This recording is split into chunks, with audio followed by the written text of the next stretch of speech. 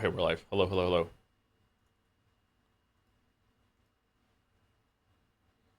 Can chat hear us? Sucker Mary Barrels. Sucker Mary Barrels. Sucker Mary Barrels. Mouse and Jelly are here. Hello. Hi, chat. Oh, we got hit with the plural hi streamers. Ooh. Do you feel Uh, decentered? Do you feel pushed out on your own stream? I'm uncomfortable when things are not about me. Very much. I'm also uncomfortable when things are not about me, so this might be an issue for us. I mean, that said, am I qualified to be considered a streamer? I'm not even partnered like the both of you. I'm just a lowly affiliate. You're an up-and-coming streamer. You're the little guy. You're the new hotness. The new hotness. The new hotness, yeah. I You're see. the trending choice. Joe, old and The busted. sprightly apprentice. The new hotness. Yeah. Are we still doing Sekime tomorrow? We are, right? Yeah, of course. Ooh. We would never not do Sekime on a Sunday. My second favorite story about a time egg. What's the first one? A little number called Quantum Break. Jelly streamed Oh. Quantum Break for me and Boulder and a couple of other people in Discord, and it was the funniest shit. It was the funniest shit. That game is so funny. I think that was honestly like one of the first times we ever interacted. Yeah, definitely like out of text and in voice. That was a friendship building moment. Set a very between us high and Boulder. standard. Yeah, absolutely. Quantum Break is funny. Oh, maybe I should stream it. It's pretty very funny. It's pretty very funny. It is both intentionally, unintentionally funny, which you love to see. That's my favorite. Okay, yeah. Now, I do have an important question. Maybe I should save it for Scrandle. I'll save it for Scrandle. Okay. It's a very important question. Maybe it'll come up. I see Simple from Jads in chat. Hello, Simple. You get the shout out by name. What do you think of that? Maybe you too can become a niche internet micro celebrity. That was genuine pain. I'm sorry. I don't have my mask on.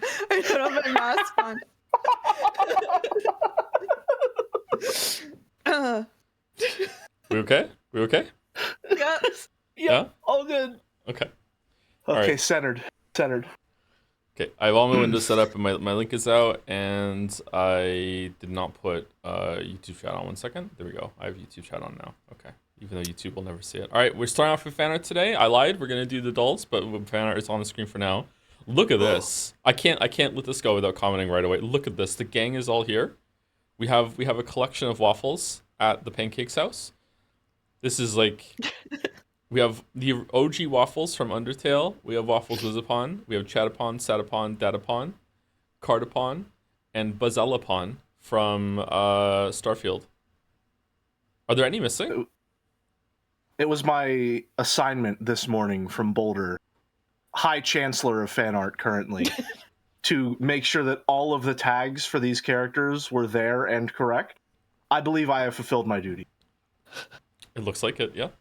Personally, I think Gale of Waterdeep deserves his own tag, but I didn't want to overstep my administrative bound.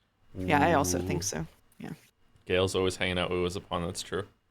If I were still erratically adding tags to the fan art like I did for a little while, I would have made a Gale of Waterdeep tag. Gale he needs one of at this Waterdeep. Yeah.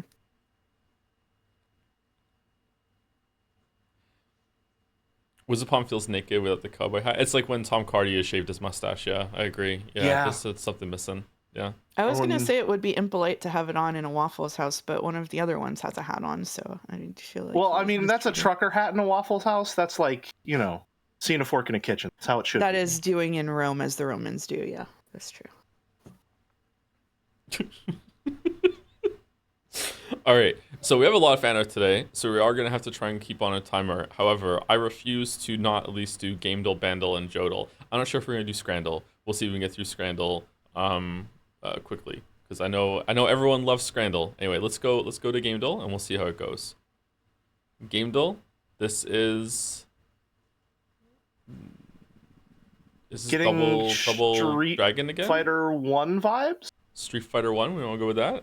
Possibly Street Fighter 1, maybe Streets of Rage? Street Fighter. Maybe it is Street Fighter. Wow. Fucking got it in one. Impressive, Jelly. Got it in one. Impressive, Jelly. Called that shit for my soul.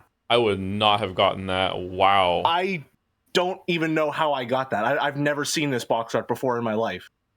I don't think I've ever seen this version of Street Fighter. What is this? What is this Mount Rushmore thing in the bottom right?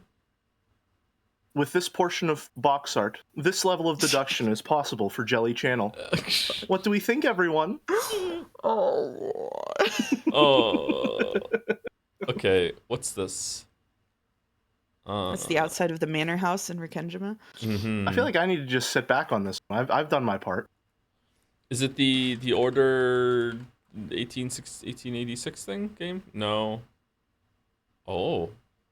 Oh. Sexy statue. I don't know what this is. I do know what this is because chat just told me it's Thief.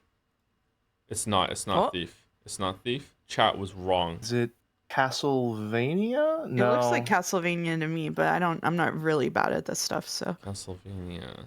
I've turned chat off. Could be Castlevania.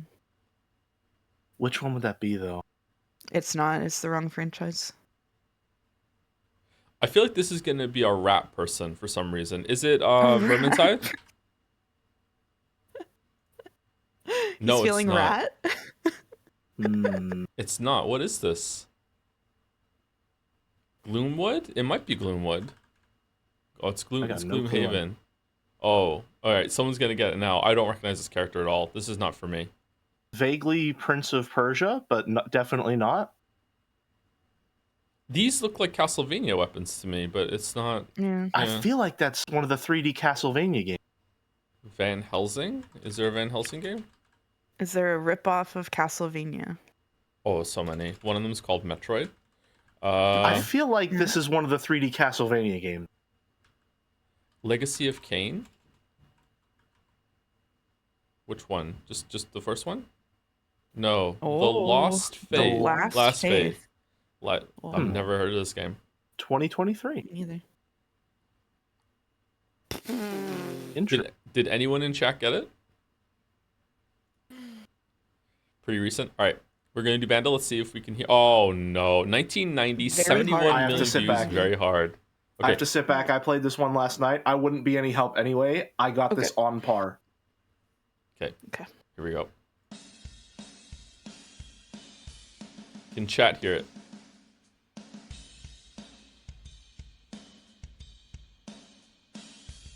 Okay. Chat's going away.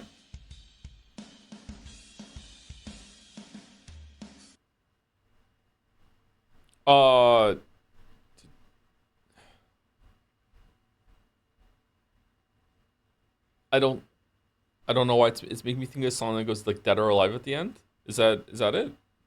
That would be Wanted. That would be the song Wanted. Wanted? Isn't that by John? But it's not that song. It is by Bon Jovi. It would have way more fucking views if it was that. Okay, bass. Yeah, that's true. Oh.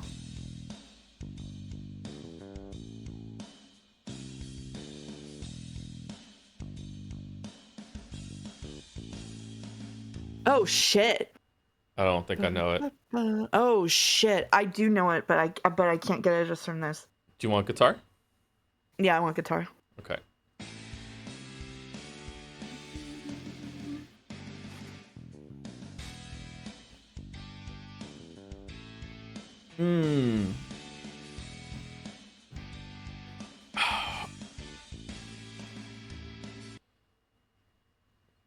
Fuck. Okay, it's one of the levels from Mega Man X. I don't know which one though. I can't keep this kind of fucking music straight in my head when it comes to names and bands, so there's no way I'm gonna get it before Glorp probably, but we can keep going. It sounds like the band that does the "Rock Me Like a Hurricane" song. What's the Scorpions? Is it Scorpions? Is it a Scorpions song? Is there more than one Scorpions song? Wind of Change. I'm just gonna Hail Mary Wind of Change. It's not. All right, next one. Okay. All right. This is just.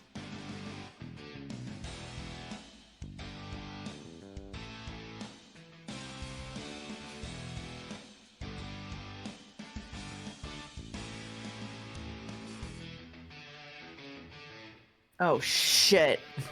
Oh motherfucker. All right, Oh, this is so frustrating. yeah, we're glorping. I don't think I know it now. I'm not sure. You're about to find out why. Parf. Oh my god.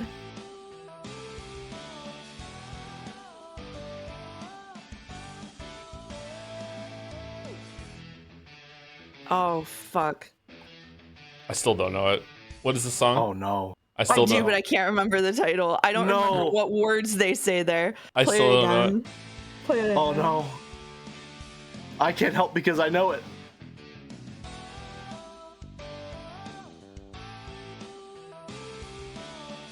Is it She's My Cherry Pie? Sweet cherry pie? Was 71 million views? Really? Is it Cherry Pie? Cherry Pie? I don't know the name. Warrant? Yeah, I'm pretty sure. It is. Really? Oh my Not God. 71 Oh million my views? God.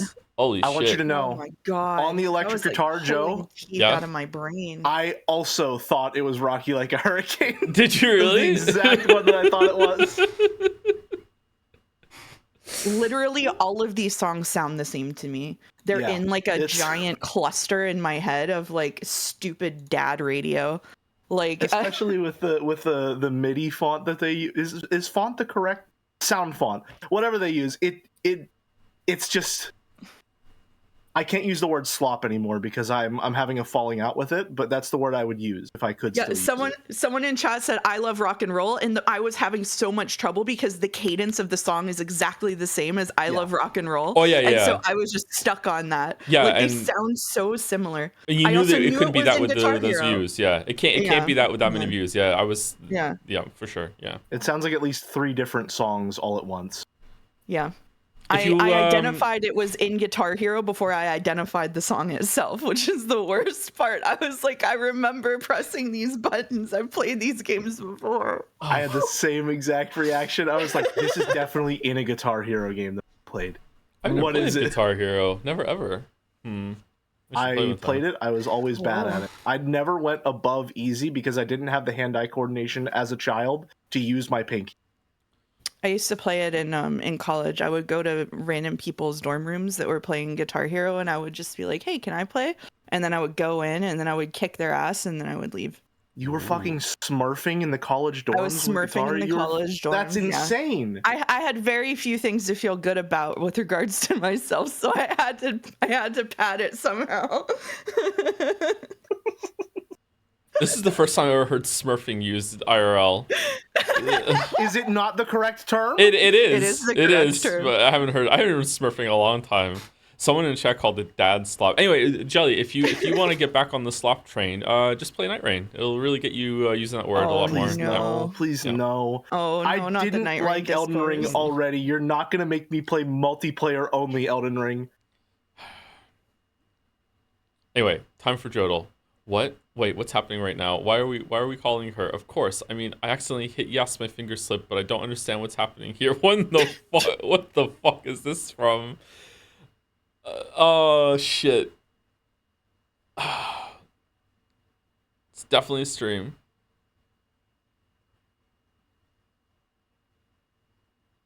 It's Undertale. This is not Undertale.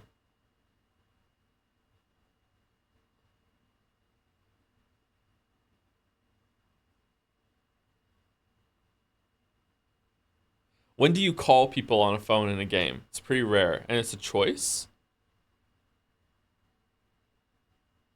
I don't know. Would it be a Danganronpa game, maybe? Chat's saying 12 minutes. I don't think so. So let's get it out of there. So get it out of the system. It's not gonna be this. Oh man, I thought it was gonna be wrong and it'd be a good clip, but I actually was right. Shit. It's not okay. It's not 12 minutes. Fuck. Can I ask Chad a question? Sure, go for it. Someone was saying they only knew that song from a My Little Pony YTP. What does YTP stand for? YouTube poop. YouTube poop. Oh, okay. Never mind. That's okay. I'm too old for that. A classic art form of the early. It was before 2001. What about Persona 5? Do we call someone Persona 5? Oh no. This is gonna be the babiest of Joes. Oh Uh-oh. fuck. Get your binkies and rattles ready, folks. Uh-oh. This is Becky. Oh. It'll be 5,000 yen with the request fee included. Is that okay with you? What? That's Wait, very baby. what's happening right now? Why are we calling her? Of course. I mean, I accidentally hit yes. Accidentally. I'm sorry, my finger slipped. Mm-hmm. But I don't understand what's happening here. Okay, I'll head over right away then. Is Baby she gonna Joe walk with the through mommy front on door screen? Past Sojiro dressed like that? This is the origin of Becky Bucks. Oh man. 32 years old literal baby. For sure. All right. Oh fuck. It's time for Scrandle. Fuck. It's time for Scrandle. Do Umineko doll? Is there an Umineko doll? Okay. There is, but it's for like the music. You wouldn't Okay. I gotta My say, American bias is making me say left, even though I know it's not. I think it's also left. I think that hot dog doesn't look too bad. The bun looks decent as well. It's like a bright photograph. Like right, people don't like the thing on the right.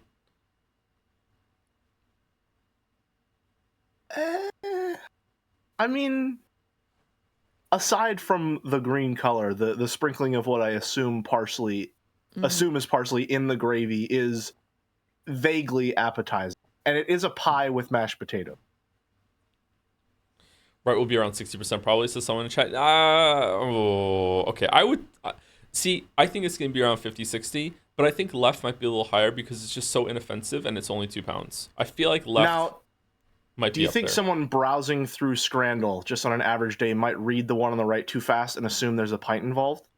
They might, but we're not even, the pint buff isn't even definitive at this point. The we don't psychic know. pint buff? What do you think, Mouse? I thought you You've felt been it was pretty. What suspiciously do I quiet. think? You've been suspiciously quiet this whole time. I'm pretty checked out because I feel like whatever I say, I'm gonna get criticized. Yeah, that's streaming. feel- yeah, I that's feel pretty. yeah. That's lock just how in. it goes. Yeah, that's just, yeah. My streams aren't like that. You're telling me They're you're not nice just like there. in a vicious slugfest with you and a bunch of strangers on the internet at all times? Unique streams over on helloitsmouse.twitch.tv. What the fuck?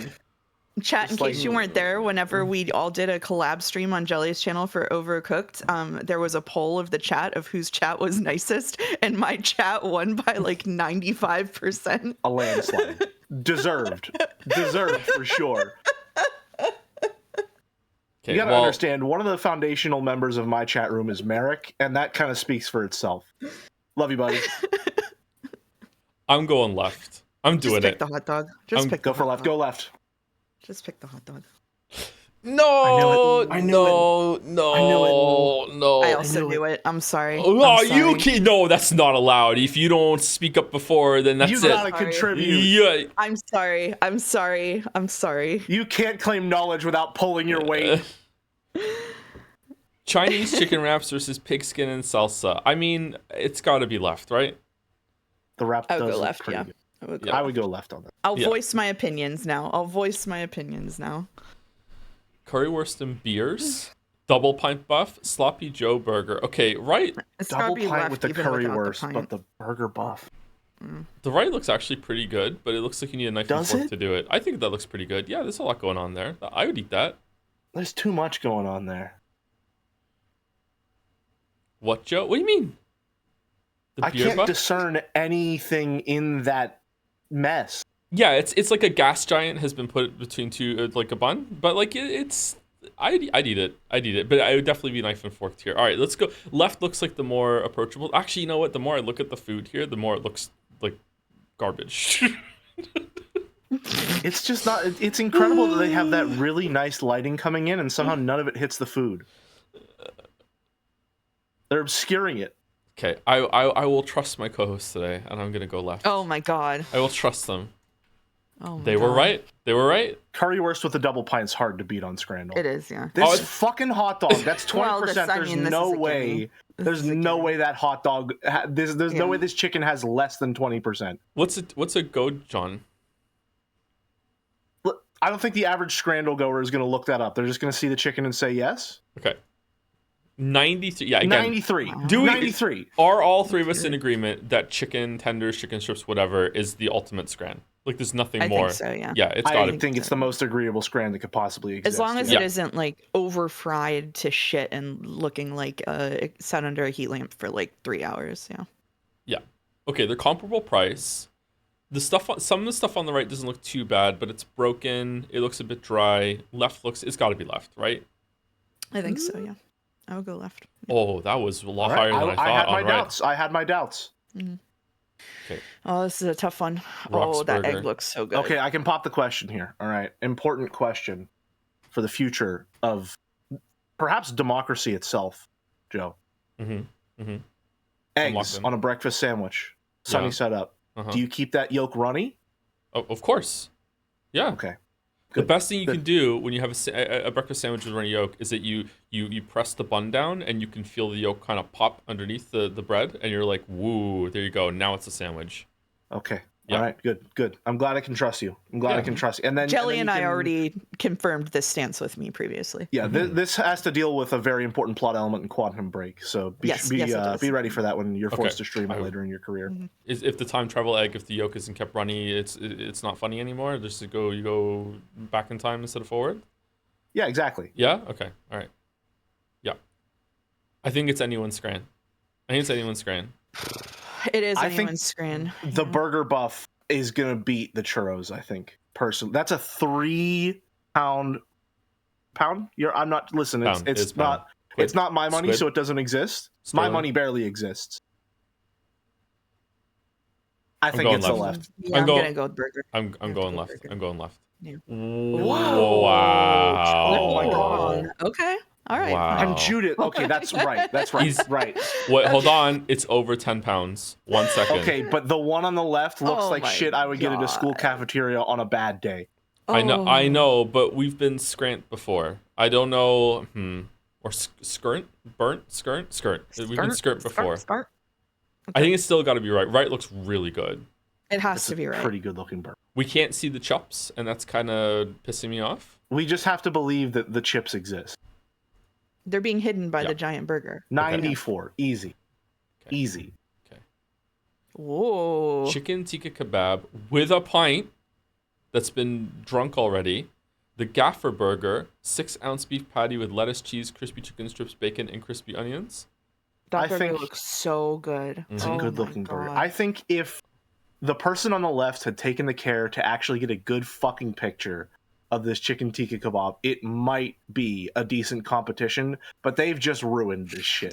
They did eat half of it before they This remembered is they just should take a picture. disgusting. Oh, it's from Wales. The Oh, messy no. fork. Not a good showing from Wales, I have to say. Yeah, I think this bacon is overcooked. What do we think? Disagree. That's Disagree? good bacon right there. Like it crispy. Like it Like crispy. it crispy? All right, we're going right. Yeah, that makes sense. The tracks. Oh, yeah. Yeah. Makes sense. All right, last two. Oh, it's back. Tub of Insects is here. Fuck. Versus versus a hot dog with It's so nachos good to see her again. and 2 craft beers. All right, do we Okay, think the right? double pint with the dog takes it easy. Are you sure it has to beat 30%? Do we that I hot think dog the looks double okay. pint with the dog and the cheese dip probably beats 30. Yeah. Okay, I am I suspicious. forgot I have to be nice about Scrandle because the Scrandle dev in chat yesterday did threaten to make me into Scrandle. Ooh, What? I was threatened. He threatened me. They That's an threatened. actionable threat. They threatened me. They Tub- said. tub They of said, mouses? "Don't dox What do you me. mean? I'll cook you into a pie." They Whoa. threatened to cook me into a pie.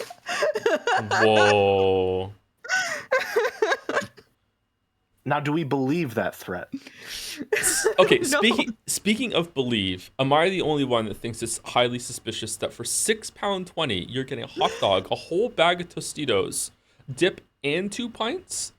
That's I'm sorry, We're- you're just going to question it and you're going to destroy the golden land for everyone? I guess I am. I don't know. Where are they finding these savings? I just don't know.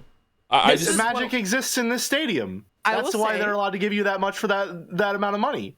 I will say, as someone who grew up in a very small rural Pennsylvania town where the only thing within like 20 miles to do was a stadium that they spent the entire budget on and were really proud of, this would cost that much. Yeah, this is rural America for sure. Really? Yep. Really? Yeah. Huh. Yep. Okay. All right. It's gotta beat 30. Oh wow.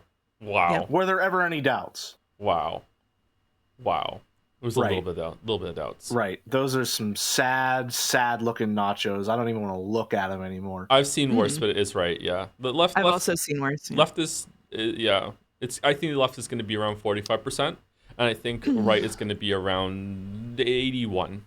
My problem with right here is that they've cranked up the saturation such that it looks exactly like the fake food in like a McDonald's advertisement. Like when they or if you go to like Applebee's or some other big chain restaurant where they have like pictures of food on the menu that just look like absolute fucking shit because it was fake food that they sprayed with preservatives and cranked up the saturation on. So it's giving me like Applebee's fake food. But I agree that left is pretty sad. Chad's asking what dirty fries are. I think dirty fries are just another way of saying you have a better fries with a bunch of bullshit in it. Yeah, loaded fries. Yeah. It's just the hip trending new way to say loaded fries. Yeah. Because we're in a recession, so we can't really be loaded anymore. Okay, Well- all right. It took me a second.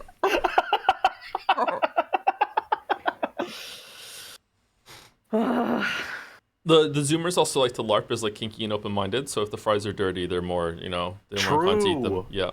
I'm going right for sure. Yeah. Oh, Right for sure. Left was 84. Wow. 84? I would eat left before right. I think What? a lot of the global community would agree. You would Many eat people are shitty saying nachos before chicken tikka fry?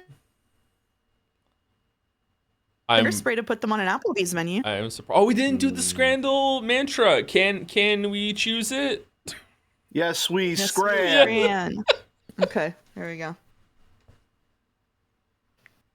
This should have been easy 10 out of 10. Well, you get on stream and do it then. Wow.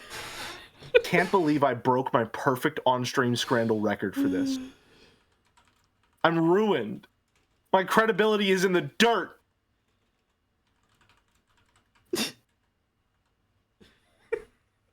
Can I can't believe you went into chat to type that. You were so proud. the of me. back-to-back pins from Nyagis.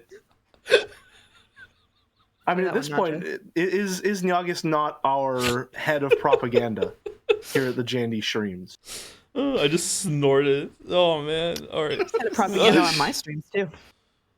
And mine. Nagas has too much power. That's what I think. Too much power. All right. Can we all see the fan art? Yes. We can all see the fan art. Okay, all right. So today we have 38 fan arts to get through. I've been told that some of them are in a series, so we're gonna just move forward through them, and we're gonna try and do about 30 seconds per fan art. Sorry to any of the fan artists that may think that's not enough time, but usually we go above 30 seconds anyway. But like we're aiming for 30 seconds, and I will try and intersperse some thank yous to bits and subs as we go. Yeah, we have a lot to get through today. Pin spoilers. Umineko full spoilers warning. All right, so fan art commences now. Thank you very much, Mr. Sunrise. We have the Waffles gang here that we showed earlier. The Waffles family in a Waffle House. 2 great additions this year. I can't do fan art as much as I could do before, but hopefully this contribution is good enough. I think this is all of them, but I have a feeling that I'm missing someone. Who is missing from this? I can't place the missing waffles. Get out of here, pancake spoilers waffle. I think the Waffles name has been ended up being a good choice for something I just decided on a whim when we started Undertale. First time I looked at this, all I could think is, why is Waffles so pissed? And then I realized I would need to specify. Mm-hmm. So, Is that a pun? Waffles Undertale? Oh, Waffles Undertale. Is there a canon name for Waffles Undertale? And if there is a canon name, is that a spoiler? It's in the tags there. If you'll kindly look in the green. The green truth will reveal all. Waffles? That's the one. No. Like Canon and Deltarune. No, I mean like does Undertale, does this character in Undertale have like a if you don't pick a name or Oh, yeah. gotcha. Frisk. Okay, Frisky. What is number 2 here? Oh, Weifel! Oh yeah, I love Weifels. I love Weifels so much. What is Weifels from? I don't know Weifels. Weifels is my character name in Genshin Impact because I put in waffles and then I just changed it to Weifels. Yeah. Okay. All right. Paimon thinks the authorities weren't fond of our crypto pyramid scheme.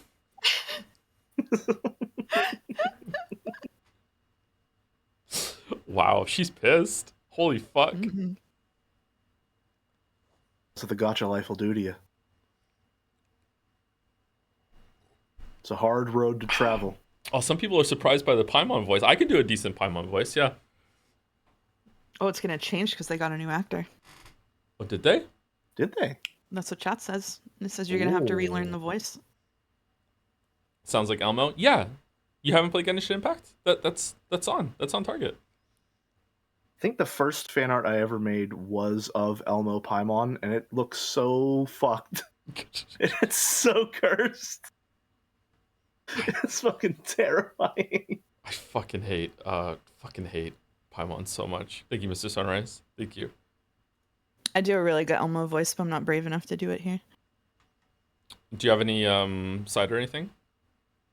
For no reason at all? No. No. Any wine? Do you have any No. wine? I have lots of wine, yeah. I could have some of that, but then Do you they'll wanna- call me zooted in chat. They're gonna start calling me zooted right now just by merit of mentioning it. Do you wanna go get some wine in and then No, it's okay. Maybe a break. Cherry Blossom Chan with geisha. Is it geisha or geisha? Geisha? I believe it's geisha. Geisha makeup. Also, clearing some misconceptions, geishas are performance artists. They entertain their guests by singing, playing instruments, dancing, and making conversations. They do not perform lewd tasks. Cherry Blossom Chan as a geisha is certified wholesome 100. For some reason, I am looking at Cherry Blossom Chan with some amount of trepidation because my brain is telling me there was a trick to Cherry Blossom, but I can't remember what it is. No, she's just a great Chan. She's Just a wholesome Chan that She's just spent an a lot of excellent time Chan. rendering, and she looks gorgeous. You sure? Yeah. There's nothing nefarious about Cherry Blossom Chan? I mean, it she's kind of looks beautiful. like her kimono has, like, with the flowers, it's a little lesbian flag-esque. Maybe that's what you're seeing? I've always admired geisha. I think that they're really interesting historically. Well, this is I like that this is gorgeous art. This is gorgeous art. Where was Cherry Blossom Chan before? It's Pish Chan. It's just it's just Pish Chan. It's I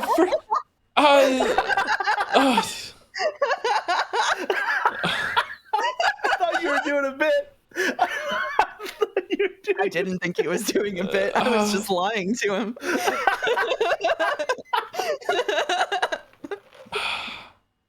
How do you keep falling for it? I think you've fallen for it all 3 times now. It's just Pish Chan. It's just Pish Chan. She's in not a lewd disguise. Chan. All right, well done. This is some amazing Yes, art. it's gorgeous. Wow. Yeah, the rendering on this is absolutely gorgeous. The Send pattern, us some fantastic work. the pattern on the dress is like First wow. time chatter says who's Piss Chan. I'm new to this whole thing. Don't worry, just keep watching streams. You'll figure it out. Welcome. Paimon's gonna explain the concept of channing now, okay? Ready for the concept of channing? Channing is when you change something from something into a hot girl on stream for fan art. So they did that with piss. They did that with piss. So like you have Charlie Chan or a bike, and they change it into like what is the original Chan? It's not the origin of Channing, but like people know it from some fucking gotcha battleship game where they turned a bunch of battleships into anime girls, something like that. I don't know how far back this goes, but anyway, the community has been doing it for a long time, and it's pretty cool most of the time. But then someone made Piss Chan. Who's the origin of Piss Chan? It's Azure Lane, Chrome. and Chrome? it's Yeah, art. Chrome. Chrome made Piss Chan, and Piss Chan is a fan favorite for sure. Do you think she'll get on the boat this year? Oh my god, no, She's going off the side of the boat. no. I mean, for the record, I'll be campaigning for my extremely hardworking daughter, Fia. But, There's always a possibility. Thank you, Sen. Thank you. By Nar, I tried to glorp Joe, but I've never drawn non-humanoid, so he ended up getting Uwooed, Weep, debuff. Oh, he's so cute. Look at Look at Glorp him. Joe. Oh. Glorp Joe. Oh. I'm a little uncomfortable about the fact that the snout is just another glorp face. I love it. Love it. It's a cat. Yeah, I see it. Yeah, that's cool. That's cool. There are 3 glorps in this image. Cool. I've grown very fond of Glorp, I must say. She's incredibly talented. My favorite cover artist. Sorry, 1 second. 5 Baldur has added me like this 8 times in the past 60 seconds. Azure Lane is the newfangled youth boat Chan Gotcha. Can Cole is the OG. Alright, sorry, Baldur. Sorry. Desperately again trying to get your attention about the Janified boats. Please. If we want to trace this tradition back to its roots, we can merely look at the literary technique known as personification. Meanwhile, it's something that happens a lot in Japanese media because of Shintoism's idea of everything in the world has a god living inside of it. Yes, even your piss and in the sink. I don't know enough about that to dispute that, but maybe that's true. Maybe that's true. Anyway, thank you, Nar. Thank you for the cute Glorp Joe. By Tep, Umi Trio D&D Party. Oh man, Hell yeah! there we are. Nice. Whoa. I'm the wizard. Interesting choice. Interesting. Yeah, shout out Aren't to you Tep literally for not playing a wizard? typecasting me and instead giving me a big fuck off weapon. Appreciate I you, Tep. do love the big fuck off Morningstar. I'm a little bit jealous. However, I do think getting typecast as a monk is pretty good for me, considering I love to play monks. The Wizard and the Dragon. What's that? Oh, my book. Yeah. So this is this is the Wizard Dragon. Yeah. Okay. All right. Normally I don't play wizards in games, although I have done it more often lately in the past like 10 years or so. I've been trying to branch out more with my playstyles in a lot of games. I'm playing a druid in my current D&D campaign, which whenever I first started playing D&D, I was like, I'm never playing a druid. That shit seems so lame. It turns out it's extremely fun. Druids seem really powerful. Yeah. Yep. I'm doing everything I can to just not wild shape into a bear every encounter. It's just too good of a strategy, and I have to think of something else. DM for this fight, I'm thinking bear form. Here we go. The chat is I would asking. perhaps like to become a 50 HP stat block, please. Thank you. Chat is asking what I mean by saying I'm not typecast. It's very easy to make the only woman the healer, is what I meant by that. Let's see. Yeah. I'm very jealous of the big fuck off Morningstar. I'm not gonna lie. I'm very jealous of it. And the plate mail? Very nice. You Yeah, look it's looking good. extremely tired. Yeah, that part is true. That part is true. Yeah, healer would be typecast. Most of the women I found in WoW were healers, but then second, in my experience, was oddly Warlock. Warlock was number 2. Yeah. I started playing WoW as a warlock in my teens. Mm-hmm. Yeah. Is You there think supposed to there's be still a music? chance? No, there's no music when we do fan art on with co-op streams. I don't put music on because it's hard. It's too hard to balance everything. Sorry about that. When it's solo fan art, I will have music on. You think there's still a chance for me to get into WoW in my mid-20s? Apparently, it's having a resurgence. I didn't realize that WoW was having that until the Witcher 3 part 1 video came out, and there was a bunch of comments saying that WoW is actually in a better place than it has been in a long time. Yeah, I don't know. I don't think they're above. Are they above 10 million subs like they were before? I doubt it, but maybe it's not doing too badly. Do not get into the Boulder, please. I'm not gonna get into WoW. Thank you. Thank you for the concern, though. But no, no. I am actually missing WoW a lot because of playing Final Fantasy 14 with mouse, and it's making me like remember my MMO days. That was like one of my biggest hobbies for a while. God, I loved World of Warcraft so much. Everything in the world is conspiring to eventually get me into Final Fantasy 14, and I've been holding off. I've been, keeping the tide back for a long time now. Eventually, I will buckle. It's just the way of things, but I hold strong for now.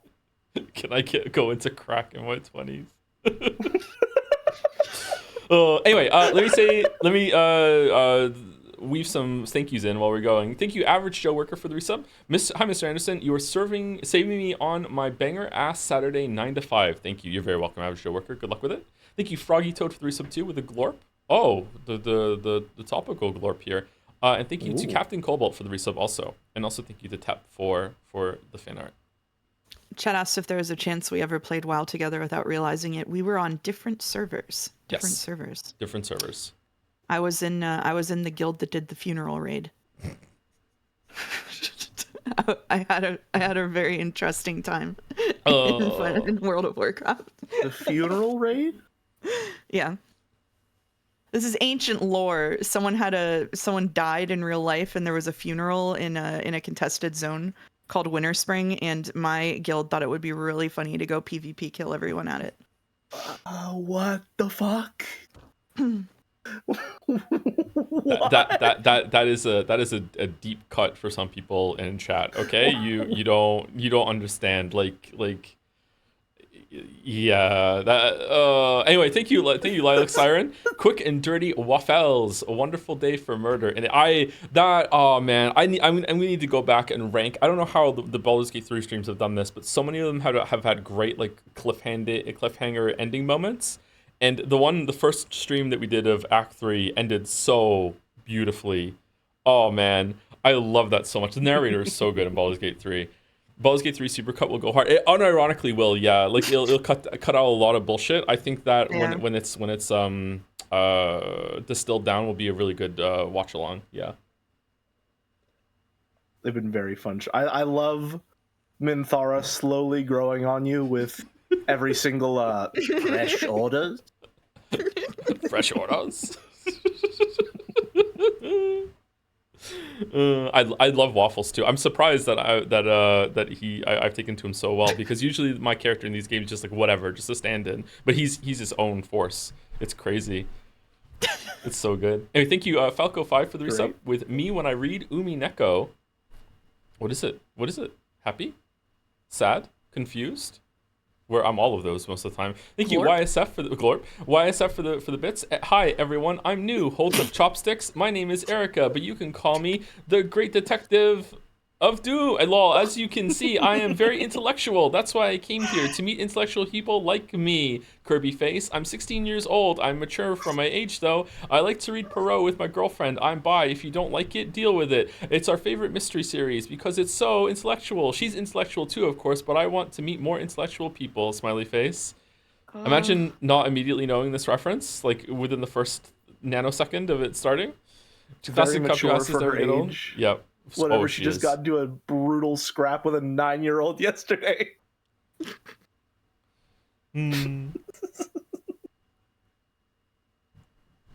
Oh, it continues. Like they say, the more the merrier. Lol. Anyways, I hope to make a lot of deductions here, so give me a lot of up-toots. Up-toots is fucking killing me. Thank you, YSF. Chat didn't get how is Babby formed last week. I know. It's sad. I love Erica so much. She's such a stupid fucking character. I love her so much.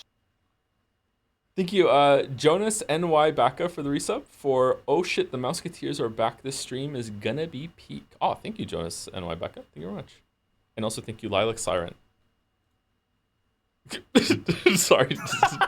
Do I see it? Whenever Nanjo speaks from the ether. Moshi moshi? the Gale hand telephone.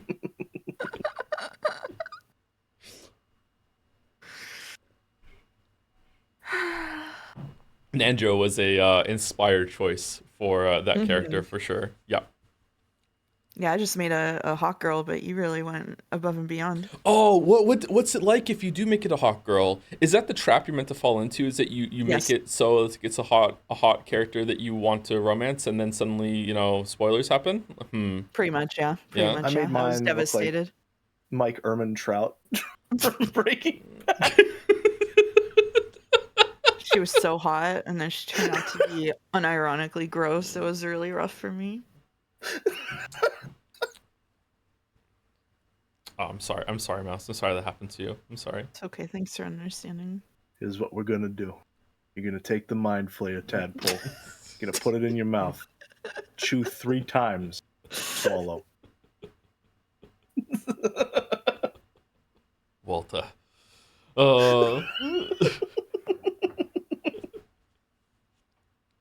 Thank you, Masterelia, one for the resub. Hey Joe, I finished The Wizard and the Dragon a few days ago. Tower Best Boy. Oh, did you like it? It's not meant to be like high Umineko art. I say that unironically, but like yeah, it's a decent story, I think. Hope you enjoyed it. When did I write that now? 2012? Something like that? Oh, good lord. Yeah, a while ago. Yeah. I was in my 20s when I wrote that. It was fine. Yeah, glad you enjoyed it. Thanks for reading it. Thank you to Grendia for the new sub as well. Welcome, Grendia. Clawfist. Sucker Mary Barrels.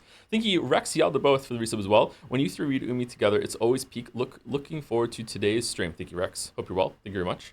Thank you, Numanatus, for the resub as well. Happy to be here. Hope you are too. Very happy to be here. I'm excited for more Umineko today. Thank you, Numanatus. And thank you, Teal Vision, for the resub also. I'm going to get called Teal Haru again, aren't I? No, you didn't, but I could call you that if you want. Thank you very much, Teal Haru, for the resub. Teal Haru was a great name. Thank you, C8 as well, for the fan art with Nanjo and Wizapon. What the fuck is this? There he is. Fucking Bam Margera fucking Gale. What the fuck? Now this looks like a job for me. He looks so sad. Gale when Wizapon can't reach someplace. Who is this? It's Gale Waterdeep. No, this looks like a Sneaky job for decoy me. on the chest. Mm-hmm. It is an Eminem reference. I didn't realize it this whole time. I wonder if someone could make a mod for Baldur's Gate 3 that replaces Gale's tattoo or mark or whatever you want to call it with a decoy. Mm. Or maybe replace Astarian's scars with a beak. Oh no.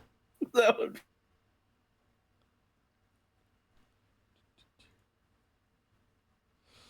Whenever Joe talks about his books, he always sounds like he's saying, "Oh, you liked it? Well, you weren't supposed to, but I'm glad you did." Because I'm a little like, you know, I criticize a lot of stories on stream, and I just want to make it clear that I don't think that anything I've written on Amazon is like worthy of a fucking Pulitzer Prize or anything like that. Like it's meant to be like very straightforward genre fiction. Was written very quickly. Like they're fun, entertaining stories. Like I'm trying to think of a show.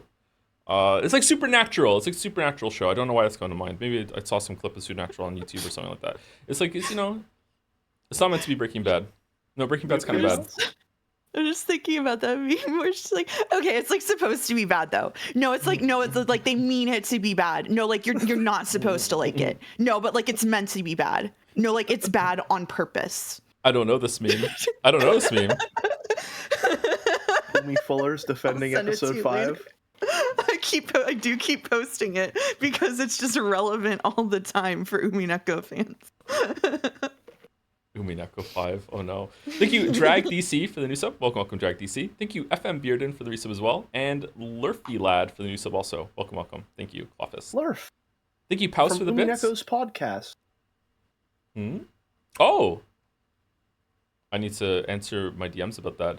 Thank you, Pause for the bits. Sad Ken Burns Civil War fiddle song. What? Dearest stream, things look grim from the fate-stained night full front. We are low on ammo, bits in both senses of the word, and morale wavers. Do not weep for me, for I am called irresistibly by a love of country, freedom, and women with the same face.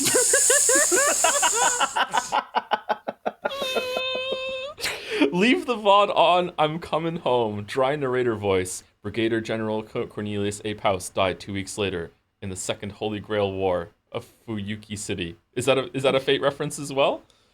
I'm qualified to answer this question because I have, unfortunately, seen Fate Zero, Unlimited Blade Works, and Heaven's Feel. That is a Fate reference. Thank you. Important question. With or without the porn? With or without, unfortunately, without the porn, which did significantly decrease its narrative worth. Okay. All right. August linked the meme. August linked the meme for me. UBW is mid, by the way. I'm just going to throw that smoke bomb real quick down the trenches. Thank you, Company. Thank you. A broken Alex with a Wizza. Ooh. Ooh. People love this character. They really do. Yeah. They really do.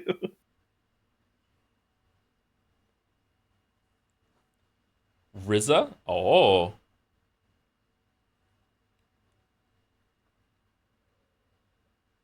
It's Tom Cardy, but even more photogenic. Do you think so? Tom Cardy is extremely photogenic. Extremely. He really is. Yeah. It's not fair. It isn't fair at all, no. He has such confidence, yeah. I do have to ask. Let me poke and prod at your brain for a moment here. What inspired the choice to give Waffles Wizzupon the cowboy hat? We just put it on, and it just felt right as soon as it went on. And it just hasn't come off since, except to try the hood, and then it was like, nope, we have to go back. It just happened. Sometimes life just finds a way. I know. Never seen that movie, by the way. Let me just, for the record. You haven't seen Jurassic Park. That's correct, yes. Sorry,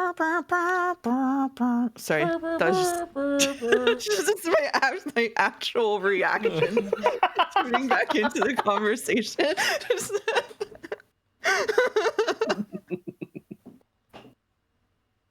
Joe, fix Anyway. Jelly's shit, please. I Jelly- don't think he can, buddy. Jelly, my 9-year-old has seen Jurassic Park. You haven't seen Jurassic Park?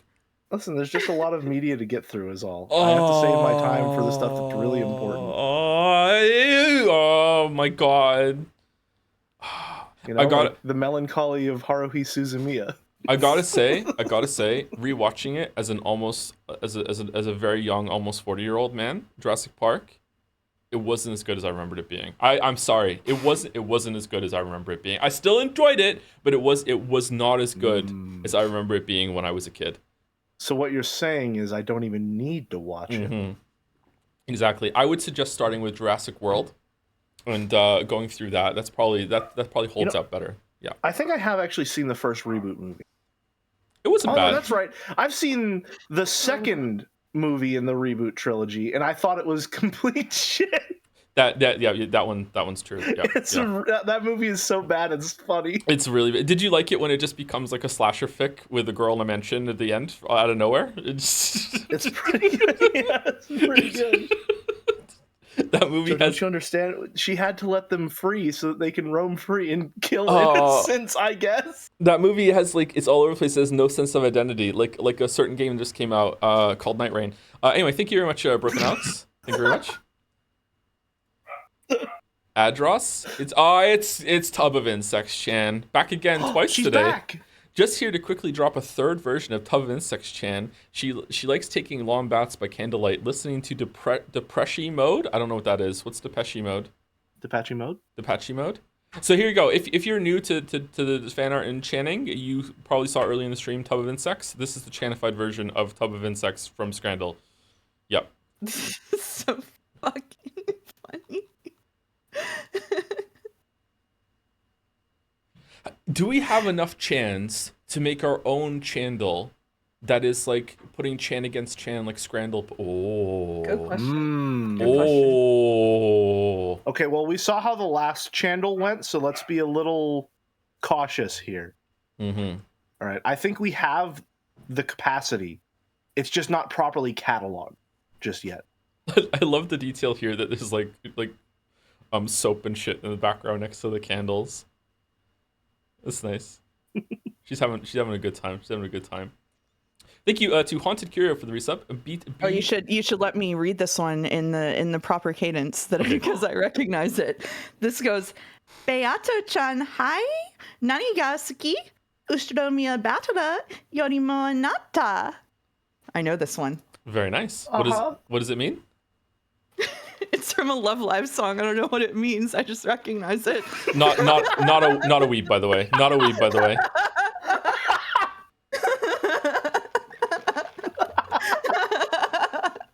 Let me tell you, every single time that Mouse and I talk about anime and whether or not she's a weeb, the amount of anime more she's seen than me goes up by 1. It was like, oh, I've only watched like 2 more anime than you. I think we're up to 5 at this point. So like, 2 I weeks of played. denial. I've never watched the Love Live anime. I've only played the rhythm game. And because I've played the rhythm game, I played Love Live School Idol Festival for like hundreds of hours. I recognize all of the songs. Rhythm gamer.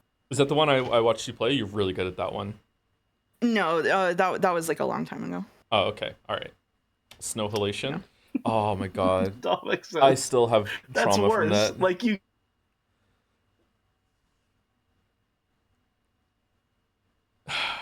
Specify that I'm like non-anime weeb, which I think is actually a lot funnier that I don't watch anime. But like I took 2 years of Japanese in college, and I read a bunch of Japanese literature, and I know all the school idol festival Love Live songs.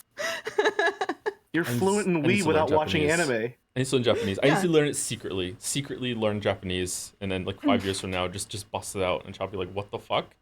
You're gonna secretly learn another language for Another a bit, language. Yep. English, then just Polish. like you did for Yep. Yeah. Yep. Thank you, Address. Thank you. By Ash. Whoa, the gang's all here? What is this? I want to apologize for alleging Joe had a vor fetish in my last fan art message. What the fuck are you talking about? You don't remember? you just put that in the Higurashi mind hole then, because like then you did get accused of having a vor fetish for sure, like a week ago. Did I? What the fuck? Joe's lawyers contacted me and I'm very scared. Anyway, who needs a boat? We got a tub. Tub of insects was always pluralized. This is just the natural progression. Oh my fucking god. Design an insect chan to join the Rub-a-Dub Tub Club. Oh, gotta get that 45 pence value. This fan art is definitely not a bribe to satiate Joe's desires. It is simply an expression of my sincere apology, so please call the lawyers off. Bethesda's bug chant. All right, +2. +2. You put them all in there. Carpenter B chan, Mosquito chan, Somnium chan, and Tub of Insects chan. I would like to personally accept that +2 on behalf of the presence of Bethesda's Bug Chan. I was the one that reminded Ash they exist. Amazing, Ash. Amazing. Just clap it out. I love this piece so much. Wow, it's like an anime box art or whatever, right? It is, yeah. Yeah, although it would definitely be like what we discussed with Fate. It was staying in for sure. Yeah. Yep. It's very nice. Love the, I think, centipede one in the back. There's something about just how intense her look is that I find really charming. Oh god, the hair. Oh, I don't like that. Oh. I also love the little rubber ducky isopod, which is a real creature that exists in our physical human world. Oh, imagine giving her a hug and you feel like both sides of her like centipede pigtails like suddenly scratching you and oh god. I wish you could see the face I just made. Interpret that as pig. I thought that was like maybe she had a tail or something. Aren't there like maybe they're not pigtails? When do they like just a really big thick braid on either side? I don't know what that is. She kind of has like the Twi'lek hair going on thing, right? Whatever the fuck that is. Are they even called Twi'leks? Okay, I kind of see it. Yeah, am I getting them mixed up? Twi'leks are from Star Trek, right? Star Wars, right? They're from Star Wars, yeah. Yeah, Star Wars, yeah. Tentacles. Oh man. I thought she had like the anime mom braid that means she's gonna die in 10 days. Interesting. I'm looking at her body. Side. It has like the chitin on it, so I thought maybe like that's a tail coming out of the water and then curling around. Oh, there's a part 2 of this one too. There is a part. I'm getting roasted in the chat for knowing that. Fanart Tag Chan also, yeah, not a weeb by the way. Fanart Tag Chan also here to help out anyone who might be confused on who all these wacky characters are. I really hope I got all the bug chans. All right, Carpenter B Chan by Simsy. Rip. Geralt the Rubber Duck Isopod. What? She, her, because Jelly said so. All right, fair. Tub Chan. She's one of the girls. By Ash, me. Tub of Insects Chan 1 and 3 by Adros. Oh, that's where they're coming from. Okay. Chrome adding bug chans to my work in progress as a joke to fuck with me. Damn. Chrome straight up just added 4 of them. Oh, it's lactose intolerant Mosquito Chan? Hmm. Oh, it's her. Oh. Oh. You wished for her. I don't know why you're cringing. You wished her into existence. Oh my god, why the fuck do You we have used these all conversations? 3 of your All genie of this. wishes. You wished for all of this. Why do we... All 3 of your genie wishes to make her real. I know. I don't know why we had that talk. Astrobot sure was a time, huh? I don't know why did we have that talk? Sonya Chan's unreleased critter form by Jelly. Okay, and Bethesda's Bug Chan by 4G. A marble came out of that talk. Did it really? Fucking hell. A marble came out of that talk? I'm also not sure we're reading Umineko today, August. But I it's don't know. okay. I don't know either. Yeah. Thank you, Ash. Thank you. By Outsin, I'm so late with this. It's all the way from the Indiana streams. Ancient. It's not ancient. Is time moving that quickly on Twitch now? Some pictures from Fido's recent trip to the Vatican. Fighting around in the open world. Oh, it's a Fido variant. Oh damn. Yeah, I was pretty unhinged in that playthrough just to see what I could get away with. She looks like she's having fun though. Do. It held up to it pretty well. It let you be pretty unhinged. It did, yeah. It did, yeah. Remember when we belly flopped into the water and it completely glitched out? That was funny. Yes.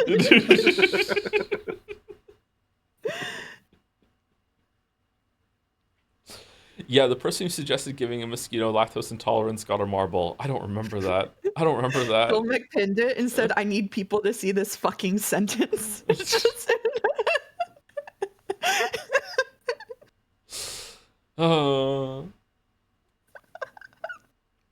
Fascist annihilation in the open world. Oh, very nice. Ooh. Very nice. Good job. Nice one. Thank you to Mushy5555 for the resub as well. Thanks for the entertaining streams. Going to pass out due to partying all day due to birthday. Oh, happy birthday. But watch you guys when I wake up. All the best. Thank you, Mushy. Hope you sleep well. Thank you, Paste5H, for the resub as well. Hello there. Hello back. Ewan McGregor. Thank you very much. Thank you, She Labia, for the resub. Been missing a few Uni streams the past month or so. Glad to catch one live again. Hooray! Are you caught up on the VODs and everything? Because a lot has transpired for sure. Hope you enjoy it. Thank you, She Labia. Thank you, Krutler, for the bits as well. Hello, Joe. Hello again, Toe from the. I just made my name something else. From the Limbus conglomerate, there are maybe a dozen of us. Again, of the Limbus company people. Thank you, Krutler. 1,000 bits too. Thank you very much. Thank you. I've simply played Umineko already. Ah, okay. All right. Thank you, Hudson. I think this one's my favorite down here. She looks so happy to just smash the chair over this guy. She's always so cheerful, isn't she? Yeah. I love Fido. Who's going on the boat this year? I'm really curious. By Fifi Defi Fessel, I apologize in advance to Clearer for abusing their excellent Mousketeer designs based on some playground stories from UmiStream 23. I don't remember this one. I don't think you were here for it. It was when or maybe you were. It was when I talked about how when I was a kid, I used to spin around in circles, staring at the ground and fall down for fun. And Joe talked about how he used to stare at the sun because people told him he shouldn't, and he was like, "Well, fuck you." Okay. Gotcha. Okay, hold on. Very, very rapid addendum to that story. It's not all the time. Like it happened maybe like once or twice. Like it wasn't recreational staring at the sun because people told me not to do it. It just all of the time. It's very strange to feel like the normal person right now. Yeah, I know. And then I think I'm not someone used to in being a chat. straight man. Someone in chat said with some aggression, "Well, no fucking wonder she has motion sickness." If I recall correctly, and I was like, "Oh, I never made that connection before." Oh, I'm getting the same about UI blindness now too. Fucking hell. Joe, I think Glad there's nothing wrong with me. Joe, I think mouse Jack might be can make zooted. fun of. Joe. Son. I like this mouse. This Yeah, is that's very cute. very It's cute very mouse. nice. I think someone in chat said, "Meanwhile, Jelly is normal." I think, to be fair, they should have drawn Jelly eating out of the trash. It was one time. It was one time, and I didn't even get to do it because my friends wouldn't let me. All right, it was one time. They didn't even let me. One That's time. the part that no one tells you about trash corn. I One didn't even get to time. eat it. Okay, you shouldn't be disappointed about that. That's not. I'm not disappointed. I am indignant. Thank you very much. It is a righteous indignation at that. It's a full bucket of popcorn. It's Oh not my important. god! It's not Anyway, important.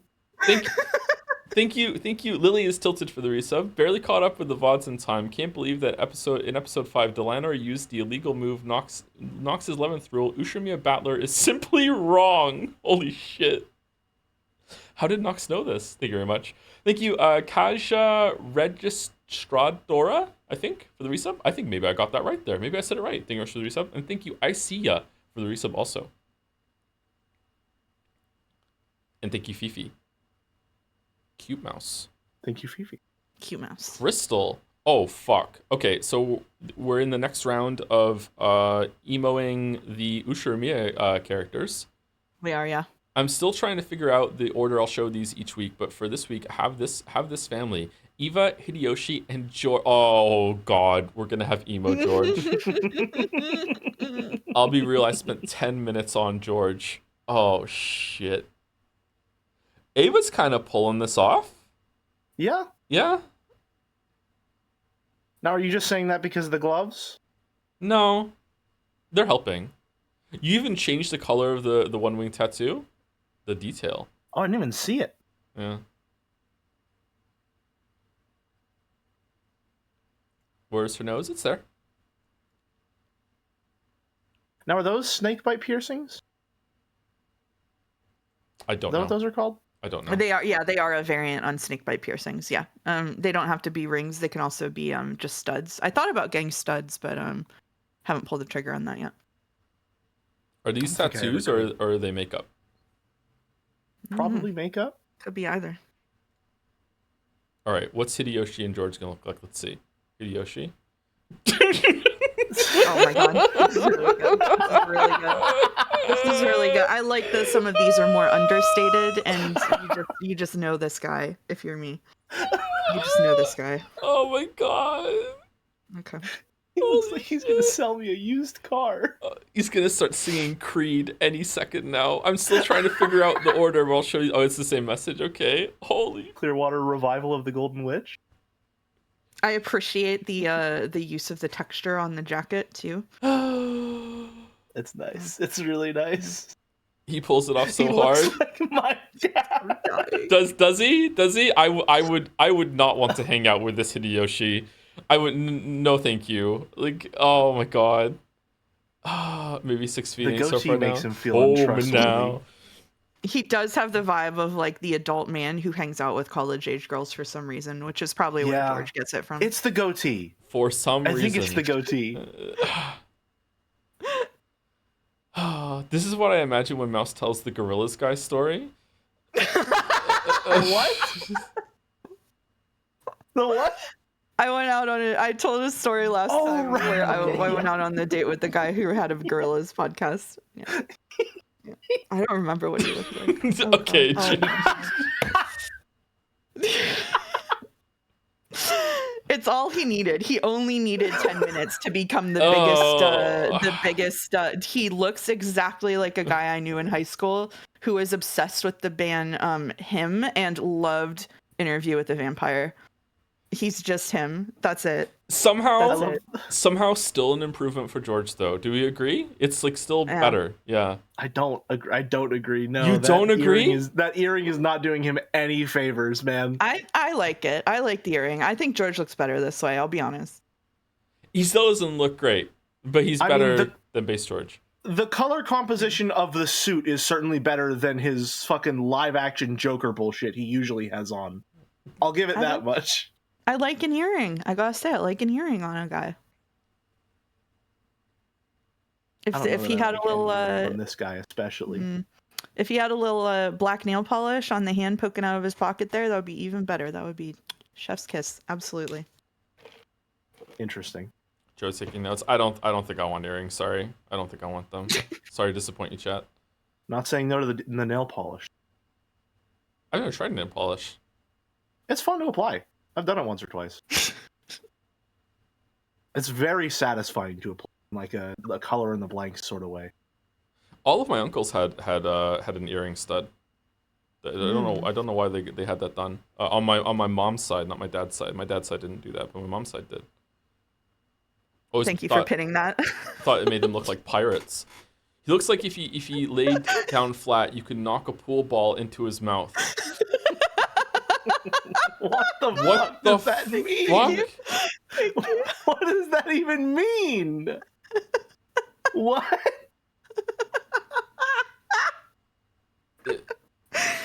Okay, my mind is going to a really bad place with that one. All right, continue. Oh, okay, all right, we're moving on. We're just moving on. Crystal, Okay, all right. Thank you, Crystal. Here we Thank go. you, Skywine. Oh, It's the pants one. I love Dalinor so much. I'm sorry, but she ironically looks 10 times better to me like this. She's got that shit on, man. She's pulling it off. Stream doodles featuring Drip, the Lanor, and a frustrated battler dealing with an intellectual infestation.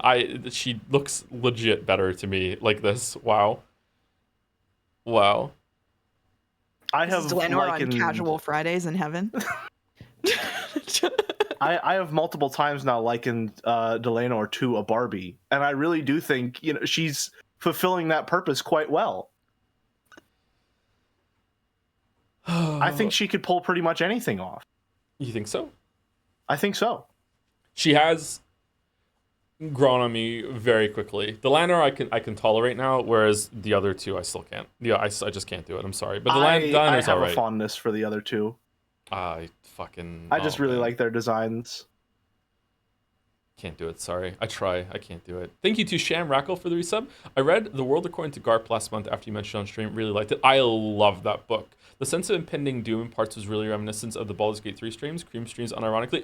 I know you're making it a joke, but it's true. Like, there is one of top 5 tensest scenes of all of literature, and it comes out of nowhere in that book. Just, oh my god. If you've read it, you know what I'm talking about. I love that book so much. So much. Joe likes the bunny girls one. Oh, yeah? And? Yep. Erica, I've attained these new pants. I believe they have added a lot to my fit.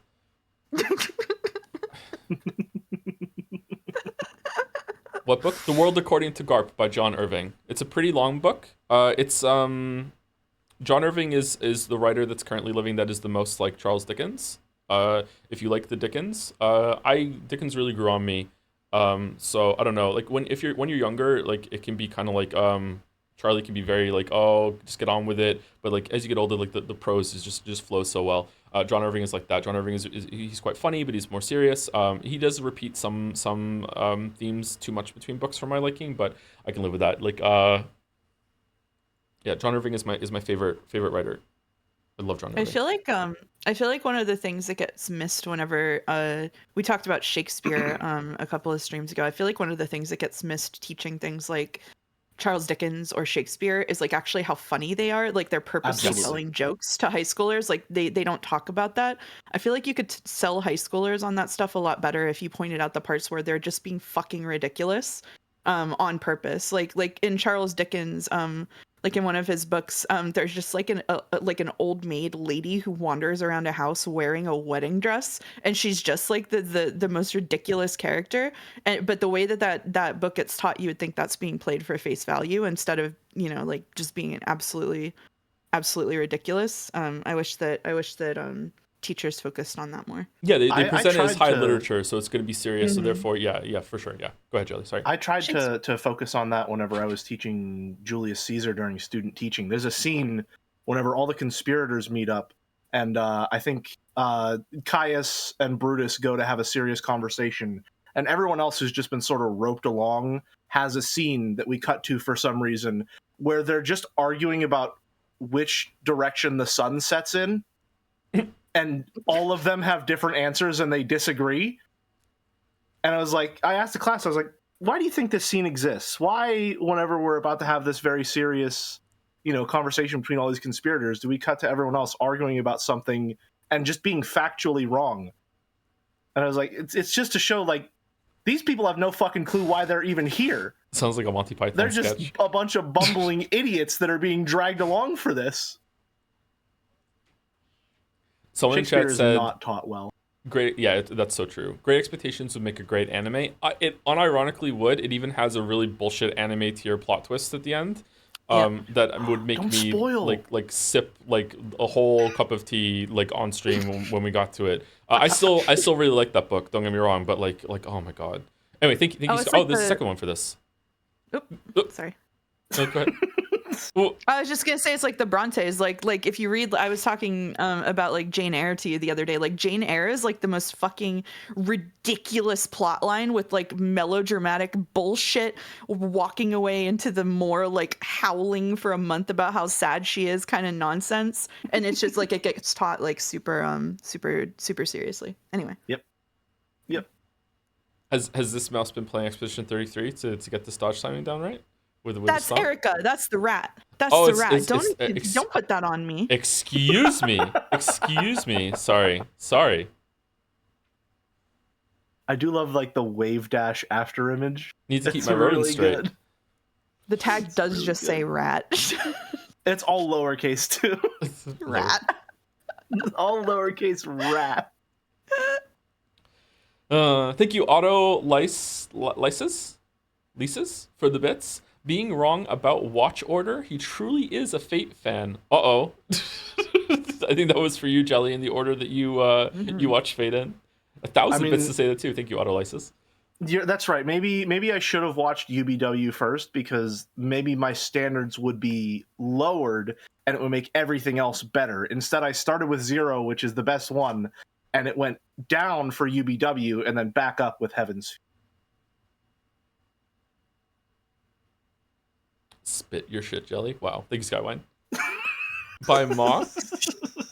What the fuck? I hate her. It makes no sense. What am I wearing? In underwear. I would wear underwear like this. I don't, but I would wear underwear like this. Okay. Arthur from Ghosts and Goblins. Okay, I gotta say, I don't know what the headcanon is for streams, all right? But I do want to make it clear that like 99% of the time I'm streaming, I am wearing pants. I will have pants on when I'm streaming, okay? Sometimes in the summer, maybe no pants, but most of the time there are pants on. I have a hoodie on today too. I don't know why. I just didn't take it off. What's Oh, fucking hell.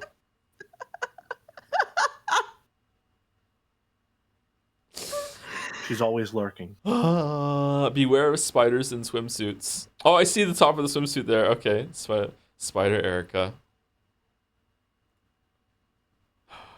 I love that you're like slamming your fist mad at Umineko in the background. It's my tantrum, yeah. It's a tantrum, for sure. Joe, that violates Nox's 8th. No clues have been given that you have been wearing pants. Is that the mystery? She was so based for this? Super based. That's not true. Whenever we did the Genshin one-time roll stream on Discord, you did tell them that you were definitely wearing pants. Oh. It's been foreshadowed. A clue has been given.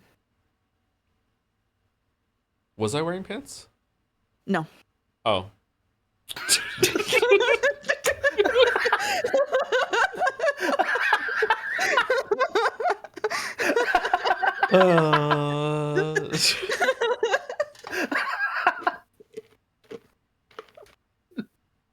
Mouse said it red. She really did. I don't know how she did that, but that was like a red statement, wasn't it? You could hear the red in what she just said. Mouse knows for some strange reason I was at his house. Yeah, she was here for that one. Yeah. Thank you, IG Lavos, for the resub. Hey gang, hope you're all having a great weekend. Thank you very much, IG Lavos. Happy weekend, great weekend. And thank you to Isaac Does Stuff for the resub too. Me when OJ Simpson trial without glove, it cannot be seen. Oh man. Oh. Are the Zoomers even gonna get that? Is that? Oh. I mean, you cut out on my end, so I think Yeah, my internet's same. having a fun day. No, that's- it's okay, gotcha. happening on Discord. He's cutting out on Gotcha. Discord. Yeah. Okay. Gotcha. Yeah. So I guess the Zoomer didn't get that one. I apologize. I'm a millennial I'll do and better I don't next get time. it. What? Well, Are we you- can poll Jelly. Jelly didn't hear it. Do you know who OJ Simpson is? Yes? Okay. Do you know about his glove? Yes? Do you know what Okay. you know what you have to do if it doesn't fit? You must have quit. Ah! Okay, good. Yay! Yeah. Thank you, Moth. Thank you. By Sen, quick doodle of the idiots I hate in eternal punishment. What is this cone of silence on Lambda Delta? Duct tape Erica to the wall. Good. I like this. That was a big one. That was a big pause on Discord for me. Yeah, you might want to disconnect from Discord and come back. Umi Wiki. Okay, 1 second. Me or, Yeah, or you guys? Joe, not you. Joe. Okay. Joe. Okay. Give me a second. Anarchy. Still on stream though. They can't hear me, chat. Ooh, secret talking. All right, I'm back. Hello. All right, welcome back. Jelly kind of sounds like the guy from the "What does EYES spell?" ES. Oh shit, you do a little bit. Oh no. Oh fuck. What? Oh no. EYE eyes. I've never seen this video. I have no idea what this is. Come on, that's a fucking classic. That's a classic. That was pitch perfect. Thank you. That's my special talent, is I can imitate things perfectly, but as long as it's useless to do so. Sorry, I'm kind of stun locked. Oh shit. Oh. Yes. Oh no! Stop it! Stop it! Stop it! Stop it! Stop it! Stop it! Oh, you do sound like that guy, right? Oh. Anyway, thank you for. I'm pretty sure I even got his strained what like pitch perfect on that one. What is Burncastle on here with the Umi Wiki? I think that's Erica. That's her dying in a glue trap. Oh. Yeah, that's a Erica rat. Fudoto She's a dying in a rat. glue trap. Oh, Yeah, okay. she's a rat. I think that's too good for her. That's too good. That's too good for her. Thank you to High Tier Lila for the new sub. Cool name. Thank you very much. Welcome, High Tier Lila. Thank you very much. And thank you, Biasum, for the resub also. Few came not too late. Good. Yeah, we're really off to a rockin' roaring start today. Yeah, we though. Yeah, we need to pick it up after saying 30 seconds. We've been yapping. Thank you very much, son. Thank you. Oh, Crystal, more a bonus. I love their designs. This is the one I requested. I love these two. Umi 6, because Joe started with Umi 6, I am required to finally post these two. Have Emo, Zepar, and Furfur. I don't know their names just yet. I love Zepar is on the left. The asymmetrical fishnets. It's a really nice touch. Everything is like though, mirrored here, right? The I'm not colors usually and a fishnets kind of guy. They seem inconvenient. They're kind of as inconvenient as anything else. I'm a big fan. I've always been a big fan of wearing shorts and fishnets. I do that sometimes in the summer. I think it's a good look. I think fishnets are okay. Are they comfortable? Yeah. I guess it depends on the pair. The only thing is they get caught on stuff, so you have to kind of just. That's what I was thinking. Yeah. Which one is Furfur? I don't know them. The right is Furfur. Right is Furfur. Zepar is on the left. Zepar and Furfur. Yeah. I like the single line of black hair there. That's a cool look.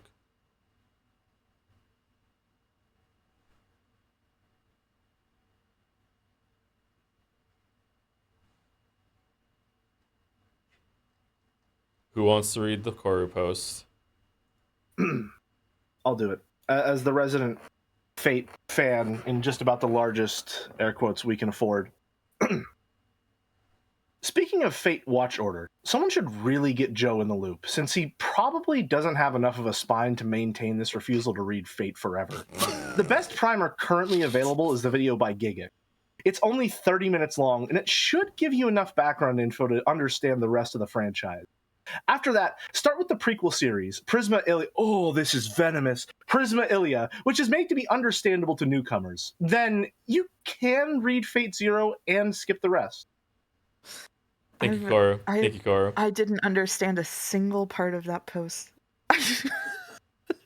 Invoking Prisma Ilia's name is venomous. That's some disgusting freak shit right there. I understand I got owned. That's all I understand from that. Wow. There you go. There you go.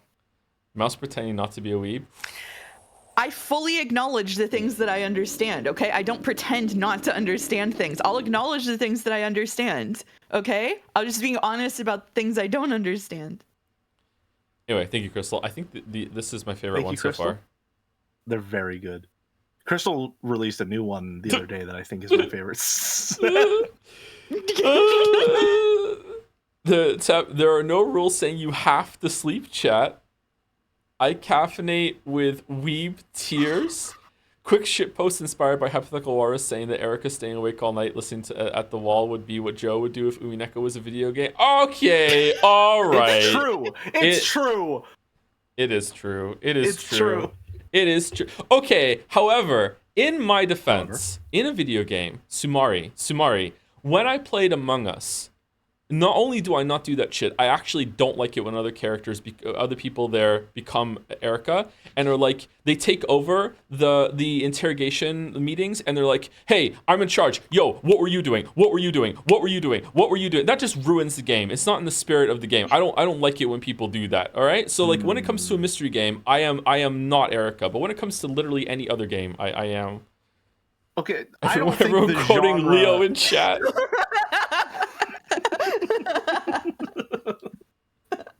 I don't know that the genre is the point of contention there, though. I think maybe it's a single player versus multiplayer kind of thing. Could be. Do we think that Erica would view the game board as ostensibly single player? I think about Erica as little as possible personally, so I won't be considering this hypothetical. Cowardice. I do think that she views Umineko as PvP, but I think it's a 1v1 and it's not a one versus everyone else. Yeah. Yeah. Yeah, she does literally call them characters, which is funny. I like Yeah. that. She's a very funny character. She's very funny. Why? She's very funny. I've loved her from minute one. I'm so sorry. She's so fucking stupid and it's great. She's a cartoon character to me. I think if an anvil fell on her, she would get flattened like a pancake and then stretch back to regular size. I think you're right about that. I wish I would. Erica emotes when? Never. Never Erica emote. Never ever. Thank you, Tep. Is there gonna be more of Joe as Erica breaking games? No. Battler not understanding the game, the witches who have been eating the piece. Oh, fucking I hell. love the little Erica here. Eric. The style is very cute. It's I like very the nice. style. The sketchiness of the color is extremely appealing. Umi 5 have been really enjoying the streams lately. Thank you, Wes. Thank you. Battler's upset. Yep. I'm very more and more in line with Battler as time goes on. Even more. 5-7 chessboard. Yeah, that's part of it. It's a different game. Burn has a cattail. Burn does have a cattail, yes. Yep. She does have a cattail, yes. Always has. Always has. I love her shitty expression. Her Yeah, stupid the expressions are really smug good. expression. Can we Do you get... see that the... Sorry, go ahead.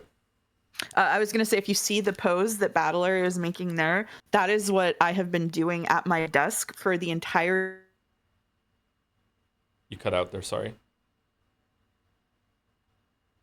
They got her. They took us out. All right, hold on. I'm going to leave and rejoin because I think now it's a problem on my end. Oh, did something happen with me? Yeah, cut out, yeah. You cut out when you said entire, and then you cut out. We Yeah. might want to just all drop for really quick because it might be the Discord room is fucked. Oh no, and then none were left alive. Yeah. Let's all go and reset it. Okay. Bon voyage. On a count of 3. 1, Yeah. 2, 3. They're gone, chat. They're gone. I'm sorry. Okay.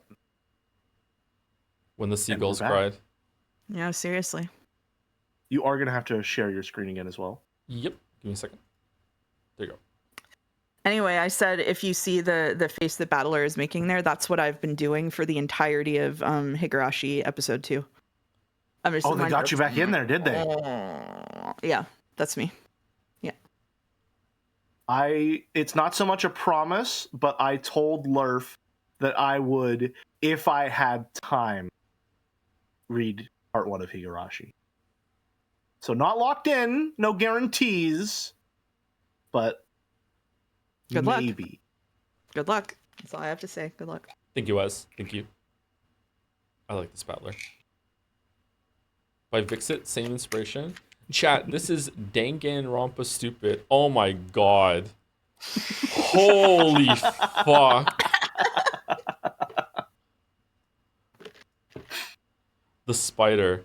Fragment 5318008111037. Boob Leon? Leon Boob? Leon Boobies. With playable Umineko. Okay, now we're just going to sit in the only entrance left for the next 8 hours. What do you think, chat? Good though. Good. That's how it's gonna be, huh? That's how it's gonna be. Can we get a Delano or Desu emote on Discord? I would like the ability to sentence to Desu. I don't know. What does Desu mean? Sure, whatever. Campaign the mods. We can do it. I give the blessing if we have emotes to spare. Sure. Desu basically just means like it is. Like it's like a almost like a filler word in Japanese. That's like the closest I can get to explaining it probably. It's like in it for a British person? Yeah, sort of. No, it's a verb to be, but it's it gets conjugated differently. You know what? I'm putting myself deeper in the weeb hole here. Umineko is really good, Desu. I don't think that's quite right.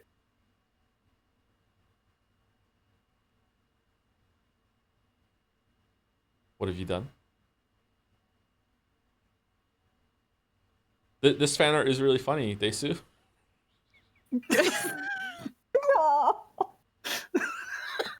We've achieved 2002 4chan posting, everyone.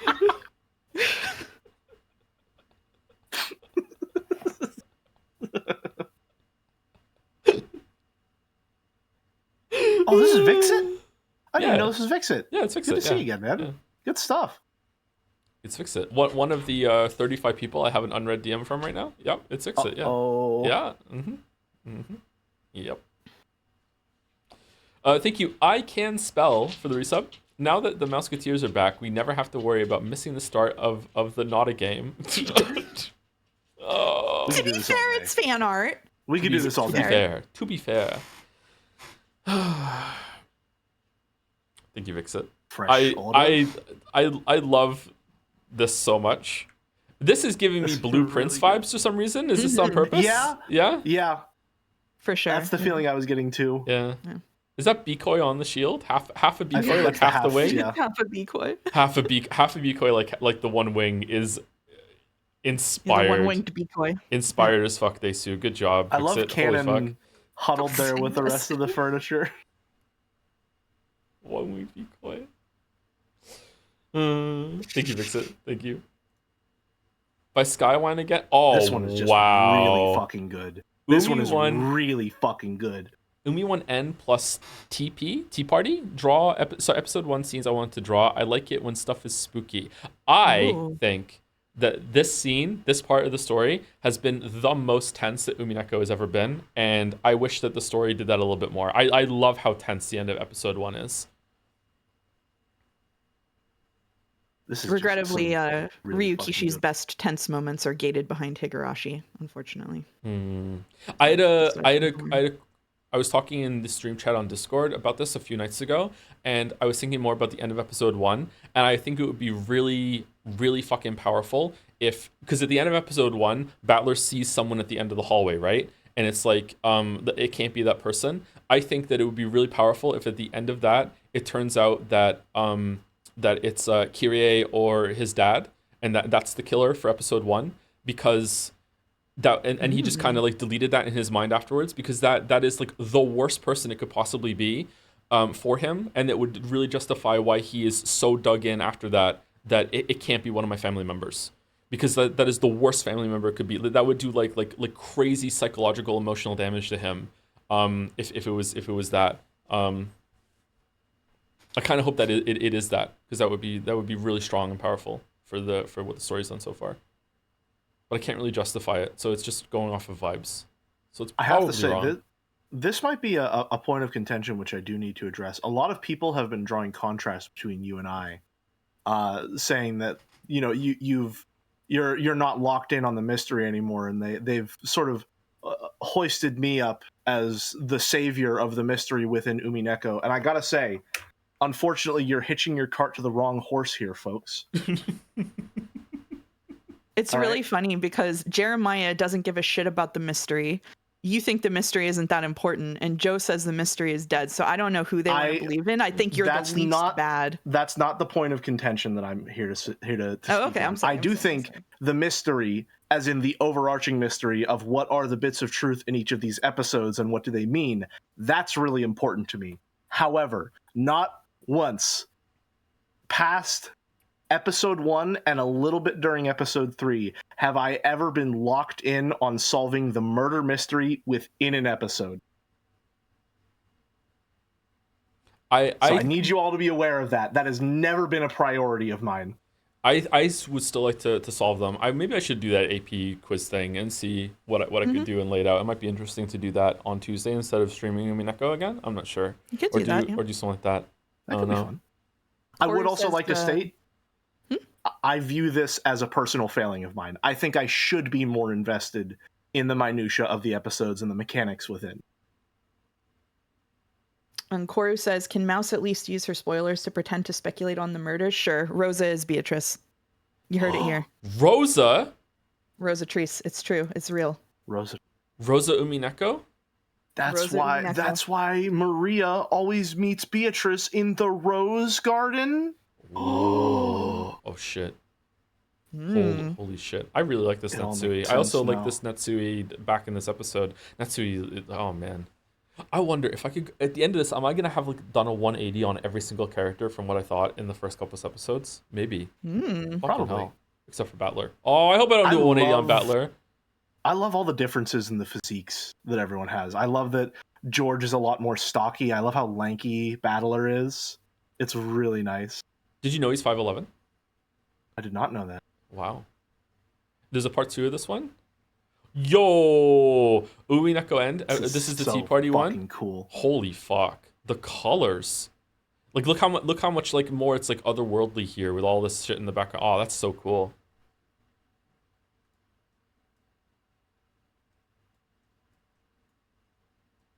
Stuff really like this makes me want to get better at art. This is aspirational is truly the only word that comes to mind. This is absolutely gorgeous. I wish I could draw. I cannot draw. I don't have that artistic talent. You can learn. I've tried a few times, and I have trouble processing it. I don't know if I can learn. I almost went to art school, but I didn't. I took a different path, but I did not draw much. I mostly painted. A little fun fact about me. I haven't been drawing a lot. I haven't been drawing as much as I want to lately. I've been in a real bad rut that I'm trying to break out of.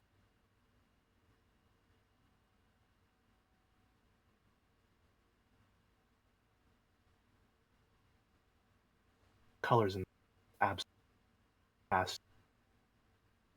I wish I could learn more about color theory, because I think the thing that's really striking me is Battler's suit is full on teal. Who's this on the left? That's Jessica. Jessica? Right, okay. It's the colors are making this different, yeah, okay. Teal Battler. The blood smear. He's just teal and red. But because of the colors around him and just a general knowledge of his color palette, you see it as white. Gorgeous. Thank you, Skywine. Thank you so much. 35 for Beatrice now on the tags. By Kronos. While watching Battler's fight with Delanor, I remembered that Nox's fifth rule wasn't in Not a Game for some reason. So I fixed this. Oh, fucking hell. I know what the fifth rule is. Fix the story. Also, my lawyer advised me not to include the first half of Battler's Blue Truth. And that's explained everything. The killer was Chinese. Nox's fifth. It is forbidden for Chinese to appear in story. What do you mean? How the fuck is that this so specific? And you can't rule out that someone from the island can have Chinese relatives. Maybe even all of us are half Chinese because of how big the population in China is. In other words, Sumari, all people on the island could not exist because of this rule, and you can't rule out this possibility because it is a devil's proof. I refuse to explain. Achievement unlocked. What are we doing? Balor became racist. Would you like to add an addendum to the fifth rule, Mouse, again, or do you think it stands from last time? I will. No, I'll do it. Nox's fifth rule is that it is forbidden to use a Chinese person as the scapegoat of the story, and the reason for that is because in detective fiction, especially in the early 20th century, all the way back to Arthur Conan Doyle, actually, Asian people especially were villainized in Western detective fiction. And Knox has a quote that you can find on Wikipedia that's basically like, you can put whoever you want in your story, but if you walk into like a bookstore and you pick up a mystery and like a random villainous Chinese guy is like twirling his mustache, then you know it's going to be a shitty book. So he was being woke. He was Knox woke. Yeah. Thank you, Nox. Thank you, Knox. And thank you, Krona. And society. Thank you very much. And society? And society. Does Delano get a fort at any time? A fort? Yeah. Does she get a so fort? So she could be locked up like Fort Knox.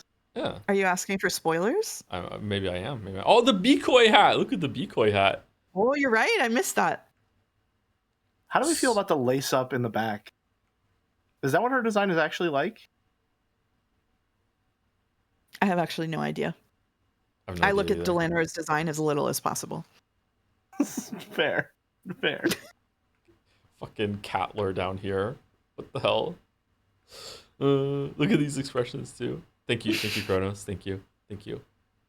And we are at the home stretch of fan art. The Last 9 by Waz. It's a 1 out of 2 again. Waz is back.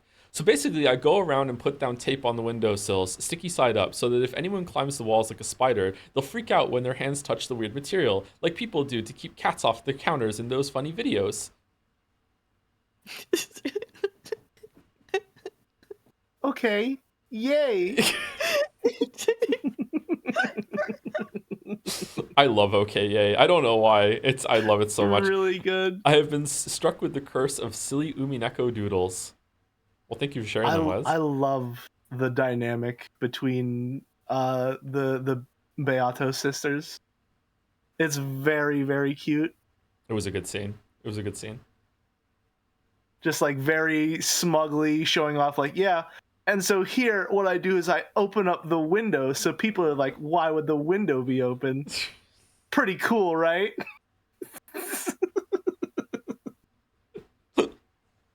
What is the second one? Love, love, love, truth, truth, truth. Ooh, Battler's been completely converted. Joe with the angel and devil. I do like the inversion from answers to questions for that. Mm-hmm. It's really cool. I like it a lot. There's a lot going on there. The expressions in this are really nice. Mm-hmm. With the dog side eye.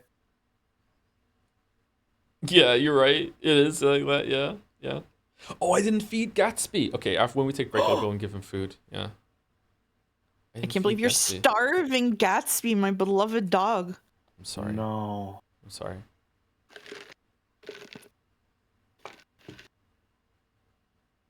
It's so cute. Your beloved dog? Your beloved dog. Your beloved dog. That was a delay. Wow. Yeah. He does 10 seconds. He does love you more than he loves me, that's for sure. Oh my god. Would not leave you alone. Yeah. Thank you, Wes. Yeah. Thank you. By Bucket? Yo. Spoiler for Joe's most recent Umi 6 stream. Jorika versus Chatria? What? Yeah, this tracks, yeah. The +2 staff is really nice. Staff. Yeah. Oh man, I was really proud of myself when Delano showed up and said, "No, this fight is pointless." And I said, "Look, Mouse is here."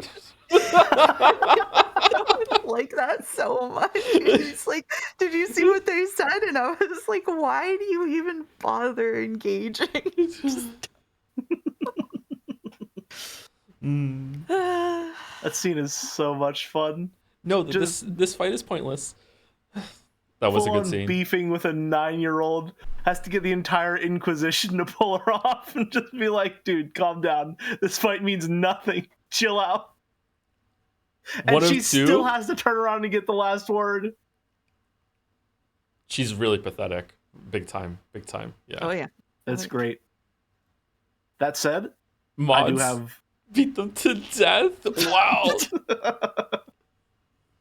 I do think it's interesting, though, that Erica has some similar vibes of, like, maybe an abused child when it comes to her relationship with Berncastel, and the way that she reacts extremely negatively to being wrong in any situation or failing to live up to her purpose. Mm-hmm.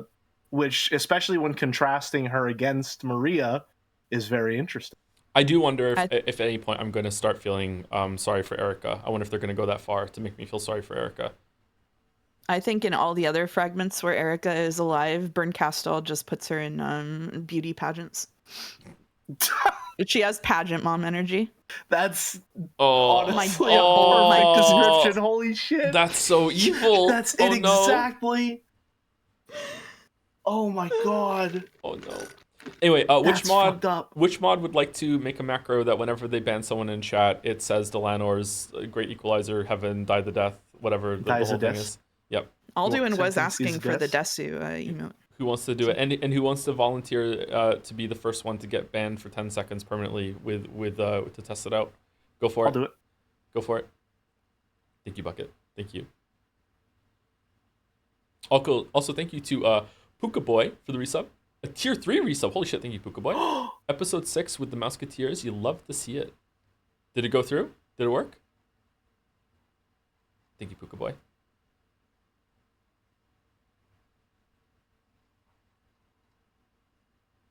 Look at all these people lining up to be killed. I know. I They're don't not feel even to have gonna see that it. kind of power at your fingertips. Thank you, Bucket. Whoa, what the fuck? Whoa. Okay, we're all right. Okay, we're all right. That escalated quickly. Holy shit. Oh my god. Thank you. Sex warning, Boulder. Thank you, yeah, maybe a sex warning for someone like this next time, although they're, just in case. Thank you, Razzle Basil. I just got Chirus. They're multiplying. For fuck's sake. That's good. That's +2 for me. Oh, that is a +2. Oh, man.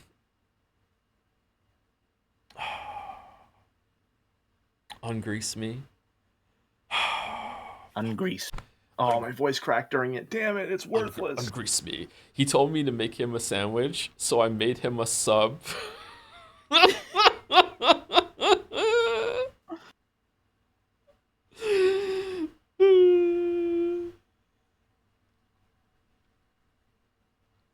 That's funny. That's funny. I could see Battler wearing pink boxers. I could see him doing that.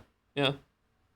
I love I thought you were Battler's gonna say foot here collar. because Battler's foot is a perfect example of someone who's not in the fan art for the feet. Like if this were Expedition 33, that foot would be way more lovingly rendered. absolutely. You wouldn't just be Absolutely. slapping some toes on that thing. Slap some toes on that thing.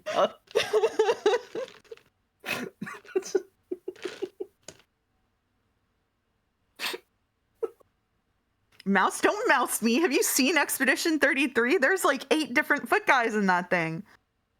Don't mouse me. I like how we tried to give the benefit of the doubt to the most recent foot guy, and then the game yanked it away. Yep. I'm not getting banned, chat. Banned by Alduin feet pics. Did the macro work? Die the death? Where was it? They pinned it. They pinned it? Yeah. Nice.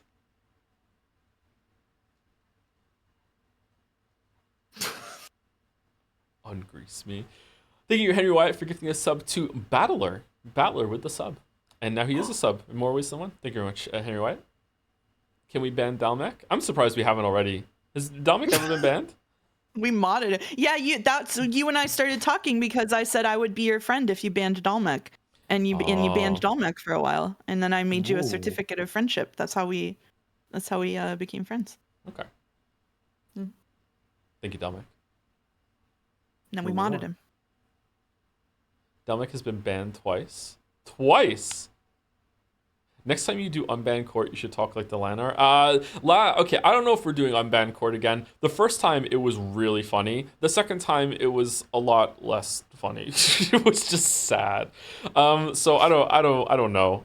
Very hit or miss. Yeah, maybe the mods have to do some like some decisions and be like collect like 10 funny ones instead.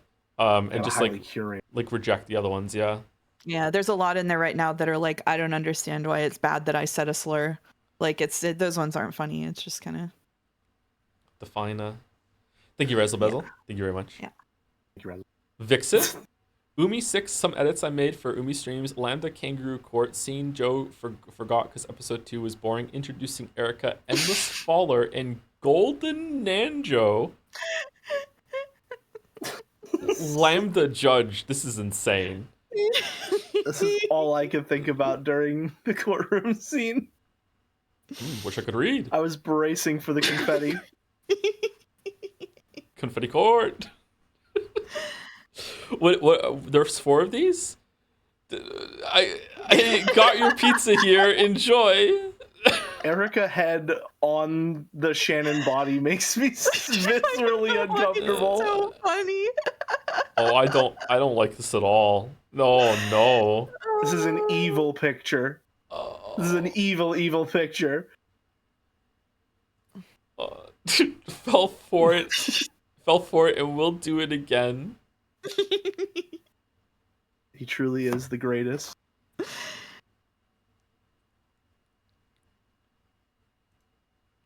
Oh shit! Ooh. Sith Lord Oh Nanjo? my fucking god! With The one winged eagle hairline. Wow. I didn't notice that. Wow. He looks good. What the fuck? That's so good. That's so fucking good. I'm sorry. Nanjo has 19 fan art tags? Apparently. Yeah. Yeah.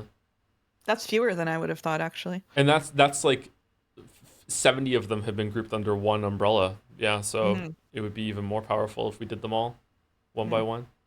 And he is also in Baldur's Gate 3. He is in That's Baldur's true. Gate. That's true. Wow. Okay, I gotta say, I'm surprised. This one's my favorite. It's good. It's great, even. It's pretty good. I think it was like day 3 of streams that someone made an edit of Battler with the Fell For It Again award, except with Joe's dragon. It was.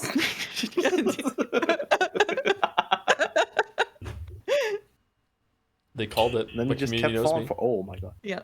Sorry for the mic ping. I okay. adjusted my little stand, and sometimes it does that.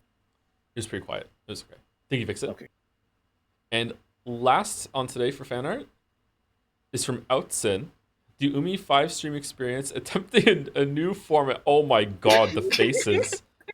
It's like Rugrats core Lambda Delta. It's so Rugrats. It is Rugrats, yeah. That's really good. That's really good. Holy T. Yep. She's putting receipts in the drawers. She's putting them everywhere. Everything must be locked and sealed.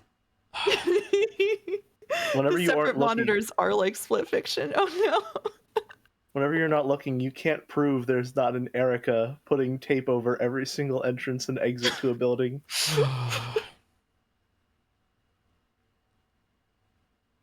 She didn't seal the T card. Anything could be stuck to the bottom of that T card, even a shot put ball. Oh no. What layout do you actually have for your monitors IRL? Like this actually. Yeah, I have my second monitor's to the right, so it's very much like this. It's on the same desk. Yep. I'm used to it now, but before my chat monitor was on the left, and I would like to go back to that at some point, but like I'm still on the one desk setup. I also have a setup. You did more. Yeah.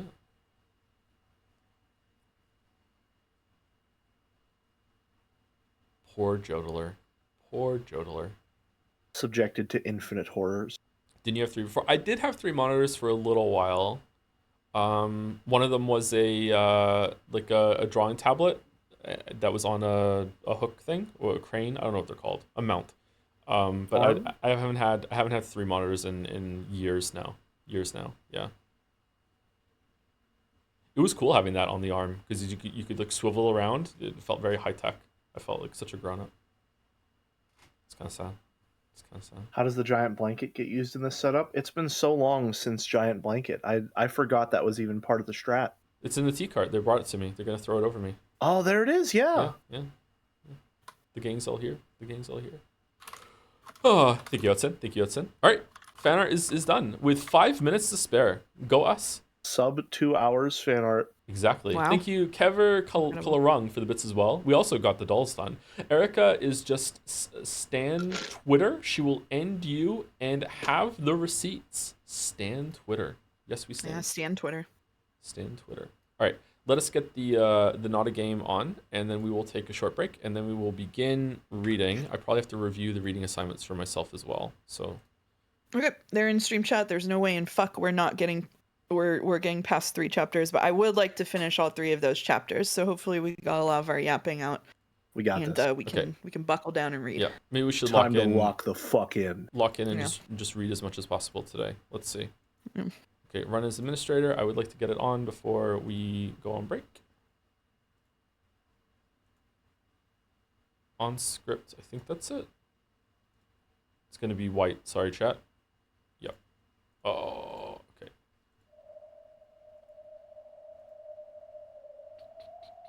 Lock in. Please feed Gatsby. I'm gonna go feed Gatsby. Yes. He's not that overdue. Characters, tips. Oh, did I miss some tips? Okay, I think so. let us go to hopefully there's music. Oh, you get to have George on the screen. Enjoy. Oh no. George. The internet is for George. All right, I will be back in about 5-10 minutes, guys. Like, how much time do you need? I'll try and be back in 5 minutes. I'm not gonna have a tea or anything. I'm just probably just gonna get a Gatorade. Can you say tips like you say chips? Chops, tops, tops. Anyway, right back. I'm muting myself first, so you guys can talk rogue for like 3 seconds if you want. Sucker Mary Barrels. Sucker Mary Barrels.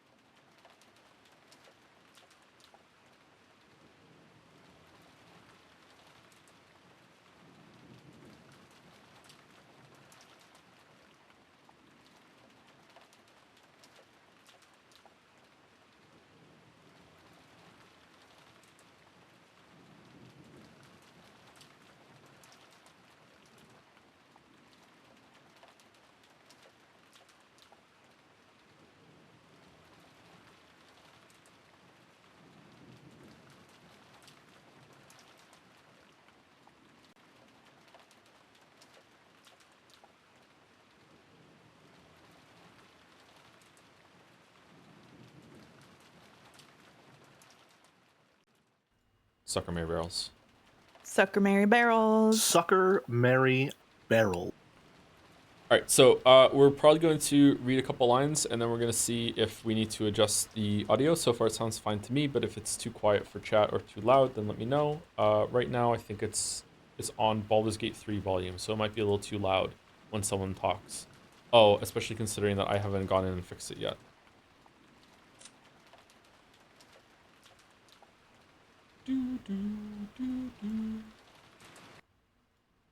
Okay, I gotta ask, how do we feel about the fact that the Void is counted as one of these characters in our Lego character select screen?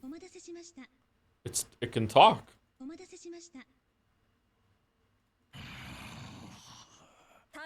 The Void. Did Delanor always have glasses? No. No. All right. Only occasionally. I'm gonna do Rudolph. I'm gonna say Sucker Mary Barrels. And then I'll do Kyrie, and then Mouse can do Sucker Mary Barrels. And who do you want to do Sucker Mary Barrels with? Jelly? Sakutaro. Sakutaro. You. All right. Sucker Mary Barrels. Sucker Mary Barrels. Sucker, Mary, Barrel. Okay, that sounds perfect for me. What about chat? Do we need to turn up or down? Anyone up or down? We good? For you. Uryu. Uryu. I feel contractually obligated to do at least one.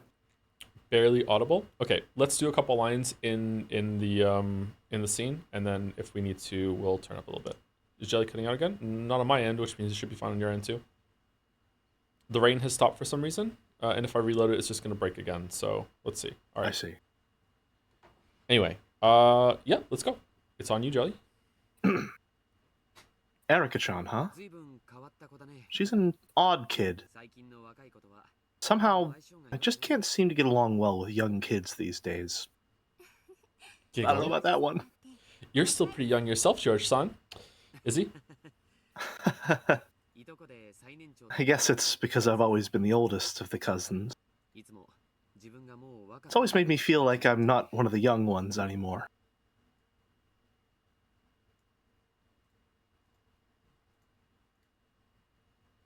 George and Shannon could be seen standing in the rainy rose garden. Wait, hold on. What? Oh, you're ahead of us.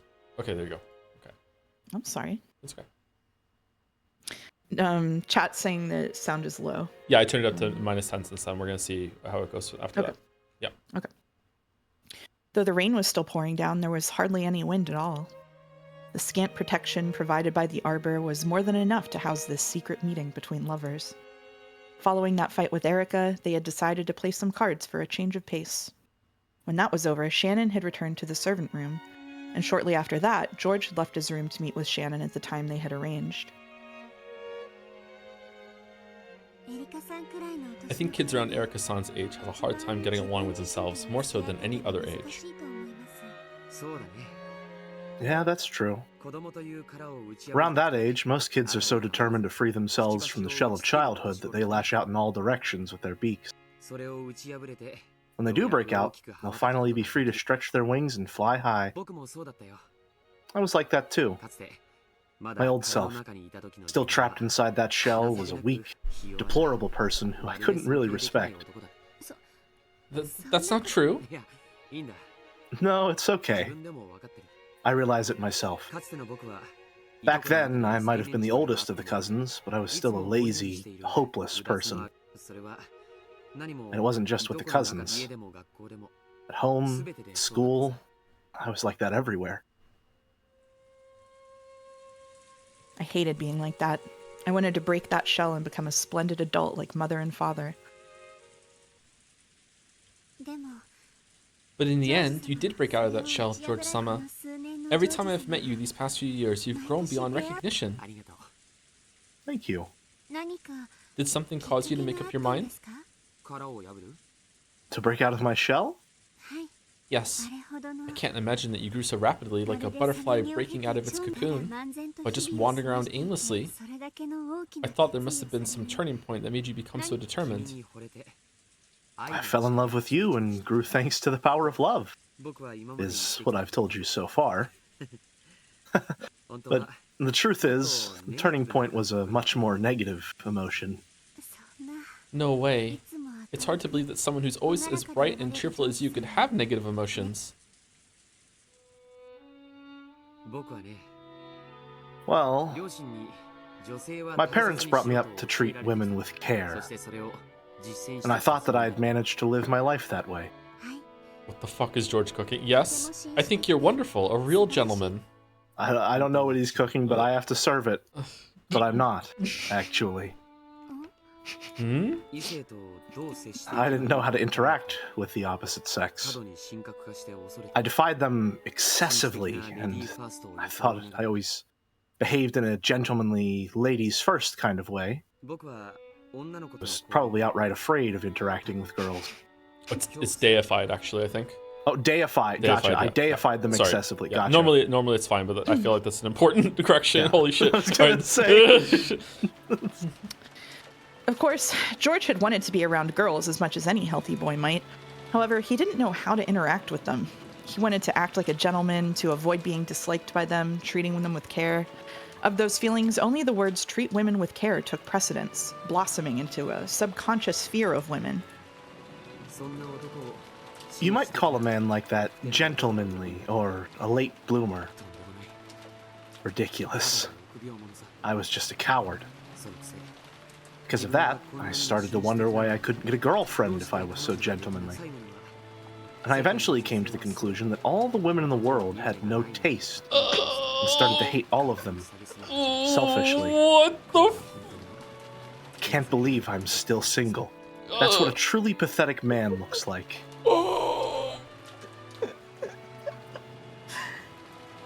How many years ago was it when I noticed? Probably when I was in middle school. At the time, I assumed that I was obviously the most gentlemanly of the cousins, so I would obviously be popular with women. Is he gonna maul over Battler being popular? However, reality was very different. At school, I was pretty much completely hopeless. Far from being a leader, I was a typical bullied kid who got pushed around by everyone. At the time, I figured I was just a capable and adaptable man who could keep in perfect tune with his surroundings. How stupid. Sure, I might have gained some measure of trust from girls. However, not only was there no one who would become my girlfriend, there weren't even any girls I could call friends. Wait, hold on. Battler wrote this. Battler, what are you Yep. doing to George? Yeah. Of course. I was a man who always stepped back for the sake of ladies first.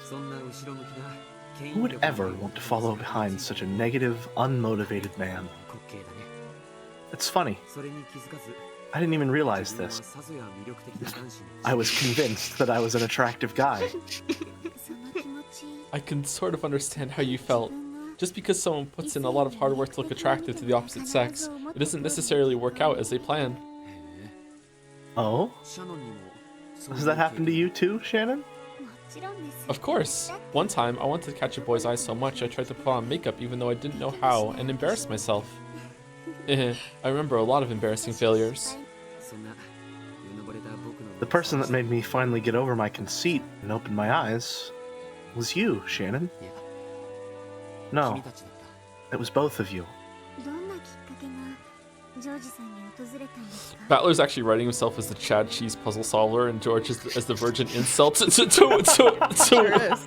win the heart of his aunt that they're all mutually in love with. What the fuck is going on? What are we doing? Was that the turning point for you, George, son?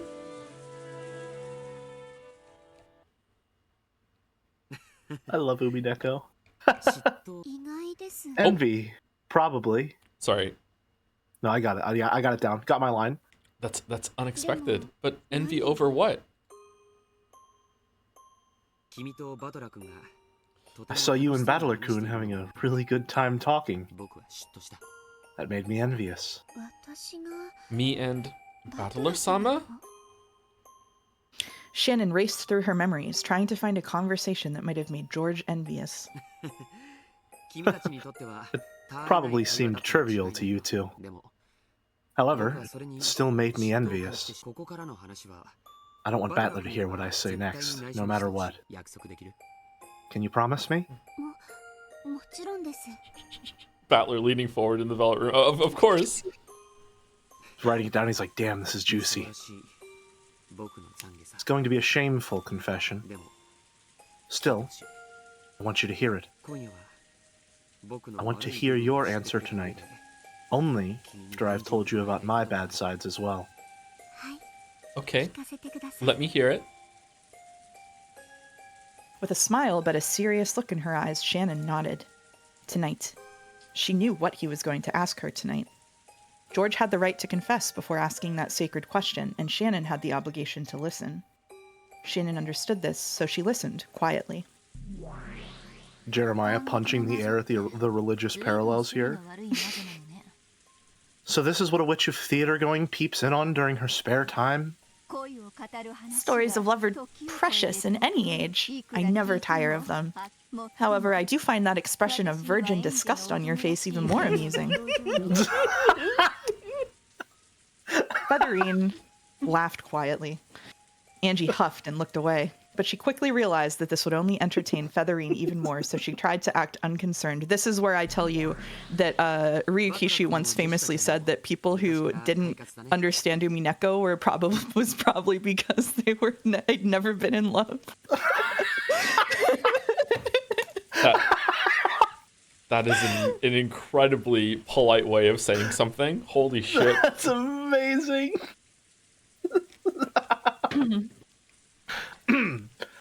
Both Battler-kun and Jessica-chan have always been spirited. No, phrasing it that way is just dodging the issue. Let me be frank. Oh, you were George. Okay, Frank. How did I fucking know? How did I... High five, Mouse. George High looked. five. Yeah, true. George looked up where the moon should be, high above the rain clouds, and spoke. They were honest words, spoken simply from George's heart.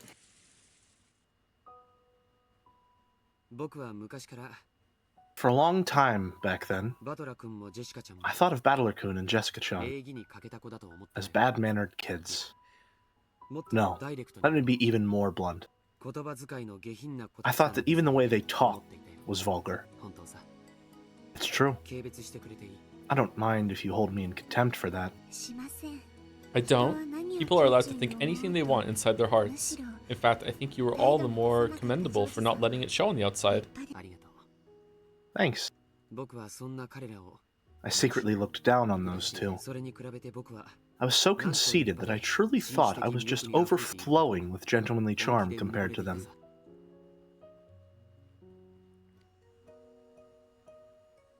I was at that age where having a girlfriend felt like a necessary condition for becoming a real man.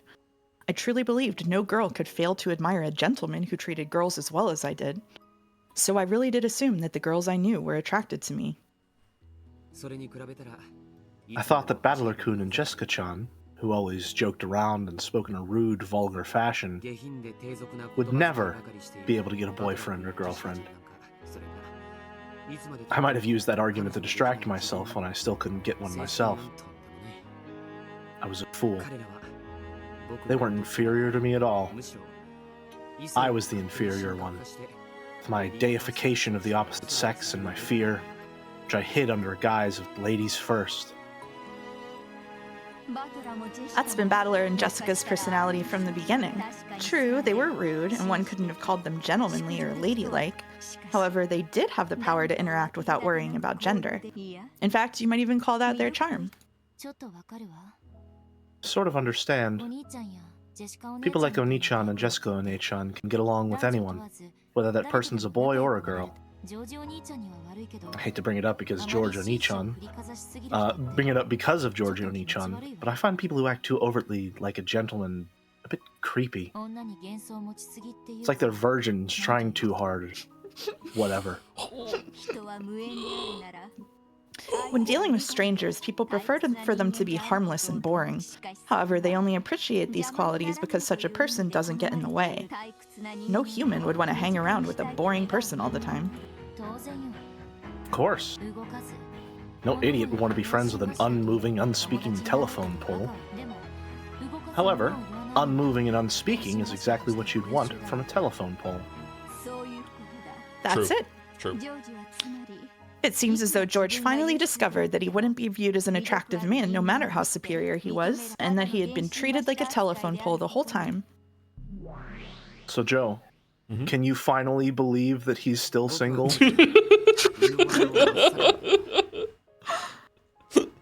Back then, my conceit was at its peak. So, when everyone gathered at the family conference, I believed that I was the most attractive, and that all the servant girls who played with us loved having me here. There. On that day, I finally realized how pathetic I was.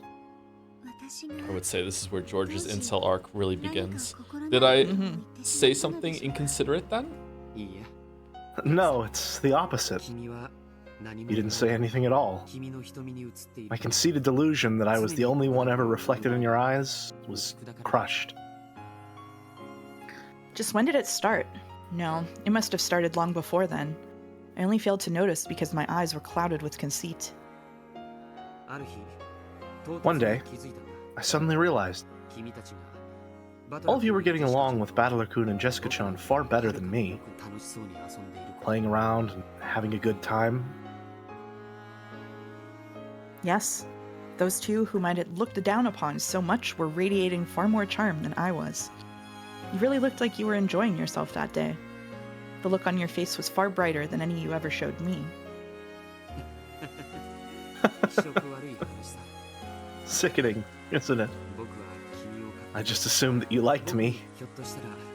Even had some childish fantasy we might end up dating. I one-sidedly felt as though my girlfriend had been stolen from me and let myself feel hurt. I was such a pathetic man. That's when I finally realized how foolish I'd been. Mouse, are you alright?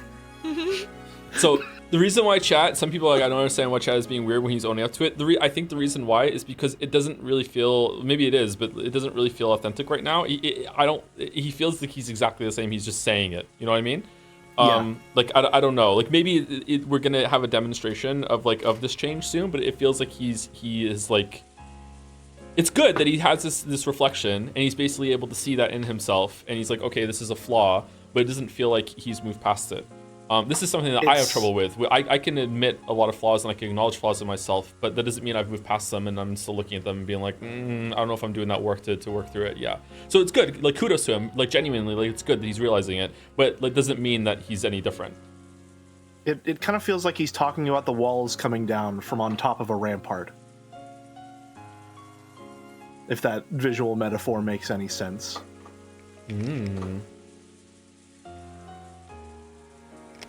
Joe admitting he was secretly a George kid all this time. I think I can genuinely relate to George's outlook. Yeah, from what he was talking about. Yeah, when I was. Sorry, let me state that more plainly. Essentially, he's talking about the walls coming down while he's still like standing on top of the wall. Yeah. It's still propping He's yelling him up from across the castle moat.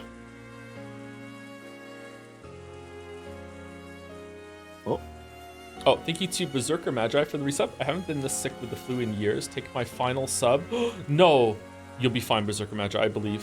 Farewell. Send Berserker Magi your energy chat. You'll be fine, you'll be fine. Thank you, Cold Ronald, for the resub with some cold fries. Cold and french fry. Love you, Joe. Love you too, Cold Ronald. And thank you, Polar Suki, for the resub as well. Thank you very much. Oh, and YSF I understand, Jilly. Now reframe it in even more opaque. Sorry, you first. No, Bits okay. come first. It's all right. 17-year-old George seething in the window at 12-year-old Battler and 12-year-old Shannon. Why do girls go for bad guy? Yeah, that's another. That's another part of it too. Nice Yeah. Such a nice guy. Yeah. Yeah. It feels like that specific archetype has really had its day in the rain. Is it really that big of an age gap? Was it 17-year-old George and 12-year-old? Battler would have been 12. How old was George there?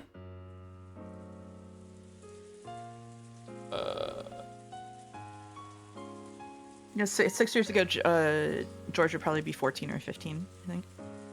15 or 16, actually, sorry.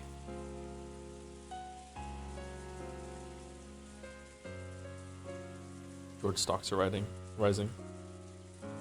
Hey, what were you gonna say, Jelly? Sorry. Dolmek was asking me to reframe the metaphor in an even more opaque way, but I couldn't think of any way to phrase it in a more opaque way in the meantime. So, I've failed you, Dalmek. I apologize.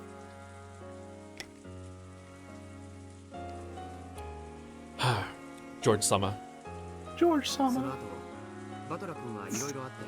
After that, stuff happened, and Battler-kun stopped coming to the family conferences. But I heard about him from time to time from Uncle Rudolph. He's a pretty funny guy. Even though he got in fights with Battler-kun all the time, he always paid close attention to what his son was up to. That's true. He spoke to me about it as well. I think even Asumu-sama was exasperated by it. She thought all of his popularity with the girls at school and the unceasing trouble this caused must have been because of Rudolph-sama's blood. Jessica-chan, too. I hear she built up a huge number of friends, both boys and girls, and she was always right in the middle of things. When I talked with her myself, I could see that this was no exaggeration. This proved that the two that I'd looked down upon were much more attractive human beings than I was. First, I tried to imitate those two. It was pretty ridiculous. I thought that by joking around and speaking rudely, I could get that same charm they had. Giggle. You did that? It's a bit hard to picture. It was miserable. I wish I could forget that time for the rest of my life. In any event, I quickly realized that I could never become truly attractive by imitating them like that. Just the George emo edit flashing in my mind right now. I think the George emo edit would have done better with women, I'm gonna be honest. The reason I had no charm was because of my cowardice.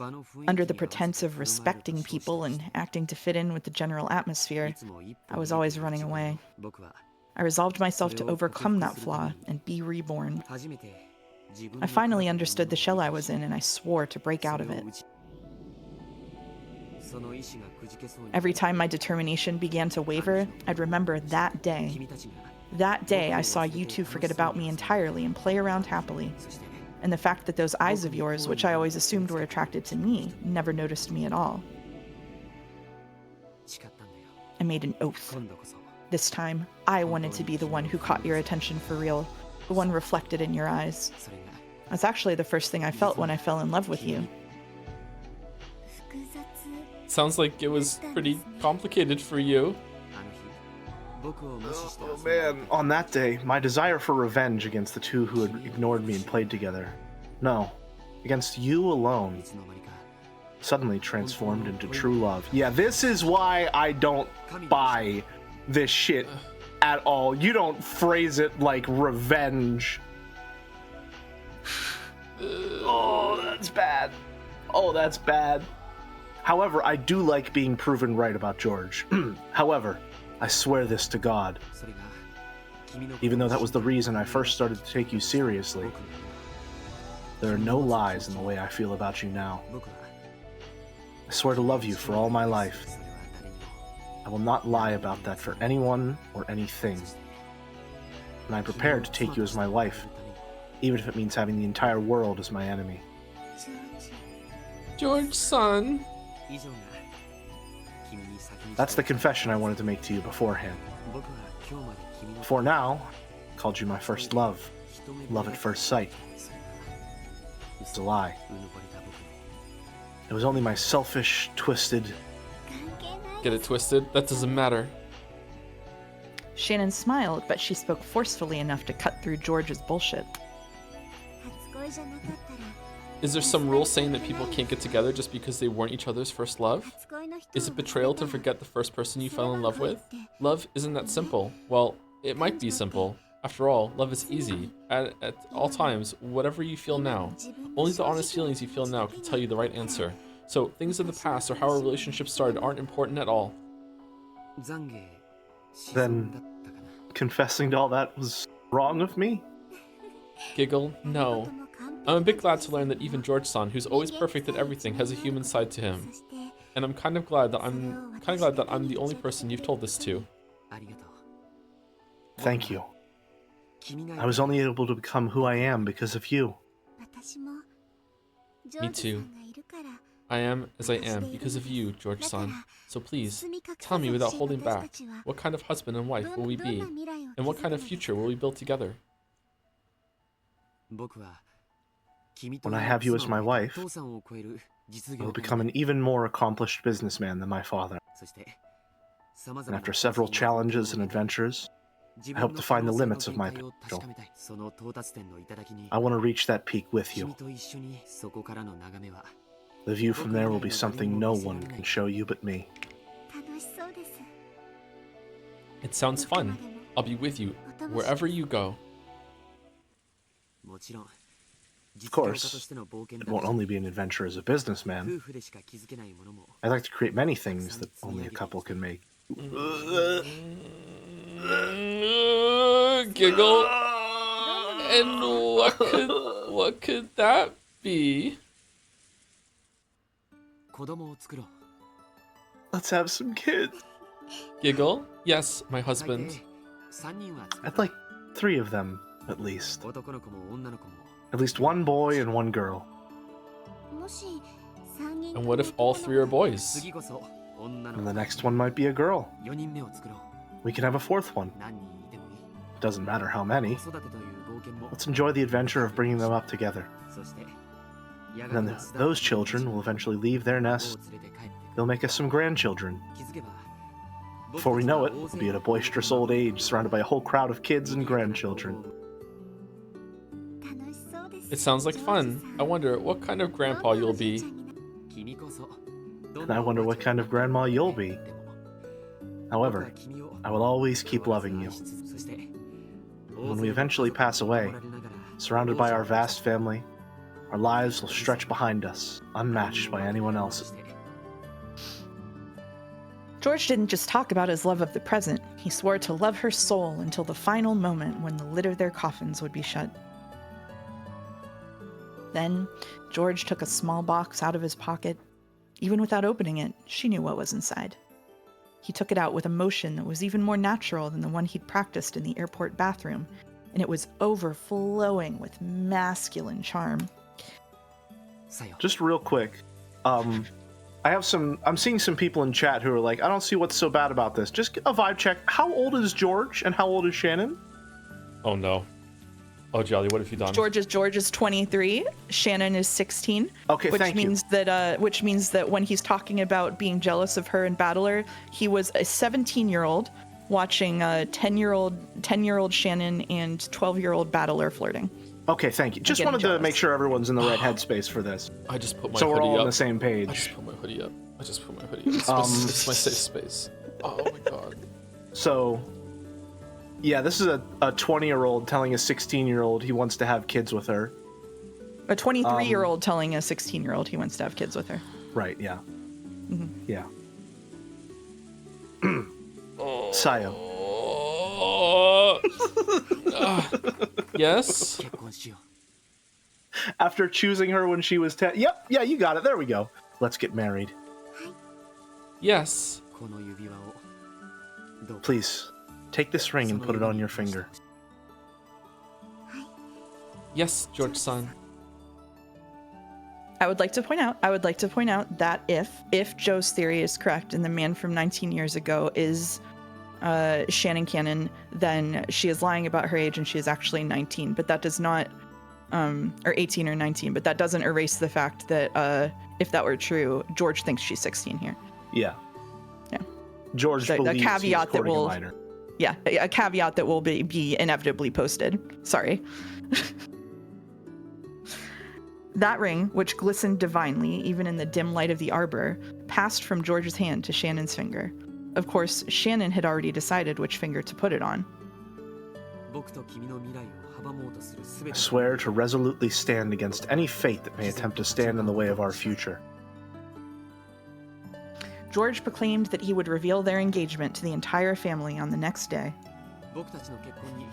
My parents might criticize this marriage.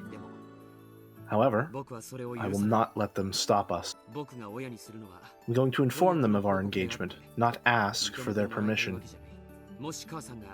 If Mother says she won't allow our marriage, I plan to have myself disinherited. and we'll leave this family together. Together.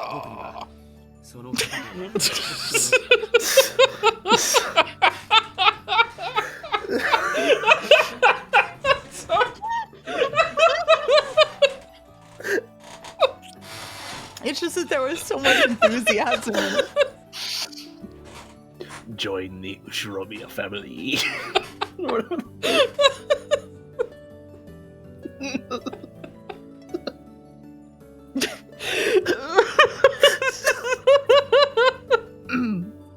Sorry. I've been prepared for that since long ago. I swear once again to resolutely stand against all fates that get in the way of our future. George had said it aloud, so Shannon said the same thing. I also love the defense that Chad is doing, being like, no. It's not the 16-year-old servant when he's 23 that he's trying to engage. It's actually his 19-year-old aunt that he's trying to engage. It's way better. It's fine. Me too. I swear to stand against all fates that get in the way of our future, George-san.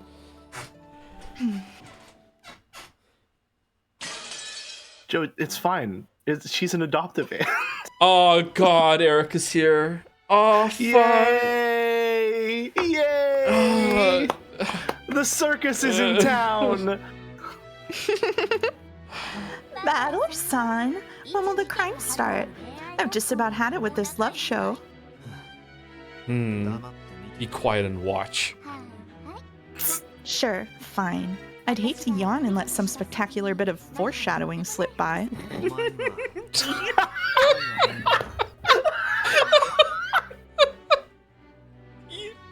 Ryukishi just hates this part of his audience so much. Holy shit. Do you have no love? Are there any mystery novels that accept love as proof? No, there aren't. Erica laughed coldly and stared down at the two on the game board. Battler watched her quietly. Erica thought she felt a touch of pity in his gaze, and she averted her eyes uncomfortably. I do understand, more or less. Love can at least become a motive for murder. I can interpret the scene beneath the arbor to represent a possible motive for the crime if their engagement is somehow impeded.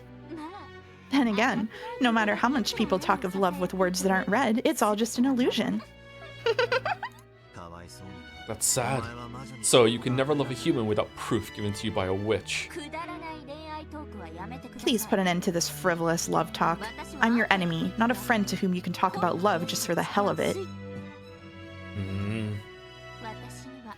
I can't understand you at all right now. What on earth did you figure out? Weren't you and Beato always insulting and trying to kill each other? What kind of truth could you have reached to make you change your emotions regarding her? Please don't tell me that feelings of true love have sprouted from your murderous rivalry or anything like that, okay? Naruto Erica fucking hates enemies to lovers. Lady Erica, let us have him continue the game's progression. Boring love scenes such as this are best finished quickly. Ah, you've got a point there. Sorry for butting in. Come on, let's move on.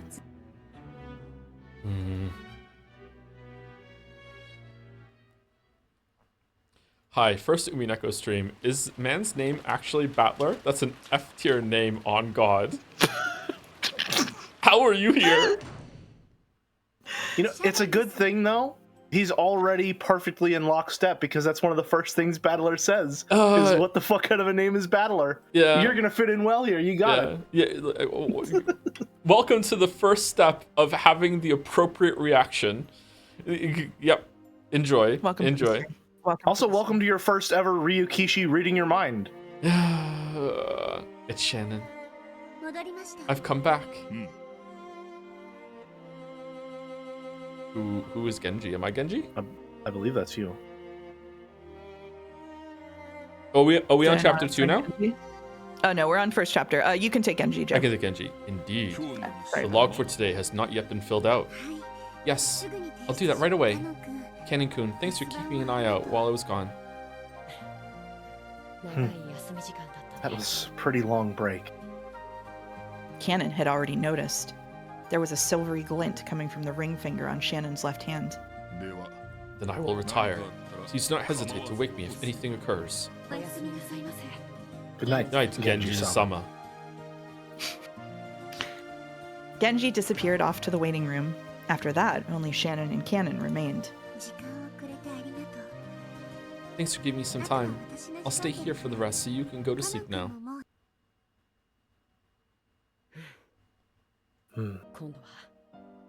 So, it's my turn next. Yeah. Sorry, but we aren't going to lose. And I won't lose either. Even though you've always been a coward and let Milady take the lead until now? Wasn't it you who taught me, Ne-san? What did I teach you? The past is immaterial when it comes to love. The present is all that matters. If that's true, then I think my present is in no way inferior to yours, Ne-san. Shannon and Cannon glared at each other with serious eyes. That period of tension vanished when Shannon chuckled. Yeah, that's good. You and Milady have to give it your all. If you do end up together, make sure you build up a relationship wonderful enough that the rest of us can cheer you on with all our hearts. Well, you do have a huge lead on me. There's no helping that. That's what you get for your cowardice before now. I know. That is my sin. Shannon and Cannon fished around in their pockets and drew out two small things that glittered gold. They looked like the left and right wings of a gold butterfly. We are furniture. In order to become human and receive the miracle that allows us to love, we must rely on a miracle of magic once again. To think that her brooch would actually prove useful. It's the only Is magic it within our reach. brooch? I always forget. It was the golden butterfly brooch, which Beatrice had once given to Shannon in the hopes of creating love between her and George. Shannon then gave it to Cannon, but he let his emotions get a hold of him and crushed it into pieces. So when the two wings they held were brought together, it would regain the form of a beautiful butterfly. Then I'll be back soon. After all, they have asked me to play cards with them. Yeah. Good luck. I'm sure Milady will be happy. It's a bit embarrassing. Enjoy that feeling. Cannon left the servant room. He went to go see Jessica and tell her what he had determined to do.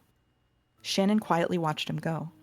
The fragment of the brooch in the engagement ring let off a gold and silver glint.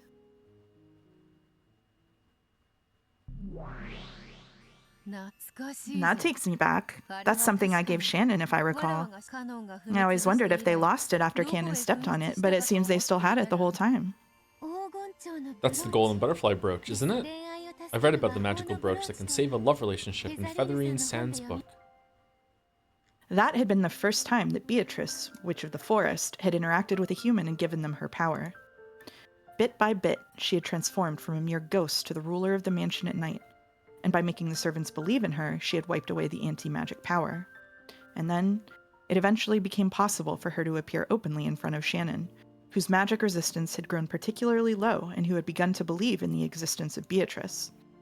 To Beato, who had been unable to interact with anyone for many years, this conversation with Shannon must have been especially fun. That's why I generously gave her the butterfly brooch. I was in quite a good mood. It's no common thing for a heartless witch such as myself to be so gracious. But it's wonderful. You brought a pair of future lovers together. Of course, I didn't do it to pamper them. It was in exchange for smashing that hateful spirit mirror that had repressed my magical powers. Thanks to that, I was able to regain much of my power all in one go. I forgot the mirror existed until just then. Then, one night, purple lightning smashed the shrine. Those of the surrounding islands called it an evil omen. Oh, now that I think of it, that must have been a prelude to Beatrice Sama's resurrection. Kumasawa had the rest of the night off, so she let Erika talk her into drinking a bit, and was chatting about the legend of Akujikishima and Beatrice in a happy, tipsy mood. I hit Itoi Kukuro every time, and I can't do that. That's cringeworthy. Okay. Erika would nod from time to time, but besides this, she listened in complete silence. She wasn't actually taking notes, but she was gathering information on the whiteboard inside her head. Then she frowned as though noticing something out of place and held up her hand. She has a mind palace just like Saga. Wait a second. Yes? That shrine was built by a traveling Shugenja monk to seal up the evil spirits of Akujikishima. Isn't that right? Yes, that is correct. It was one who possessed a vast supernatural power, and who placed that power within the mirror. And placed it within the shrine as a sacred mirror to seal the evil spirits. Something feels off about that. Why would a shrine to seal the evil spirits of Akujikishima also seal Beatrice? Well, that's, because the sacred mirror's spiritual power... I see. So it's this really convenient sacred mirror that works on both evil spirits from the east and witches from the west. Got it. I'm still not satisfied, but I'll back off there for now. What I don't understand is why Beatrice can't stand spider webs. According to the legend, the evil spirits of Akujikishima despised spider webs, so they were apparently used as wards against evil in the surrounding islands. In fact, spiders are a useful bug. There's nothing strange about the fact that island farmers had treasured them. It's very possible that they were then tied to the story of evil spirits and became known as charms against evil, leading to a tradition of people treating this useful bug with care through the generations. But that's just the legend of Akujikishima. The origins for the legend of the witch, Beatrice, came after Ushiromiya Kinzo moved to this island, when rumors sprouted about the mysterious legend of the gold, as well as the witch mistress who gave it to him. In other words, Tsumari, the evil spirits of Akujikishima and the Golden Witch Beatrice were originally completely different things, and yet, the stories treat them like they're the same. Well, now... The evil spirits of Akujikishima couldn't stand spider webs, so neither could Beatrice. That sort of reasoning has been applied all over the place. When it was pointed out that this was strange, Kumasawa was lost for an answer. The doorknob to Kinzo-san's study has a scorpion magic circle drawn on it, which represents a charm against evil in Western sorcery. That's why the Western witch Beatrice can't touch it. Oh my god, there is actually a scorpion on it. Is that in the last one too? I didn't notice that there was a scorpion engraved. Was that an Umineko thing, or has it always been there? Pretty sure it's always been there. Maybe it's because the window was smaller, so the image was smaller before? Oh damn, I didn't notice that. Yeah. That's cool. I can understand that part. But there's no reason for Beatrice to dislike spiderwebs. I don't remember spiderwebs ever being included among things witches can't stand. On the contrary, wouldn't spiders be the friends and minions of a witch? Well... In my opinion, those two legends about the evil spirits of Akujikishima and the witch Beatrice have been mixed together a little. In fact, maybe they've been fully fused together as one. The legend of Akujikishima is a fairy tale created by fishermen fearful of reefs in the Kenjima area. However, there was no visual image to go along with those evil spirits. Were they people, or monsters, or ghosts without legs? There's no mental picture of them. People are bad at imagining things without visuals.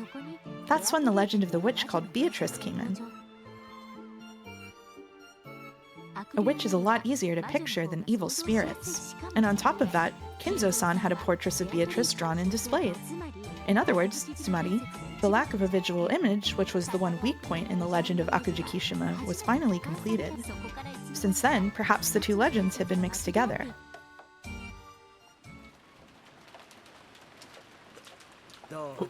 Well, I wonder... It is a bit confusing for an old lady such as myself. Kumasawa laughed to smooth it over, wiping away a cold sweat. She might have seemed confused, but she actually did understand what Erika was saying. In truth, she had been vaguely aware of how the legend of Akujikishima, which had been around before Ushiromiya Kinzo had come to Rikkenjima, and the legend of the Golden Witch, the story of the woman who had given Kinzo a vast quantity of gold, had both transformed. She didn't want to acknowledge it, but she knew. The setting where Beatrice hated the spirit mirror and spiderwebs, this had been based on the ancient legend of Akujikishima. The evil spirits part of that legend had just been replaced by the witch of the portrait. So, if there really was someone claiming to be the Golden Witch Beatrice, I'd really like to ask her whether she actually does hate spiderwebs or not. What happens when she touches them? It is said that witches and their minions receive burns when they touch spider webs. So that is probably what would happen, I suppose. It's not bad. A splendid witch trial. If the spiderweb touches her and she gets burned, then she's an evil spirit, not a witch. And if nothing happens, then it just proves she's a human. In other words, Tsumari, whether she's burned or not, it will prove that the Golden Witch doesn't exist. The legend of the witch is nothing more than the legend of Akujikishima reboiled with a new face on it. Well, Simply by the existence of the legend itself, this level of reasoning is possible for Furuto Erika. What do you think, everyone? Though only the two of them were in the lounge, Erika faced in the direction an invisible audience would have been and shrugged. And just as Erika imagined, the targets of her comments actually were there, listening in. Oh my god, that was real. I thought you were riffing. Yeah. Holy shit, that was the real text. Oh my god. I love this stupid fucking cartoon character with her catchphrase and everything. It's amazing. She's the best. She's the best.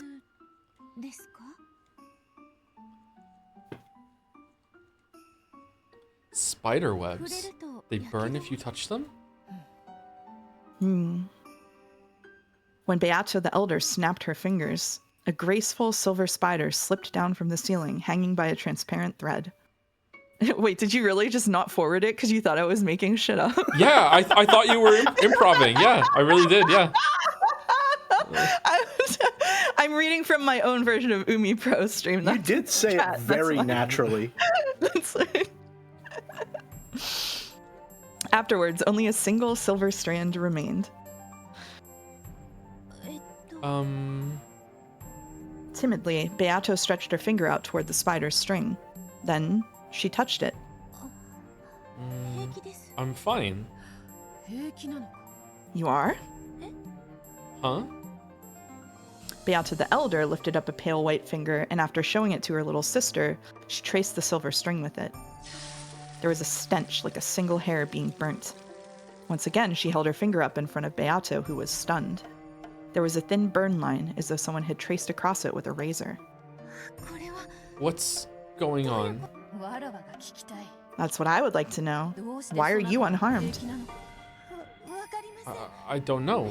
What I don't understand is why you do get burned by touching a spider web. I do not know.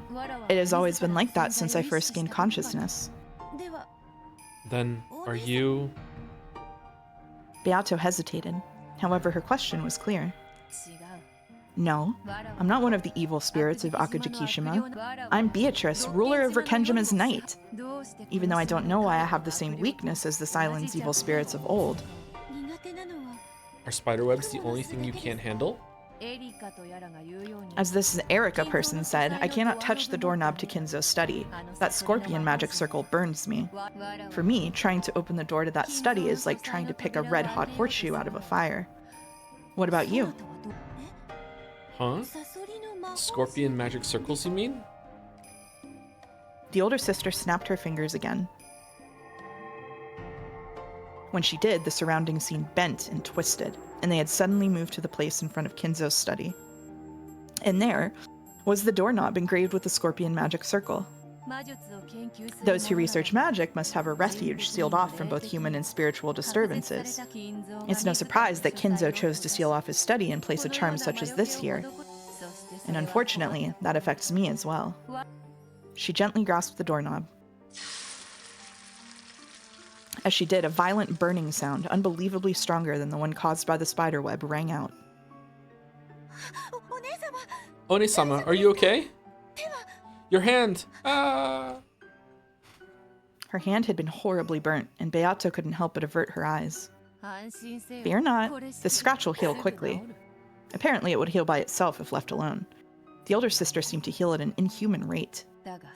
However, it seems that you can handle it just fine.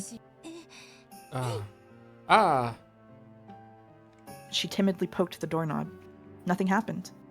Slowly, she touched it with her entire palm, but she felt nothing but a pleasantly cool sensation. Strange. Though you're my double, you're different from me in several ways. While I might be able to touch the doorknob, if I ever get burnt like you did, I don't think I'd heal that easily. It's as though you're a normal human.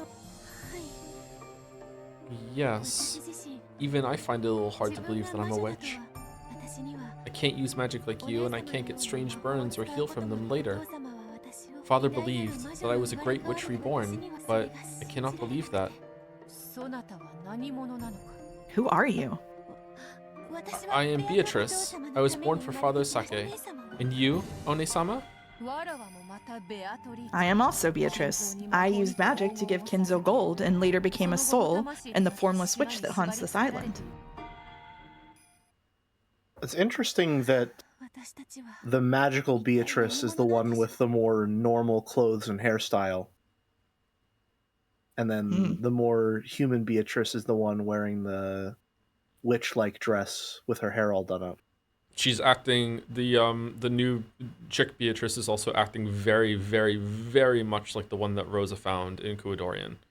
Yeah. Like, even the expressions are the same, very confused, like, what do you want from me? How do I become this? Like, very, very... Very soft-spoken as well from the voice acting. Yeah, a lot of parallels, so yeah. Just who on earth are we? Unlike me, you seem to be a being in possession of a body. Huh? Really? Mm-hmm. I thought of it while listening to that Erica person. I am a witch who can use magic but has no body, and you are a witch who has a body but can use no magic. Eventually, perhaps we'll become one, each filling in what the other lacks to form the true, complete Beatrice. It seemed to make sense. Both of the Beatrices were missing something. If they became one, then they would surely be very close to the Beatrice that Battler desired. Do you want to try? Huh? Hold out your hand. The older sister slowly raised her palm and held it out before Beato. The large burn from a second ago really had started to heal already. It may be possible for us to become one. I want to know as well. By becoming one with you, I want to learn about my future self.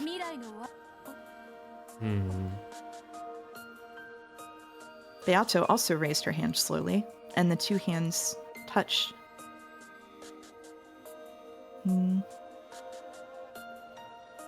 But nothing happened. Perhaps this meant that, while they were fated to become one eventually, their time had not yet come. For me, being burned by spider webs is perfectly normal. However, you didn't even know about it. In the same way, you say that the reason you were born was for your father's sake. Apparently, that father is Ushiromiya Battler. I know him as a rare guest who only comes a few times a year, but I cannot understand what connection you and I have with such an infrequent visitor. Surely we must learn more about each other. Yeah, you're right. I get the feeling that learning about each other will lead us to something very important. On the other side lies the single future Beatrice. No, it may be more correct to call her the true form we're meant to possess. With their hands still joined, the two Beatrices swore to fill in the parts the other lacked and regain their single form. Bit by bit, Beato was walking down the path that led to the former Beatrice.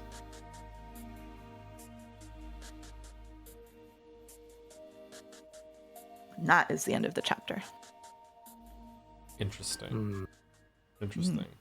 I'm going to be completely honest and say that I feel like there's some stuff going on with these two Beatrices that I don't fully understand. But that's okay.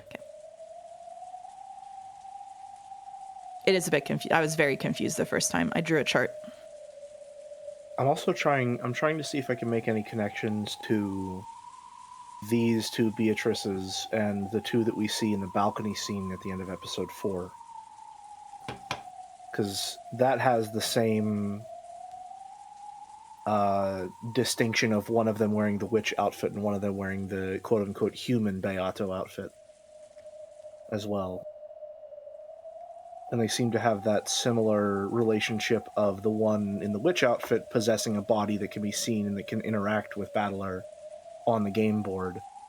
and then the witch Beato in the regular outfit shit. not really being able to do anything other than influence her and her action.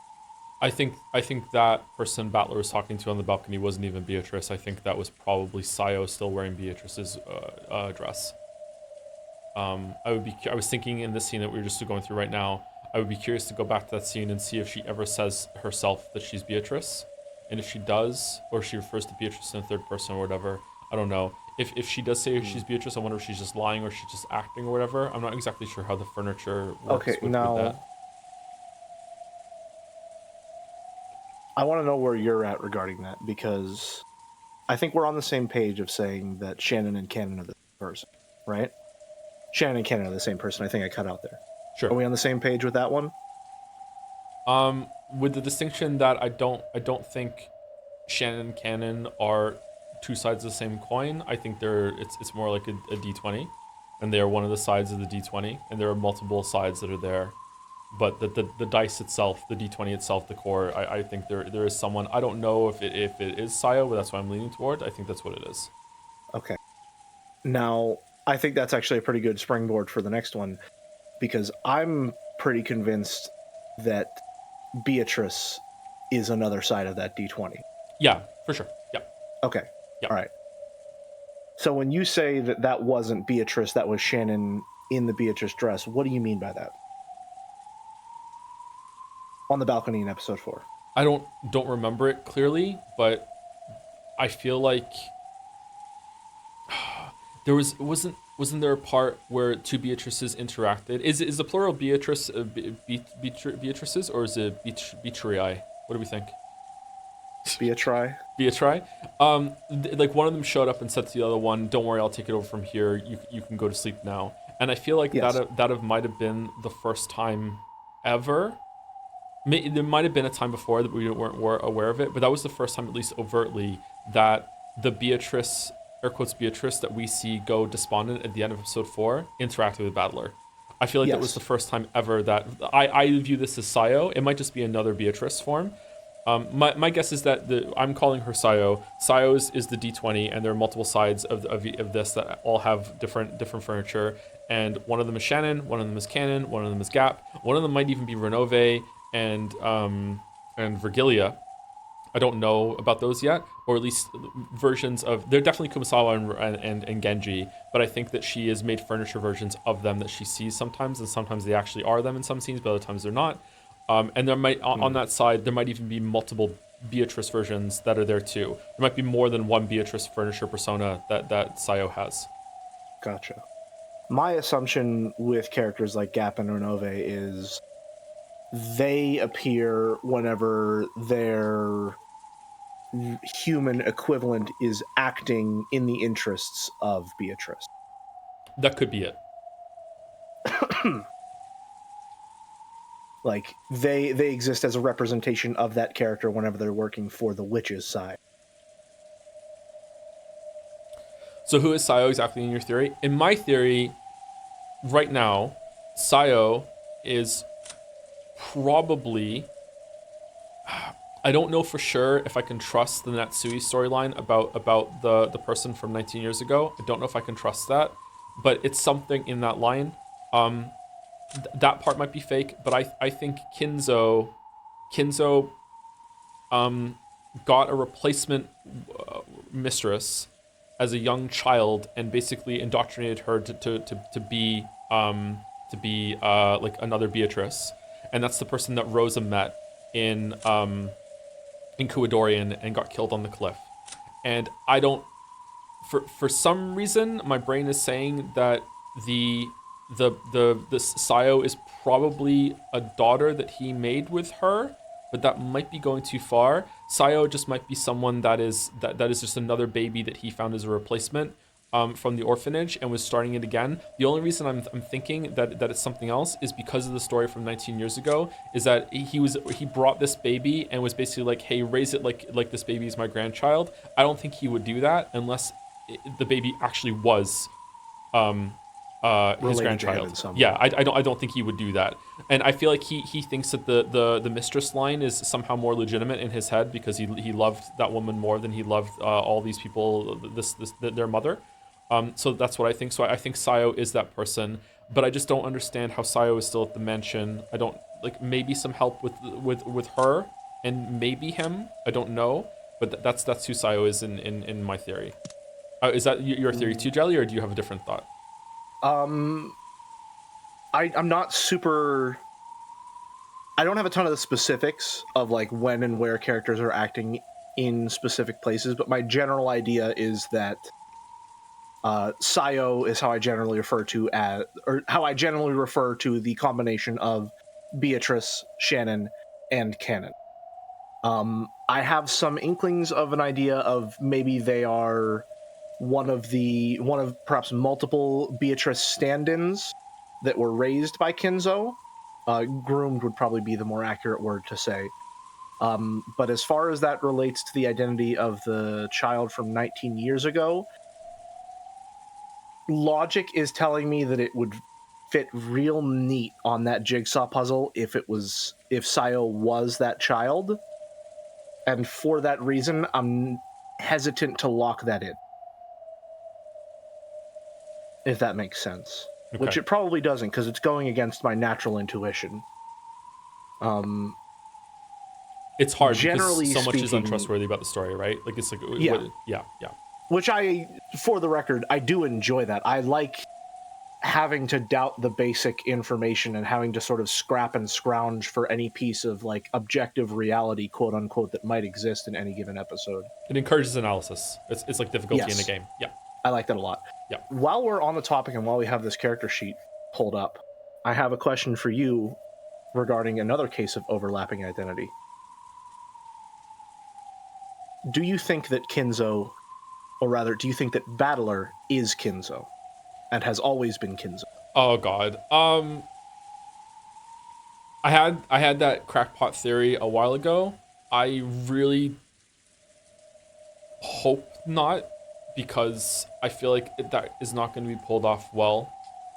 There is enough magic and time travel has already occurred, so it's possible.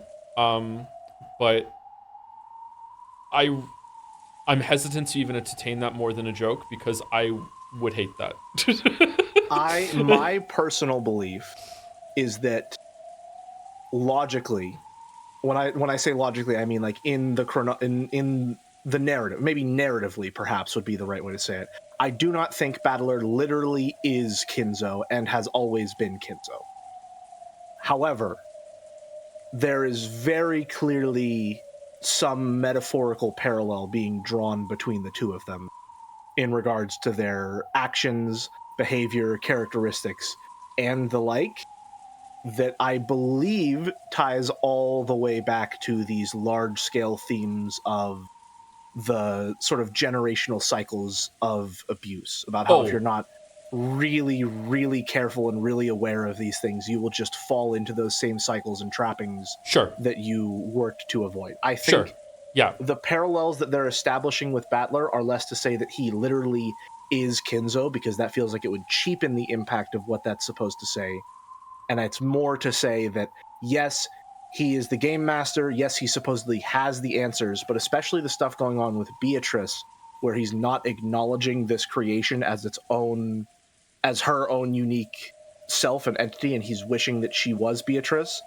That's drawing a lot of parallels to this idea of Kinzo grooming children to become his dead mistress.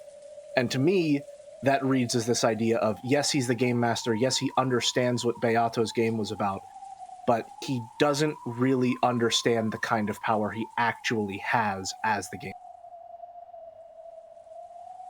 It reads to me like, in trying to recreate Beato, he is missing the point entirely.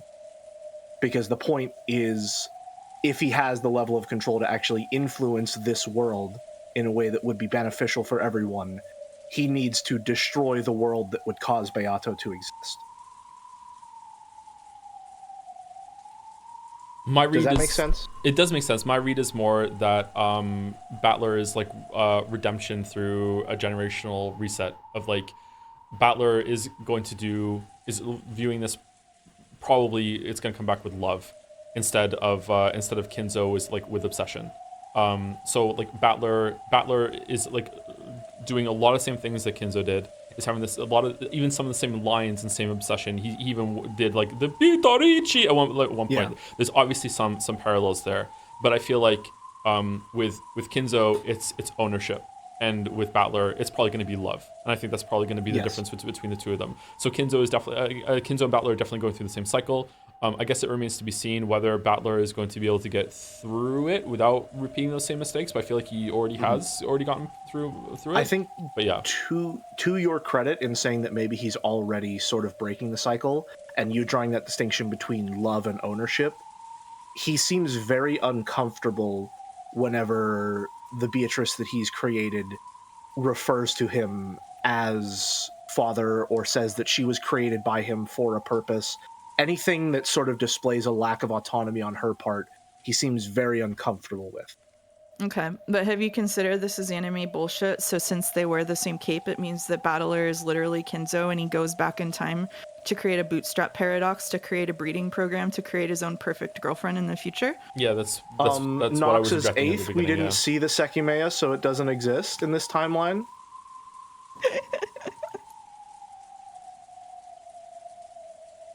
I mean, you joke, That said- but if Umineko doesn't do that, then it's the first anime story that hasn't gone off the rails at the end. Here's what I've been believing since I noticed in episode 3 that Battler and Kinzo wear the same fucking suit, alright? Is I think Umineko is directly going to bring that shit up and try and suggest from a magical standpoint of like, oh no, but really, this is all one big cycle and Battler is Kinzo. And in the earlier games, Kinzo was Battler. It's all the same thing. It's one big time loop. And I'm fully ready for them to do that shit and then swat it down because that's fucking stupid. I'm ready for it. I have had my sights set. I have had my fucking shotgun loaded to shoot down this red fucking herring. Herrings are fish. Fuck. I've had my spear at the ready to skewer this red herring for a Flying fish. while. Flying fish. Shall we What am I thinking continue? of herring? One Why did second. think First, I herring want to was say a thank bird? you to high The point tier is, I'm always two Lila. steps ahead. Did I say thank you to high tier? I feel like I already said thank you to high tier Lila. Is another one came in? Yeah, they subbed and now they're sending bits. George and Shannon is giving big Renee's me and Jacob energy. Oh. I'm sad that I understand that. Thank you, Sound of Rain, for the resub, who also had a pin during this saying, look, I'm on the stream. I am sick and missed last stream and part of this one. This is awful. I feel awful. One of you got to do something to make me feel better. We're in this together, the four of us, really counting on at least one of you to do or say something to make me happier. Give it your best effort. I really like how you sound today. Sound of Rain. There you go. You need It's all my good. furniture Hear that. after the Loch Ness Monster? Thank you to YSF for the bits. Erica going from person to person in the mansion, just getting random getting into random fights about arbitrary but personally contentious shit. This level of vibe killing is possible for Furuta Erica. What do you think, everyone? Thank you, YSF. Okay, so for this, we're in chapter 2 now, right? We are in chapter 2. Check your assignments. So I have Right. that. Wow, a new character, a new name? I don't know that name. please. Wow, what a spoiler. Please. Just putting a new name of a new character right in the I gotta assignments? say, you know, I got my start reading visual novels out loud, reading Hotiful Boyfriend when I was in middle school. Oh, good lord. And being forced to read George and Canon in this episode is really taking me back to those Otome voice acting days of my youth. And I don't like it. I don't want to be here. Please let me out.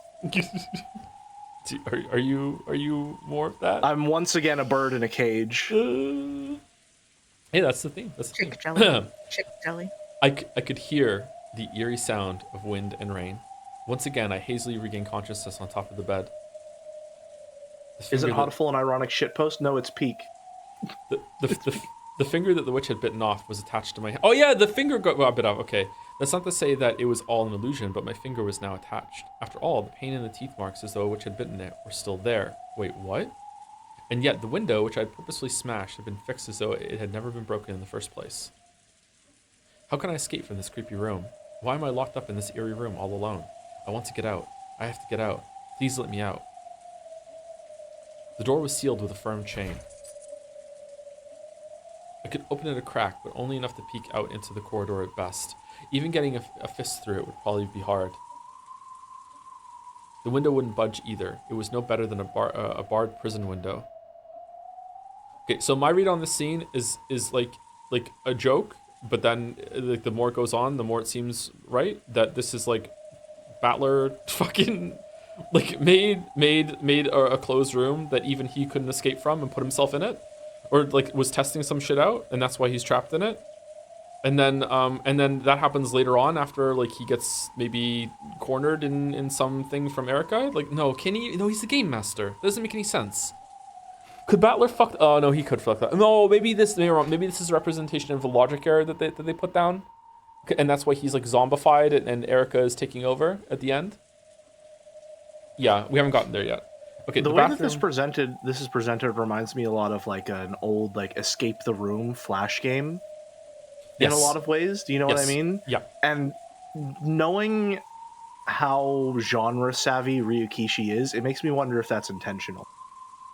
Probably, I would say that. Yeah. What I know from reading, spree reading the Bizarre House Mysteries trilogy this week is that Ryukishi borrowed almost everything from somebody else in Umineko, so I'm sure that's true. Well, it's like I'm not the one who said Erica chat. said. You know, there's no new mysteries under the sun. I'm not the one who said it. I'm not the one who said it. The bathroom didn't The even have a mystery window. genre has been dead for decades or whatever the hell. It died generations ago. The only thing that could get out of here, that could get out of there, was the water that flowed out if you turned on the tap. No matter what I do, I can't think of a way out of here. While shut up in a place like this, I truly am a prisoner. Unless someone comes from outside to save me, I won't be able to get out for all eternity. In that case, can I just call for help? Yes, the tiny gap I can make in that door must exist so I can call for help. But can I make the words come out? Earlier I tried to call out for help, but for some reason the words couldn't escape my mouth. Maybe I was just confused. I might have lost my voice in my haste and confusion. I'll open the door and make that crack appear one more time. The warm light of the hallway flowed in, making the darkness of the room stand out all the more. Though I couldn't hear any voices, I did feel something peaceful. I'm sure everyone's in the room at the other end of the hallway chatting happily about something. If I could just call out, surely someone will come to save me. Ha, ha. Holding back some indescribable fear, I tried yelling once more. Whoa! Holy shit. Okay. Sorry, my gamepad was rumbling. But the result was the same. Mine too. It was like trying to yell underwater. Yeah. All I did was get out of breath, unable to call out in the slightest. It reminds me more of like trying to yell at a nightmare or something. The way they're describing it. I hate not being able to talk in my dreams. Even though I could say as much as I wanted to if I had just grumbled to myself inside the room, whenever I tried to make my voice reach outside, I was choked and I was unable to say anything. I understand. My body isn't the only thing locked up in this eerie closed room. My voice is too. Thinking that I could use some other kind of sound to call for help, I tried opening and closing the door violently, making the chain rattle. It does sound as though it's clanking noisily, but surely it's no good. Even the sound is being locked inside this closed room. No matter how harsh a sound I make, I'm sure it'll be quieter than a leaf falling by the time it reaches the other end of the corridor. I tried using the hateful chain that sealed the door to make a sound to call for someone, but only that deepened my despair.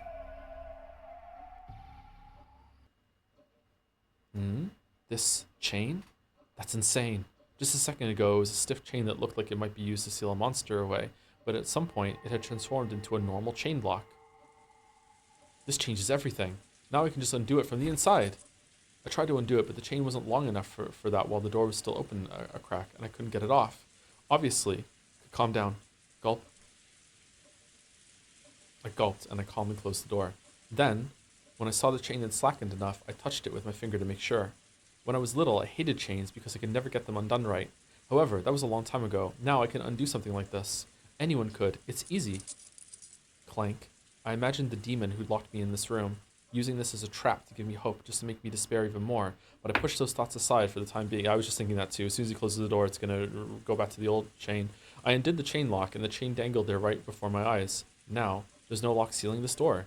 Please, don't torment me anymore, and just open normally. Slowly, the door opened. When I closed the door to undo the chain, the warm light from the hallway got cut off.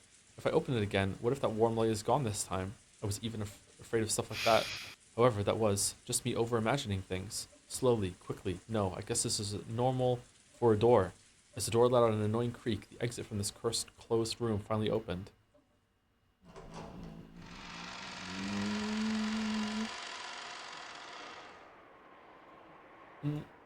Ha, I did it. I did it. Even my cry of joy was strangled, but that doesn't matter anymore. All that matters is I can get out. I poked my head out and looked left and right down the corridor. The warm corridor. I could sense people having fun at the other end. Everyone's right there. Let's go, right now. Yeah? At that moment, something cold and heartless crushed my throat. It was as though an iron loop had been fastened around my neck and pulled on hard from behind. No, not as though. Without my knowing, at some point a thick metal collar had been fastened around my neck. When did this happen? When I turned around, I despaired even more. Out from the inner side of the door I had just opened, a thick chain had extended and attached itself to this collar I was wearing. I pulled on it, but it didn't even budge. When I shook it, the whole door creaked. What the hell? The chain that connected to my collar was attached to the inner side of that door. Yes, the same vanishing chain that had secured the door a short while back had suddenly become a chain holding me in place. That's insane, that's insane! Damn it, what's going on here? I pulled with all my strength, trying to tear the whole door off, but I already knew from repeated experiments that it wouldn't even budge. I'm sure this chain will disappear once I go back inside the room, but it'll never let me leave that room. Though it had apparently turned back into a normal chain lock, nothing had actually changed. The chain lock still bound me to that room. Music. Tears flowing down my face, I pulled with all I had. It was completely useless. No matter what I did, I'd never tear it loose. And I wasn't even permitted to call it for help. I felt a confused anger at how the demon had mercilessly made me think that I'd escaped for just an instant. But no matter how much I yelled, no voice came out, and no one on the other end of the corridor could hear me. I would be extremely upset in this position. Then I noticed an odd stain on the wall of the corridor. It wasn't a stain. They were letters traced out by a finger that had been covered in red paint. Those letters, which looked like they'd been drawn in blood, answered my biggest question. I would enjoy it, actually. The chain lock must be set. You're allowed to unset it, but it must then be reset. Unless it is set, this exit of yours will be unusable. Mouse is making fun of me for having a normal reaction to the thing. I instantly understood the meaning of that ominous message. Then I tried it out and understood completely. When I returned to the room and reset the chain lock, the collar around my neck disappeared. When I undid the chain lock again, that heavy feeling around my neck returned. In other words, Sumari, I cannot leave this room while the chain lock is still unset. In that case, why not just set the chain while outside the room? I undid the chain while... How can you reset the chain while being out of the room? How can you do that? If you could do that, then you'd be able to go. And that would make it a closed room. So how can you do the chain from its... Okay, that's clever. I like that. I undid the chain one more time. The collar and chain appeared around my neck again. I stepped out into the corridor and closed the door behind me, leaving only a slice of crack. I stuck my hand through that crack, grabbed the dangling chain, and tried to reset it somehow. But damn it. Even though it was so easy to do from the inside, why is it so hard to do from the outside? The gap needs to be wide if I want to manipulate the chain well. However, that made the chain too short to reach. This is probably top 3 tracks in the VN, I think. I really like this music. To make the chain reach just a bit further. What was this one called? A bit further. Golden Slaughterer. Golden Slaughter. I'd have to close the door a little bit more. But if I do that, there won't even be enough of a gap to fit in my hand. Gap. Of course. Enough of a gap, you say? Perfectly natural. Chain locks are made to be useful from the inside. Yeah, gap is the hole in the story that you don't see that makes it a locked room. They'd be completely pointless if you could set and unset them from the outside. That's why the length of the chain is especially chosen, to prevent anyone from setting or unsetting it from the outside. Then, can I use some kind of hard and thin tool? If the gap in the door is just a finger's width across, that's more than enough for the chain to reach. There was I think it was the show Jonathan Creek. Has anyone ever watched Jonathan Creek? It's a British mystery show.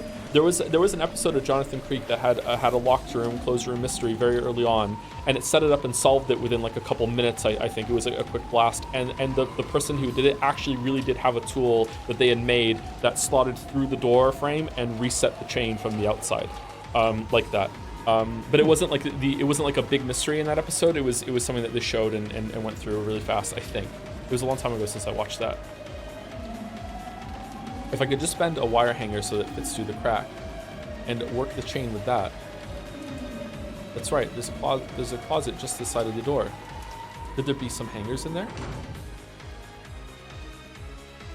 Found one. Oh, thank God. A single cheap-looking hanger, like the one you might find in a laundry room, was hanging there. Really?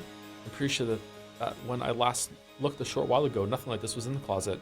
Who cares? Quickly, quickly! I twisted the wire hanger, bending the end with the tip around. I formed a loop at the end to grab at things with, making for a sort of burglar's tool. I then dashed out into the corridor again and closed the door almost as far as it would go. My wrist could never pass through this. However, if I close it this much, the chain should have extra length to spare. And this crack is large enough for me to stick the hanger through. Now it's just a matter of technique. If I keep trying, I'll definitely be able to do it eventually. I'm certain of it. Ha, ha, ha, ha. It's harder than it looks, but the chain is long enough. It isn't impossible. I'd finally got my hands on the one way to escape. It was hard, yes, but it was theoretically possible. If it's possible, then I'll be able to get out. I'll be able to escape from here.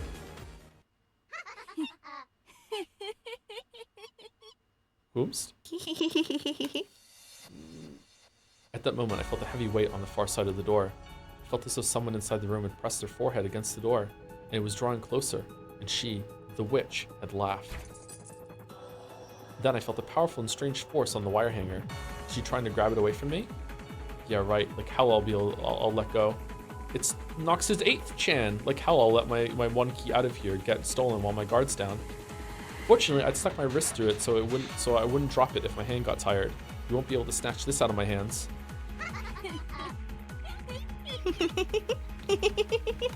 The witch on the other side of the door laughed at me.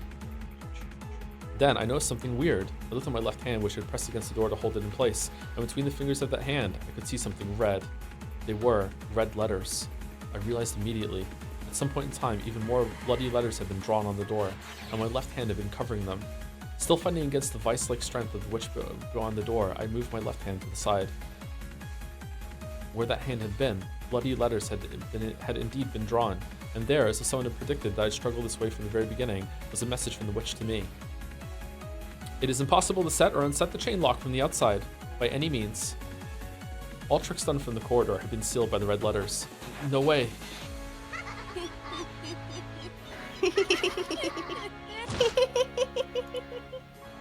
There was suddenly a terrible sound, and the force pulling on the hanger was suddenly released. Then, when I pulled it out and looked, I lost all hope. As though it had been hit by the acid of the room's darkness, the tip of the hanger had burnt and bubbled and melted off. Now it's pitifully short. This can't be used for anything. It would be useless to search for a substitute. All schemes to set the chain from the outside have been prevented. Damn it, damn it, damn it, damn it! I threw the remnants of the wire hanger against the floor, faced the hallway filled with a warm light, and called for help. However, I just choked, unable to speak at all. Everyone's just down the corridor, and everything's peaceful there. I can't hear their voices, but I know. I'm sure they're all having a good time playing cards. Please, someone notice. Someone save me. Oh, shit.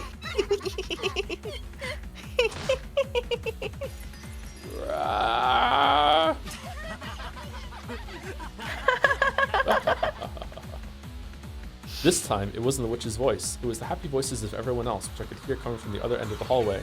Someone, come over here and save me. All right, you're off narrator duty. Yay. It's a really interesting recontextualization of trying to solve a closed room. It is, isn't it? It's really good. I like it. Rather than like trying to solve it afterwards, it's less someone trying to get away with it in a way that makes sense, and they're literally just trapped in there, and their only solution has to be something that doesn't involve magic. That's really fun. Oh, this motherfucker again. Sorry, but I'm out. George slammed his last card down, ending the game with his victory once again. Everyone gasped in unison. The cousin room was filled with laughter as they enjoyed their card game. Whoa, so you really did have it, George and Nikki. Damn you, 6 of spades. Your 8 of diamonds is pretty nasty too, Battler. Oh, it was so close. Ooh, ooh, ooh. You're incredible, George Oni-chan.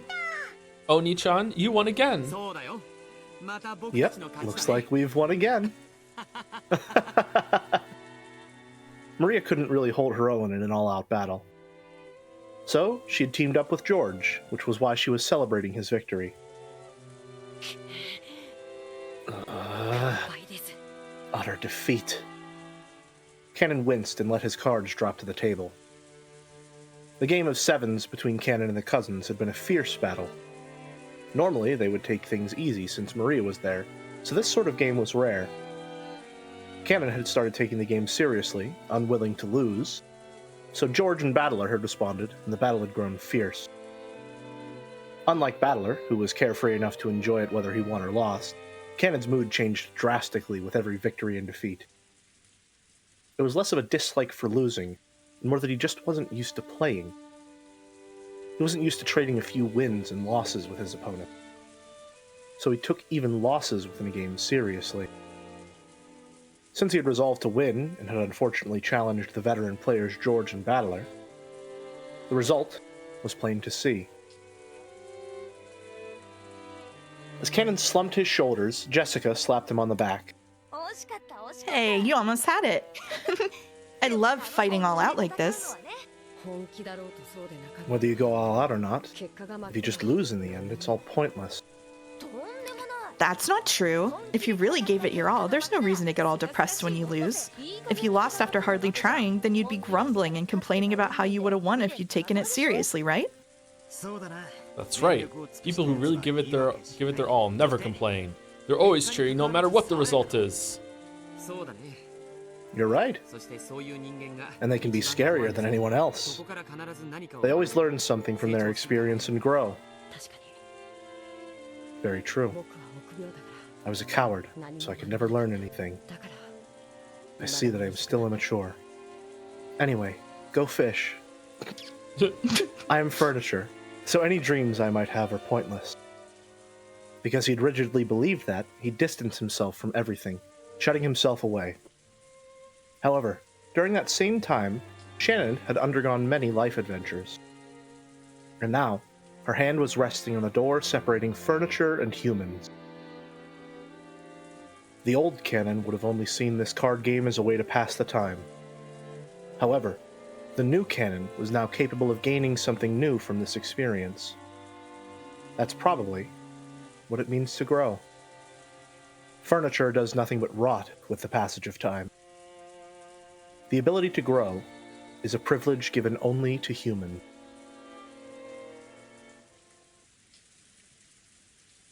Do chia pets count as furniture? That's a good question. One could imagine a piece of furniture that grows. Thanks for playing with us. You probably had work to do, like filling in the log, right? I'm really glad you decided to hang out with us.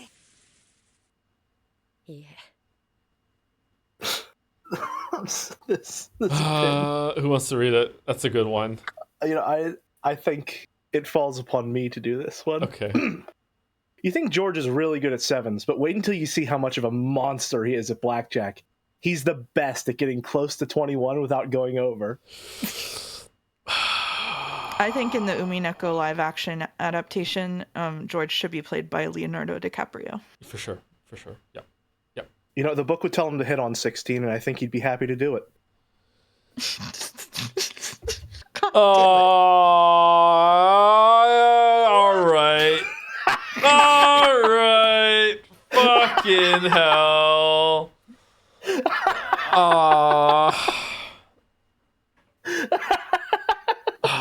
Well done. Well done. I did a fake clear, and then I had to do a real one. Don't worry about it. Don't worry about it. I had a lot of fun, too. Or should I say that I've realized that this sort of thing is fun. Thanks for pushing me so hard. Thanks for pushing so hard for me to come. Sorry. Okay, at least you left too. That word is ruined for me forever. I'm sorry. It really is. Every single time someone says "come" in any context, I have to like, I have to like roll a d20. Like every single time. Like yeah. Let's challenge ourselves more and more, and let's go and find more and more things you didn't know about. Oh, by the way, about what we were talking about earlier. Ever wanted to try playing guitar? Well, I don't want to force you or anything, but It must be very difficult. Yeah, I guess, but I'll do a good job teaching you, and I'll even practice with you. Well, I guess I'm not that much of an expert myself. At first, Canon was scared that he might make a complete fool of himself if he touched a musical instrument for the first time in his life. After all, he knew that screwing up like that would make him feel bad. However, Canon was starting to learn. It's only natural that I'll feel bad when I first start. If I try to run away from it, I'll never learn a thing for all eternity. I'll never achieve anything. That's right. Isn't that why people love it when they feel themselves improving? Even I sucked at making my left and right hands move at the same time when I first started, but I slowly got the knack of it and it started to feel more and more natural. It all loops back to the Guitar Hero conversation. It's so true. It's so true. I'd like to reach that level too. If one path to that goal is playing music with you, milady, I would love to do that with you. Really? Yes. I'm sure I'll be horrible when I start. I might even make you lose hope in me at times. But if I've given it my all, even messing up is no big deal. That's what I learned from you all just now. You're embarrassing me. I love you more than ever, milady. Because I averted my eyes for so long, even though you shone like the sun, I never noticed you when you were right there next to me. Really channeling my Otome roots here. Then I'd better work even harder to make you love me even more. Canon's serious and competitive words were more than enough to make Jessica shy. However, Canon's expression unexpectedly clouded. Milady, the reason I love you is so clear. Because of that, I can't bear not knowing. Not knowing what?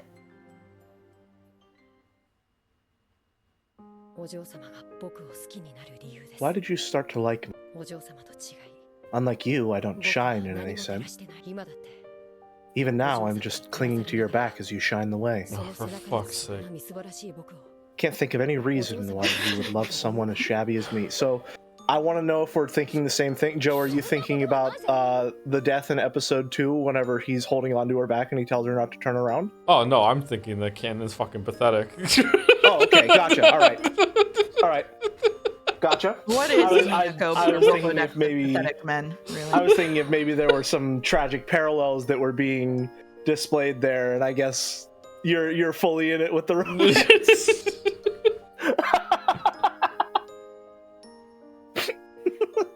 I'm a different kind of locked in, sorry. Yeah. That's not true, okay? There are all kinds of good things about you, Canon-kun. Let me swallow my pride and ask. What about me made you like me, milady? Oh my god. Canon hung his head. Since he had never learned anything on his own, he'd never been able to take the initiative with her in any way. The fact that he was accepting her affection one-sidedly, unable to do anything but simply receive it, made him sad and frustrated with himself. Jessica was lost for words. After all, compared to the reason that Canon had started to love Jessica, Jessica's reason was a lot more vague. She had heard Shannon talking about her love with George. At school, she and her friends had always talked about relationships with boys. There would have been nothing strange about a girl, fascinated by the idea of romance, developing an interest in a nearby member of the opposite sex. However, if you put that into words, it might be misinterpreted to mean that any nearby boy would have done just as well.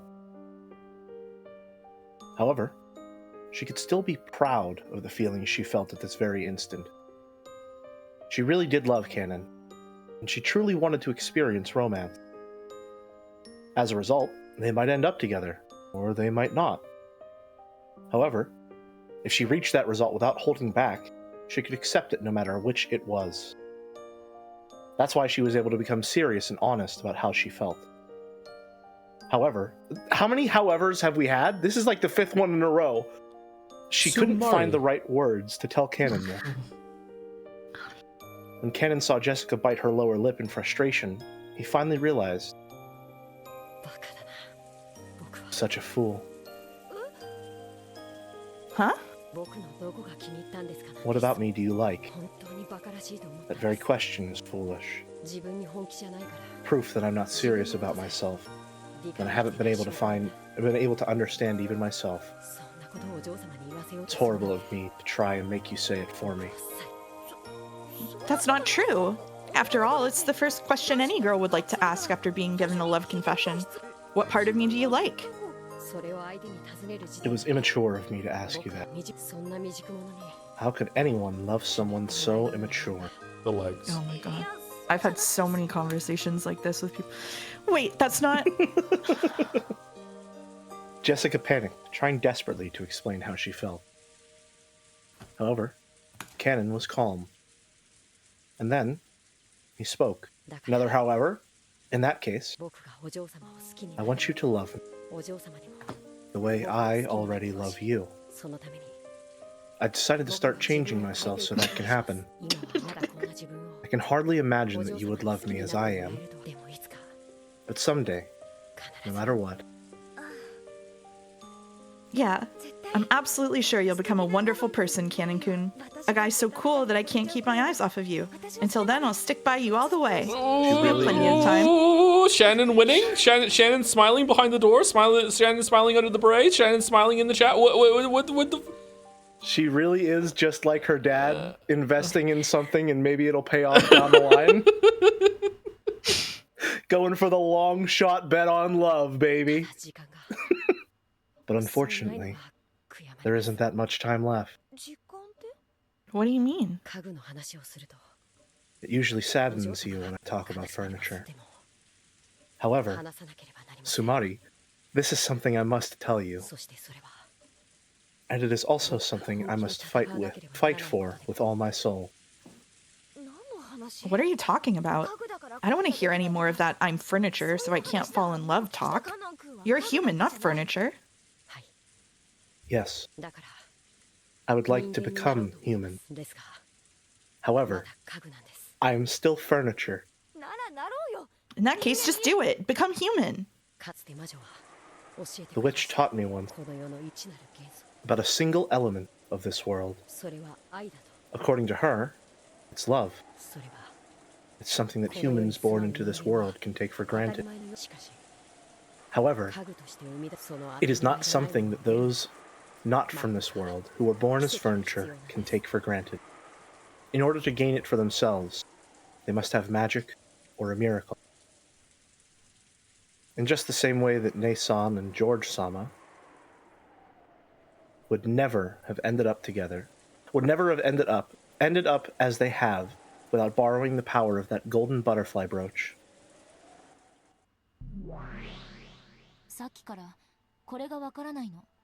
I don't really get that last part. What don't you understand? Let me hear it. Since this game began, a large portion of the time has been spent on Shannon and Cannon's determination to fall in love.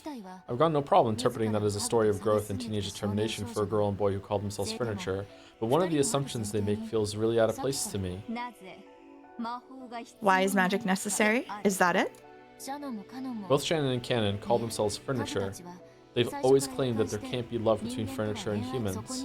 At that point, the magic of the golden butterfly brooch comes into play, and as the miraculous result of its magic, love is established between Shannon and George Oni-chan.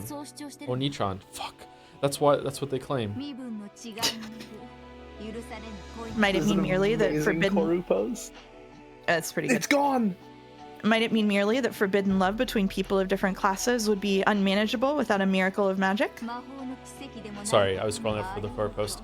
They're making fun of Cannon's game right now, but I do this on dates and it works. If you start crying just a little, she has to come up with reasons why she likes you to make you feel better, and then she ends up convincing herself too. You can't do it 2 dates in a row though. They see through it.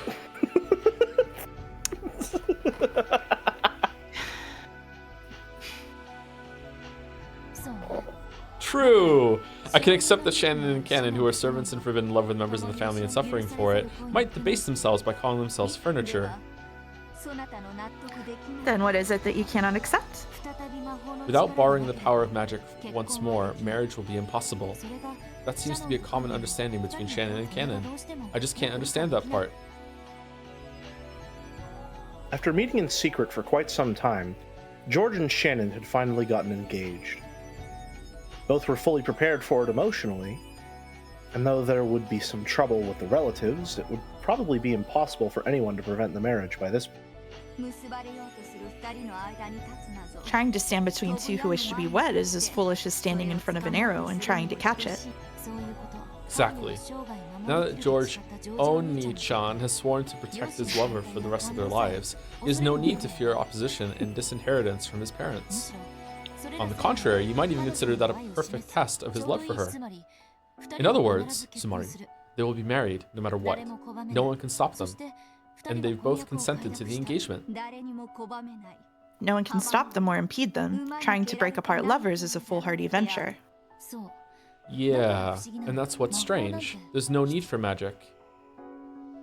If George and Shannon had wanted Ava's approval for their engagement, then magic really might have been necessary. After all, Ava had forbidden his relationship with her. No matter how much George spoke on Shannon's behalf, the chances of Ava being convinced were very near zero. And then Bern Castell saunters up. If that were the case, it would be understandable if they'd wanted a magical miracle to make Ava acknowledge their engagement. However, George Oni-chan has already made an oath. He doesn't care whether his parents approve of the engagement or not.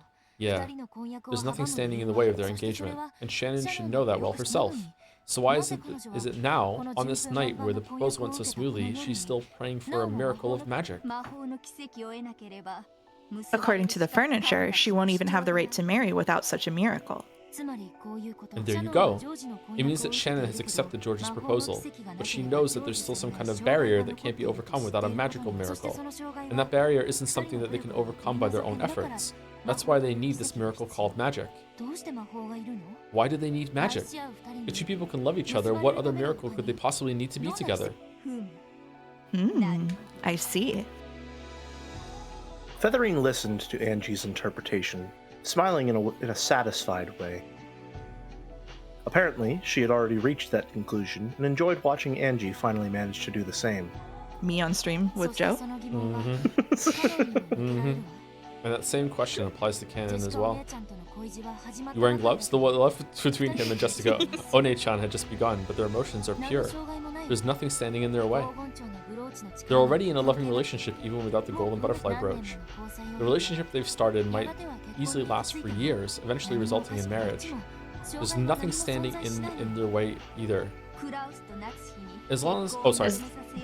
As long as they don't seek approval from Kraus and Natsuhi, it seems they will not need a magical miracle either.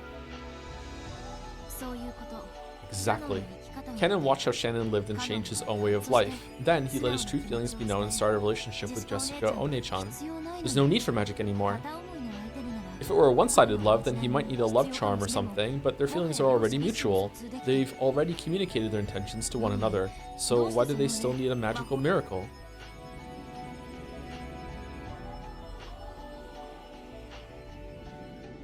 Both furniture were in relationships of mutual love. There shouldn't have been any need for a miracle any longer. So why do they still desire some miracle? And on top of that, the single brooch was portrayed as bestowing only a single miracle. It felt as though Shannon was hesitating because if she used up that miracle for herself, Canon's chances at love would be automatically sealed away for eternity. Okay, how many, off-the-grid Sumaris are you saying in this scene? So this is the question. Why is furniture not allowed to love? She's taking It gets Sumari translated shot off the multiple grid. ways. It gets translated multiple ways. So you ask why love will not be permitted without the miracle known as magic. And also, though the furniture laments with such certainty that they are unable to love, this golden butterfly brooch is supposed to give them permission to do it. Just what on earth is it?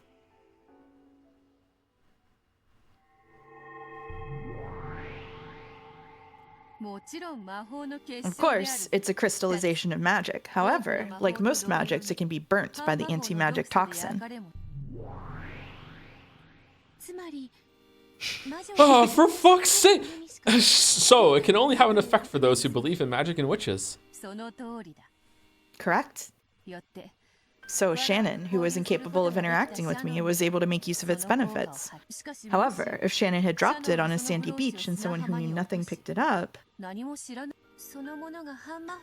If that person was shrouded in the anti-magic toxin, they wouldn't be able to make use of the brooch's magical power. precisely. A witch's magical items often lose their power if they're not handed over directly. However, just as how a witch can manifest herself if her existence is acknowledged by a great many humans and the anti-magic toxin disappears, the power of that magical item can also be preserved if it's believed in by a great many humans. That's ironic. No matter what kind of magic we witches give out, everything depends on whether the human we give it to can accept it.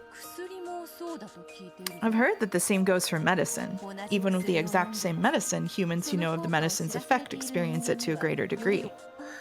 Oh, I think I understand.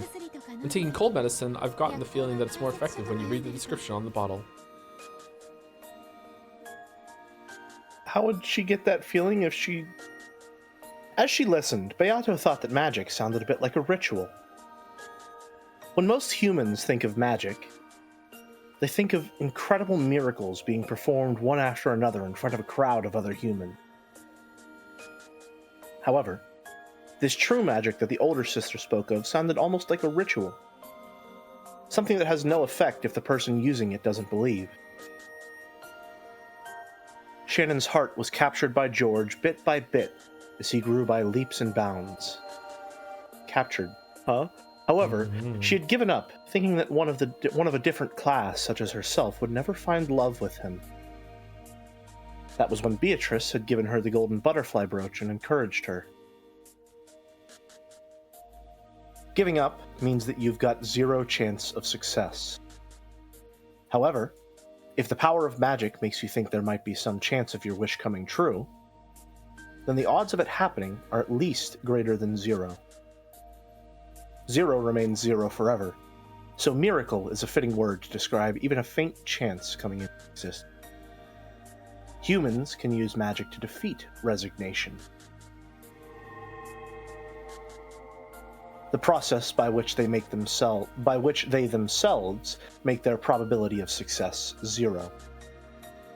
When a human refuses to give up, though their chances of success may be small, those chances do exist.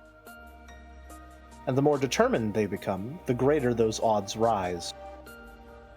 It was easy to imagine Shannon making earnest wishes upon that brooch, believing in its effect, and trying little things over and over again to get George to like her.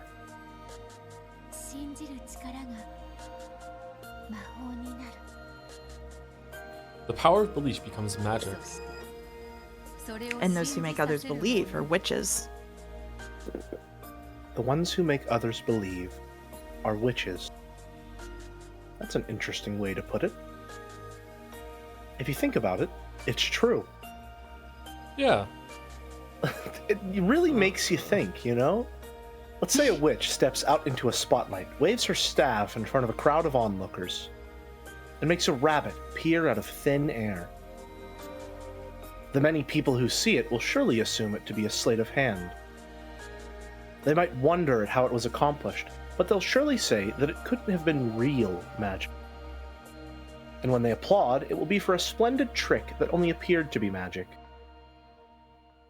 But what if someone performed a sacred ceremony inside a great ancient temple in front of a crowd of believers, and ended up with the exact same result? Would any of the people there think it was a sleight of hand? In fact, in the ancient past, when magic tricks as a form of entertainment didn't even exist, and divine spirits were worshipped, this would doubtlessly have been a miracle of magic.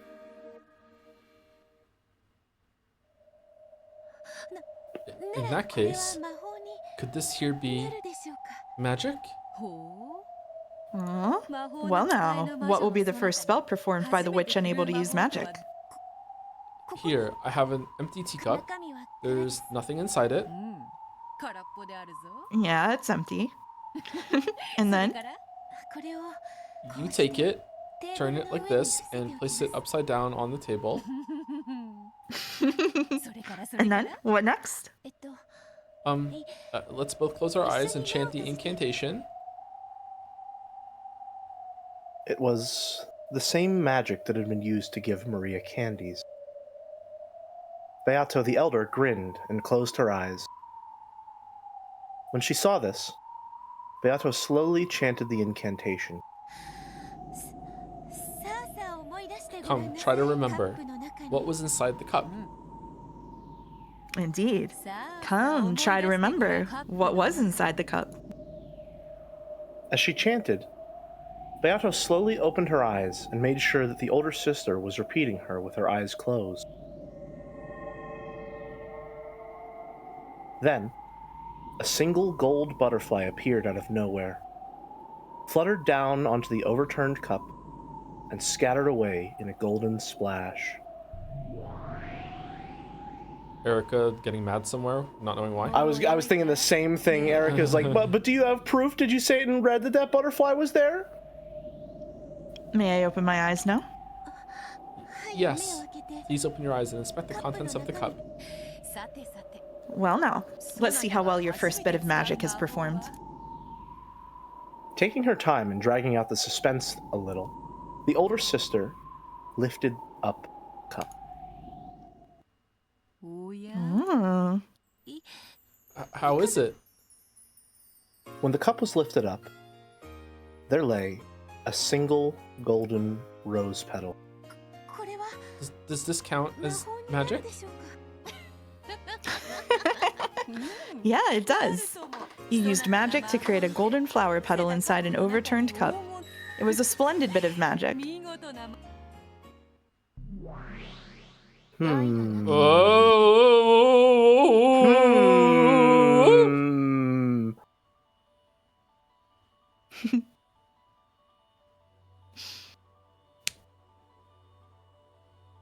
Huh.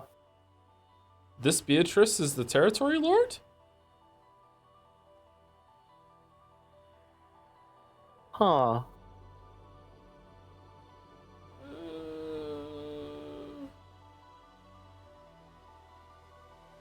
Okay. Without love, it cannot be seen. Joe, That much I understand. Yeah? how do you feel I don't. about the implicit confirmation of magic's existence in that golden statement? Oh, I don't think that's it at all. I think that it's referring to what they think magic is. They're allowed to interpret how they are, so they think this is not saying magic is real. It's that what we just did was magic. That's what magic is, and you use magic to create a golden flower petal. That's not why I did my owl noises, my owl aneurysm. Is because it's because she used the golden truth and not a red. I got that part. That's just where my head was at. Yeah. I'm reading that, and I'm reading that as an implicit confirmation of magic in some form existing.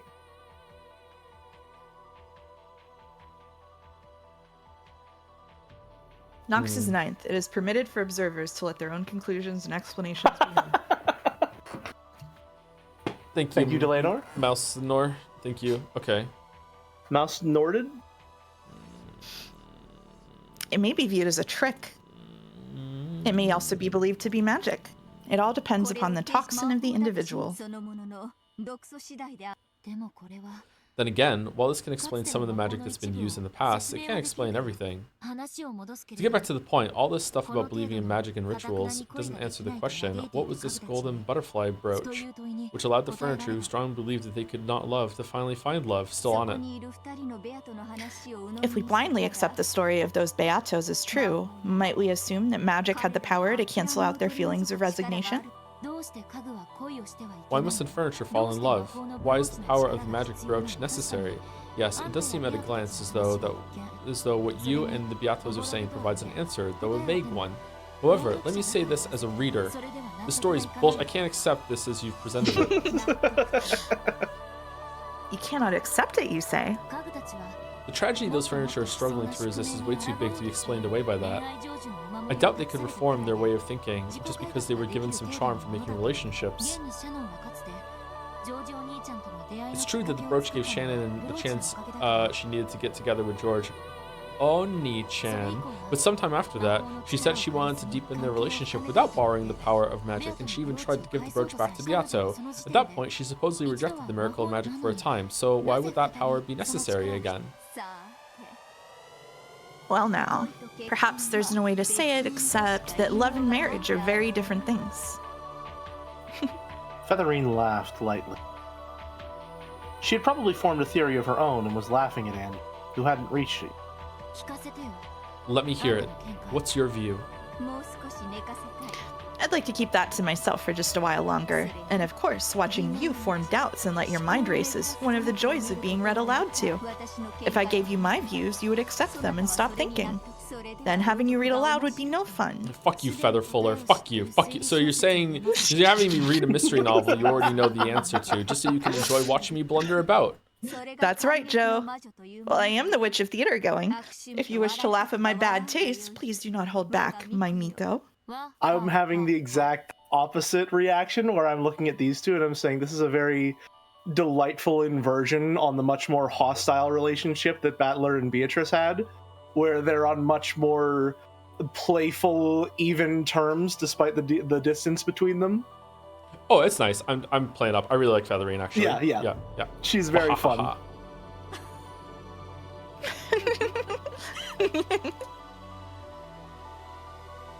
I understand that part of magic is created by a believing heart, and that magic probably permeates deep into the world of us humans as well. However, though it permeates so far, the power that dwells within magic is small. Lots of people visit shrines to pray for success on tests. However, people rarely credit such a visit as the reason for their success. Do we need to get a however tally going as well? By itself, praying does little more than give one peace of mind. In love, where even a small chance and a little bit of courage can result in major changes, this power can sometimes bring about incredible transformation. However, would something like that really be enough to change the insurmountable fate of furniture? In the past, when Shannon and George were brought together, I imagined that the brooch's magical power functioned as little more than a ritualistic charm. However, by now, the magical power that the furniture seek from that brooch, it's not something as vague as a ritual. It feels much stronger, like a whole different interpretation of magic. If you believe in a sleight of hand, it becomes magic. But that's no more than a child's trick. And that only explains one part of magic. They're Sorry, go ahead. hoping for something. They're hoping for something with much, much more power. For a true magic, not a sleight of hand. Sorry, you go, Mouse?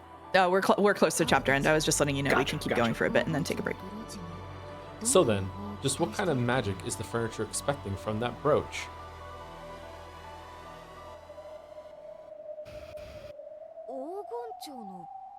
A golden butterfly brooch?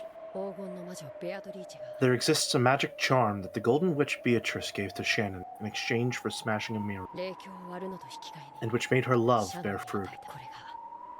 That's what this is. From his pocket, Cannon pulled a single-winged gold butterfly. Though it was a single wing, it was easy to tell from its shape that it had originally been part of something with a butterfly motif. The magic of this brooch gave Shannon the chance she needed to start her relationship with George. However, before that magic was fully realized, she left it. So, thanks to the power of this brooch, I gained your affection, lady. That's not true. I started liking you because of my own honest feelings. Thank you very much.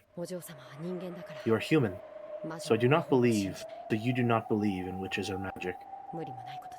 It's only natural. However, as furniture created by magic, my very existence here is proof that the miracle of magic exists.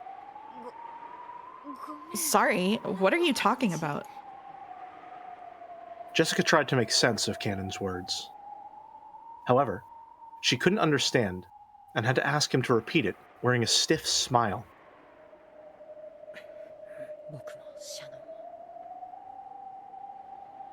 Both Shannon and I need magic to succeed in love. The key for that, is this brooch. I stepped on it and crushed it, so we each have one part now. The brooch had lost its power when it was split in half. How did I know? However, if it was ever joined together again, its magic would be revived. Shikashi. It would revive the miraculous power that could join furniture and a human together. However, a single brooch can only grant one person's wish. Only one of us furniture can be joined by this single brooch. Shit, that was the final seed of love, a spark of love, which the old, shrilly laughing Beatrice had sown. The old Beatrice had said that humans tormented by this spark were like ripe fruit, which she crudely used for her own enjoyment. Skashi, the magic infused within this seed, was real. It was the only crystallization of magic that the Golden Witch Beatrice ever left in this world. Its glint increased. Huh? What the? It's okay, but please, don't look right at it. It'll blind you. The glint grew even stronger, shining like the sun. Even without Cannon's warning, Jessica wouldn't have been able to stop herself from covering her eyes with her hand.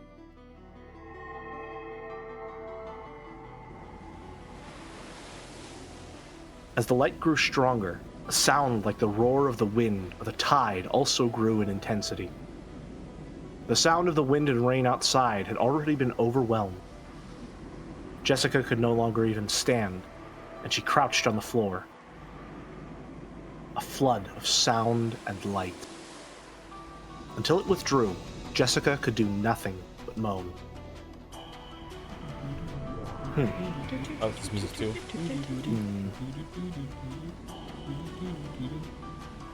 She's beginning to believe. Smash. Umineko when they cry, Chiru. Break time? It's break time. Break time! It's break time.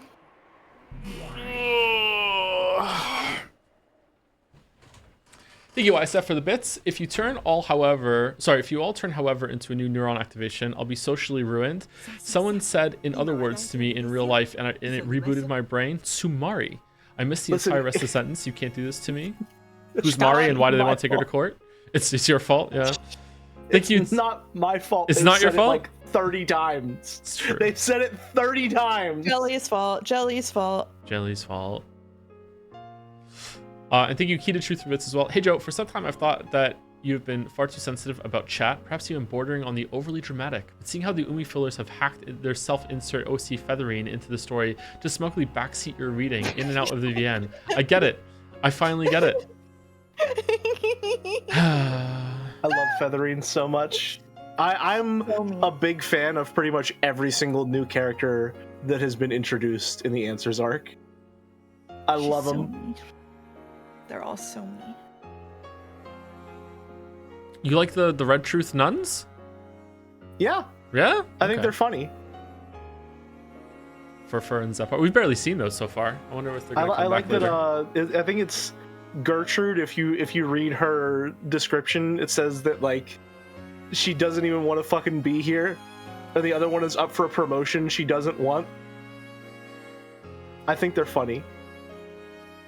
I also love Fur and Zephyr. Someone in chat says. Erica's Yay. Nox Inquisition to me are like little toy dolls that Erica has that are forced to go along with what she does. It's like she's a kitty. She's a shitty kid in Toy Story, and they have to play along. Otherwise, the jig is up. That is a pretty good way of describing, actually. Yeah. Okay. Anyway, let's take a break. We'll be back in about 5 minutes, and then we're gonna finish this chapter. And I think that will be all of Umineko for today. Yippee! Yay! Okay, yay. Really? I'm reading them? Oh, God. Mhm. Okay, all right. Anyway, right back.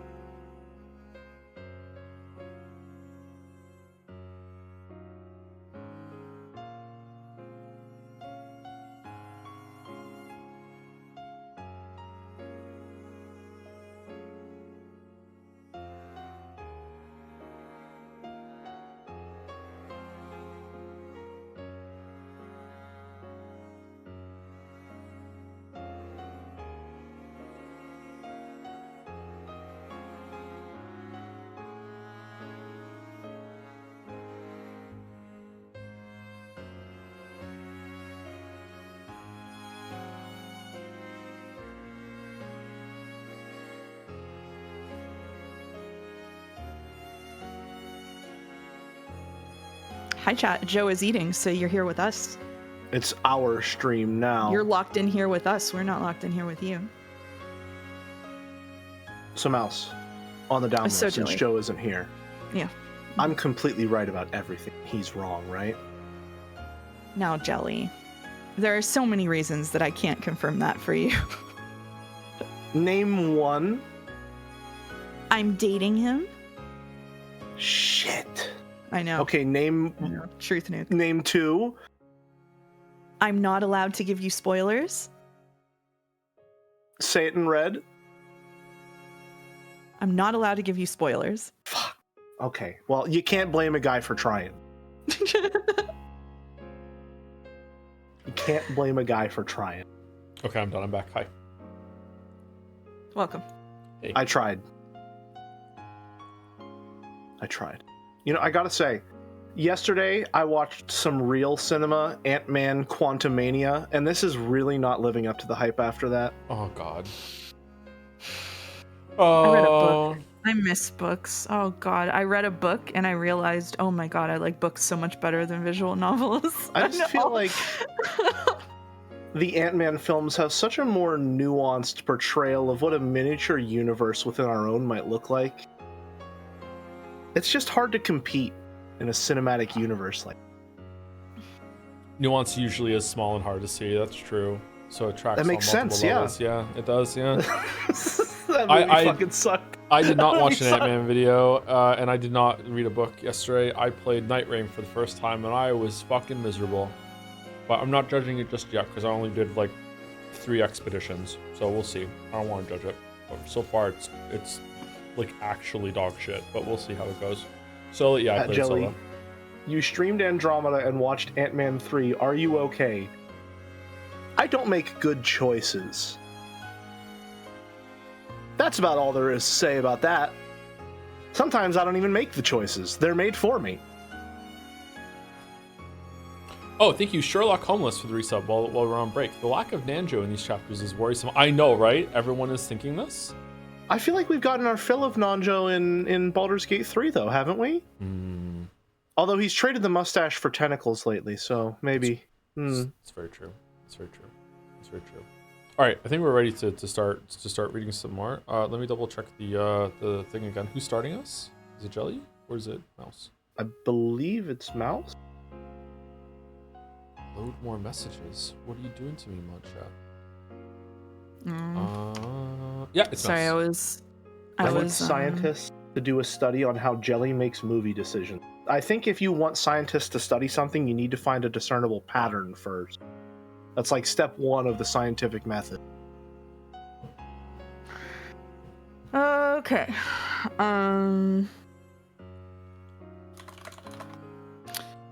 Ready?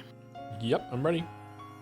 Sorry, every time Ready. I visit Umidan, it's a temporary disaster for me. Okay. Come on, it's okay now. Let's hurry. お父様が甘いものをお好きだといいのですが。 I hope father likes sweet foods. ええ、お好きですもの。 Oh, yes, he does like them. In fact, he seems to enjoy eating pretty much anything.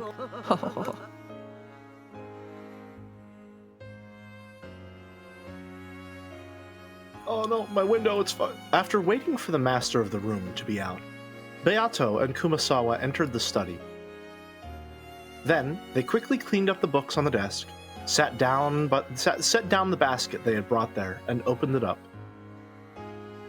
Inside were several cute cookies cut out in a butterfly shape. They set out a pretty plate and neatly arranged the cookies. It was the kind of subtle, conscientious touch that the recipient wasn't likely to even notice. I think you're cutting out a little bit at the end of the sentence, Jelly, because like you're lowering your voice a little bit and it's going below your noise gate. Gotcha. I'll see if I can lower that on my end. Input sensitivity will set you 10 lower. That should be better. It was the kind of subtle, conscientious touch that the recipient wasn't likely to even notice. The whole arrangement was filled with that sort of feeling. Is that better? Yep. Yes. That was perfect. 私のお父様とやらのために精が出るな。 Oh, Joe, you can be older Beatrice for a change. Ooh, I see you spare no efforts for the sake of your beloved father. 今の私に許されていること This is the most I'm allowed to do right now. ですので To think that I would give Battler cookies. Why should I, the ruler of the night, do so much for a guest who comes so rarely? Then, the study door swung violently open. It was Battler, with Genji by his side. Battler's eyes went wide for a second when he saw Beato there, but his expression quickly went blank again. What are you doing here? Father, please excuse me. I didn't come here to get in the way of your important game. How are you able to get in here? Wasn't this room locked? My apologies. They wanted to surprise you with a gift, so I lent them a key. See, have a look. Beatrice-sama baked these cookies with all her soul, hoping that you would enjoy them. Kumasawa-san and Genji-san taught me how. I never knew Genji-san was so good at baking cookies. Oh, he hasn't done it that much of late, but long ago, Genji-san cooked all sorts of things. He was especially good with sweets. Cookies? Yes, it's a gift for you, Father. I sincerely pray for your victory in this important match. Battler looked at the plate on the study desk that was piled with beautiful cookies and a message card of encouragement lying next to it.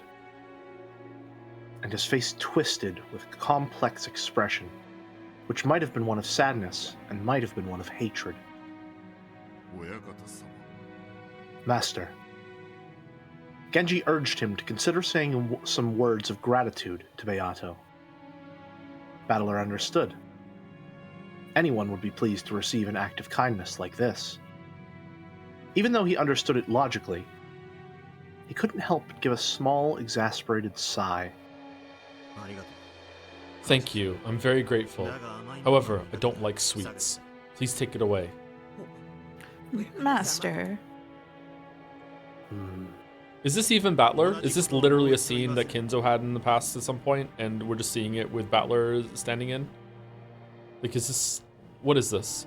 Don't make me say the same thing again. Clean it up and take it away. Yeah, for sure. Yeah. Master, couldn't you try just one bite? Beatrice-sama worked hard to make them for your sake. I appreciate the sentiment. I'm in the middle of a vital game right now. This is the final game, and it's vital both for me and Beato as well. So please, don't mess with my heart any more than is necessary. That's just too sad for her. I'm glad that you're grateful for her feelings, but can't you show it by taking just one little bite? Father. Beato looked at Battler sadly. Battler hung his head to avoid her gaze. The expression on his face caused Beato more pain than any he had shown her before.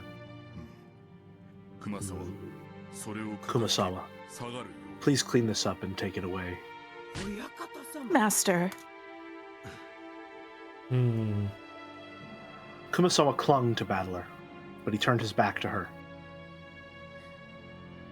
My apologies. Let's clean this up, Kumasawa-san.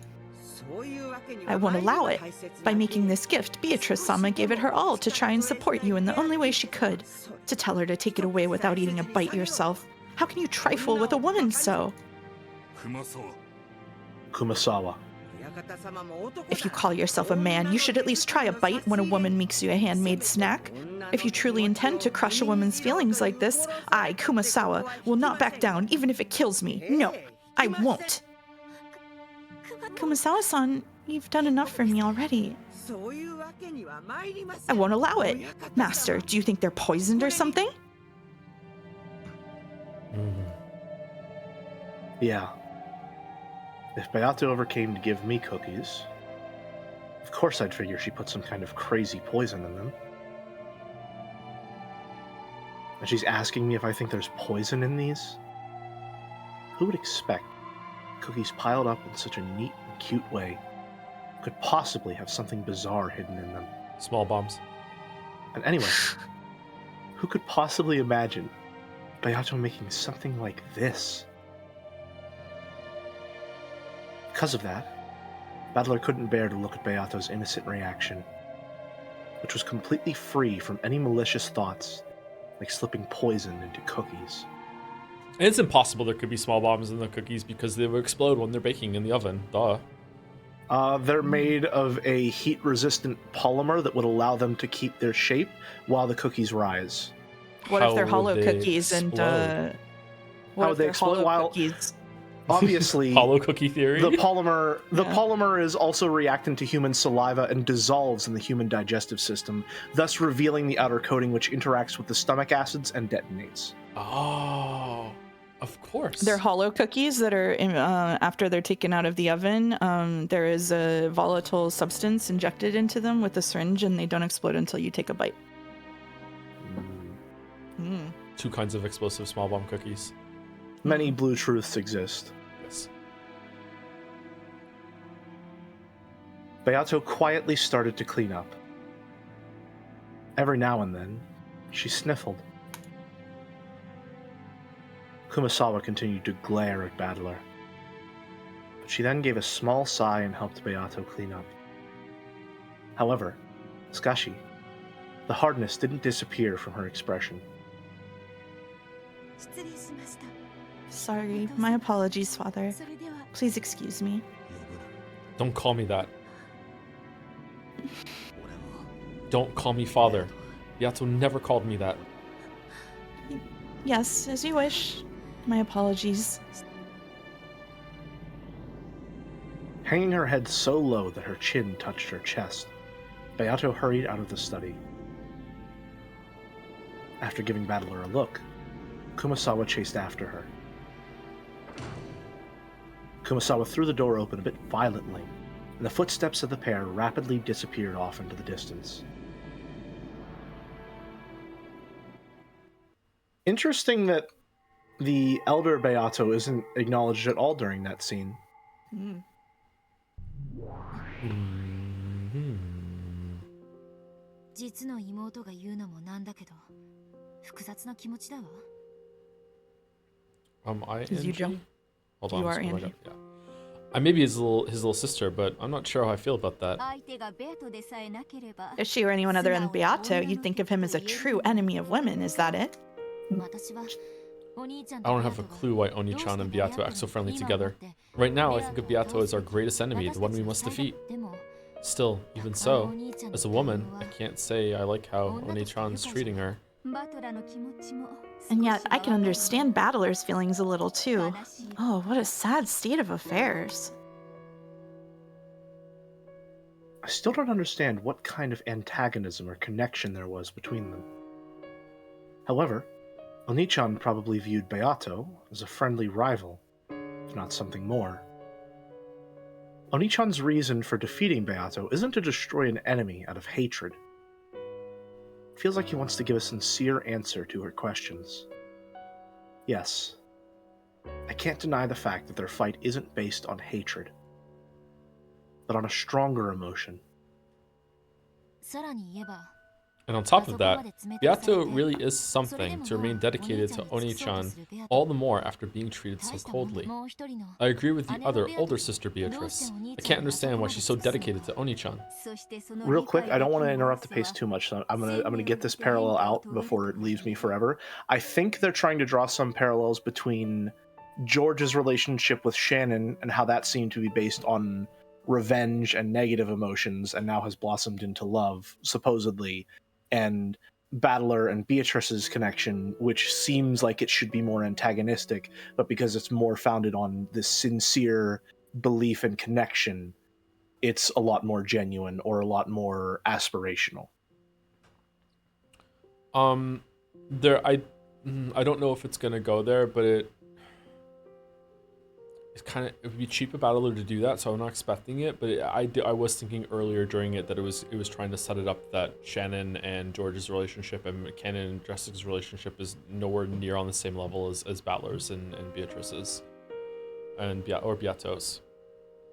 I think I wasn't thinking of it like that. Because I also think that Battler's perception of the relationship, as shown by how he seems to be treating Beato right now, is also kind of skewed negatively. I don't even know if that scene was actually Battler. It seems like I was wrong with it being Kinzo, but I don't know. That was a strange Yeah, thing. it's very, very out of character for him because at least with how I've been reading and understanding him, his empathy for other people seems to be his like number one defining trait, and he was uniquely unempathetic in that scene. Especially even Count Kumasawa was acting weird there too, and Genji too. It feels that was more like a Kinzo thing. That was a Kinzo scene, and it was like maybe just like Battler's being a stand-in, and like it's just like they're repeating some lines, but with like a twist to the same time that makes it like appear more like Battler. I don't know how much the VN plays with that kind of like fake scenes just yet. Yeah. You think I would understand that by now, but I don't. I still don't really know like what the rules are when it comes to that. Oh, thank you, YSF, for the bits. GDPR enjoyer Battler rejecting all cookies. GDPR? Sorry. Oh, okay. A computer thing. Okay. All right. A computer thing. Computer thing. It's so stupid. Sorry, it took me a second. All right. Are we good? Am I good to proceed? Sorry about that detour. It's okay. And though it will only happen after changing over 1,000 years, that single factor that you don't understand will certainly be inherited by the Golden Witch Beatrice we know so well. Yeah, I understand that. Learning about this Beato will eventually teach us something about the Beato, and that may be able to explain the greatest piece in this crazy game, if not the game board itself. Such a mysterious witch. Though she said those words, Featherine wore a confident smile on her face. Her sarcastic confidence, as though she already knew the answer, was unchanged. Oh, sorry, Jelly. When this character is introduced as the writer last time, yes. Did you buy the fact that she was like just like behind the book signing guy and it was fake, or do you think that there's actually like two of them and they both write the things together? Like, what do you think about that? Are you asking about her real world counterpart? The real world counterpart, yeah. Here's where I'm at right now. I'm at odds with whether anything that actually happens in the reality of like Angie's future is real at all, or whether that's just an extrapolation of what her existence might be like following some theoretical progression of events on the island. So I don't know exactly what to make of... I can't remember what her name was. Tosaka? I don't know. That feels wrong. It was Toya. Gotcha. I'm not sure exactly what to make of Toya just yet. But I don't think, even if she is the author of some of them, that she would be the author of all of them. It feels like too neat of a bow to tie on this idea of, like, they were all just ghost written by one person, assuming multiple identities. And I think her playing into that is a deliberate facade on her part. She's acting maybe as like the front man of some organization that is responsible for writing all of these. Oh wow, that's way more into it than I thought. Okay. I do definitely agree with you and had similar thoughts about what it is, what's even going on with Angie. Angie seems to be like simultaneous. This is where the VN it plays with stuff reality in a really cool way. Is that Angie should be like the most objective, definitely human, definitely real outside of the game board that there is, but she also seems to be the most deeply involved with real magic.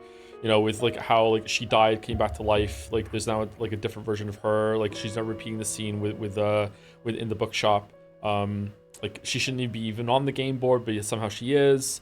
You know, she was destroyed, now she's back. Like yeah, like I like it. It seems to me like Angie's scenes generally exist to show how perspective influences the mechanics of the world.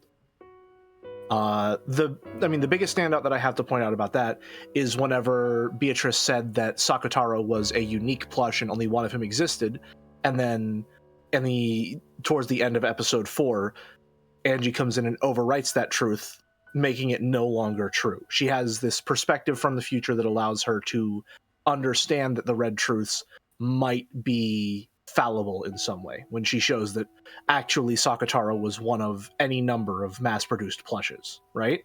Mm-hmm. And I think we also had something similar happen where she's discovering the nature of black magic and white magic. And earlier in this episode, or I guess in this stream, she talked about the nature of good magic and evil magic with feathering. I think she is meant to be our perspective character on what perspective means in the context of Umineko. Okay. Okay. So she's literally a perspective character. Literally.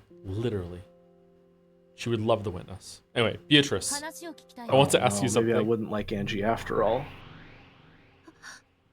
はい何でしょうか What would you like to know, Angie-san? When Angie asked her question, Beato, who had been reading a fragment book in the shadows of the library, jumped. あなたはなんで後宮バトラーを Why do you call Ushimi Battler father? 私という駒を Because he created the piece that I am. ではどうして後宮バトラーに In that case, why are you so dedicated to Ushimi Battler? 駒は Is there some rule that pieces must obey the creator that makes them? そんなルールはない There is no such rule. A piece is like a tool, or perhaps a knife. When used skillfully by the game master, they can be quite useful. However, shikashi, if you use them incorrectly, they can hurt you as well. Whether a tool is used as a tool or a weapon, that has nothing to do with the tool's own will. It is merely the result. じゃあどうしてあんたは In that case, why are you so dedicated to Oni-chan? まるでそれは It's almost though that's your goal as a piece. Yes, that is the goal that gave birth to me. あんたを生み出したお兄ち Did ゃん自身 Oni-chan, the one who gave birth to you, give you that goal? それは違う That's not it. As the game master, Battler merely set a piece with that role on the board. Also, the one who gave birth to this piece was the first game master and the one who created this game, Beatrice herself. This is getting confusing. No kidding. In other words, Sumari, you keep calling Oni-chan father, but he's not actually your father. You're just calling him that affectionately because you feel obligated to devote yourself to him. It's like me with my Chans and calling them my daughters. Yes, I think that's true. Father was the one who placed me on the game board. If he hadn't, my piece would never have had a turn. So the fact that I exist here right now and I'm able to devote myself to that goal is all thanks to Father. なるほど I そして see. それは So that's why it makes sense for you to call him father. じゃあ誰が In that case, who told you to devote yourself to Oni-chan? That must have been the first game master, Beato herself. This is so confusing. なぜにそなたは You wish to ask her why she must devote herself to Ushiromiya Battler, correct? しかしそれ However, Shikashi, she cannot give you that answer. She was given nothing but the goal itself. Only the person who gave her that goal knows the reasons for which they did so. なるほど I see. それも考えてみ Consider れば that as well, いい child の of よ man, では right? ね So that means you already have an idea and you're laughing at my confusion. You really are just perfect for my Miko. 私は I will do anything for Father. 私の My existence will bring Father happiness. それが That is my greatest pleasure. そして And At that point, Beato hesitated. 何そして And? 何を And what? And then... はい yes, and そしてそれを if I could one day have Father acknowledge my efforts, it would be my greatest joy. それ What the hell? If you only wanted to devote yourself to him, I'd say you're just another furniture of the witch. But you want him to acknowledge your それじ efforts? ゃ家具っていうより That's less like furniture and more like... Angie stopped mid-sentence. It's less like furniture and more like you're just a girl who loves Oni-chan. I don't get it.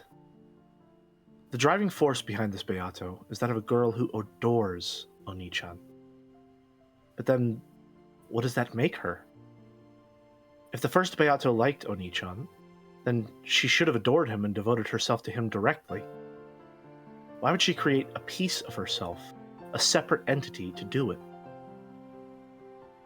As it stands, even if she does attract Oni-chan's attention, it will be towards the piece version of herself, not the creator who made that piece. if I ever like someone, I'll probably want to do things for them. But of course, I'd want to do those things myself. After all, I would want him to notice me. It's a love that will always go unrewarded, no matter how devoted she is.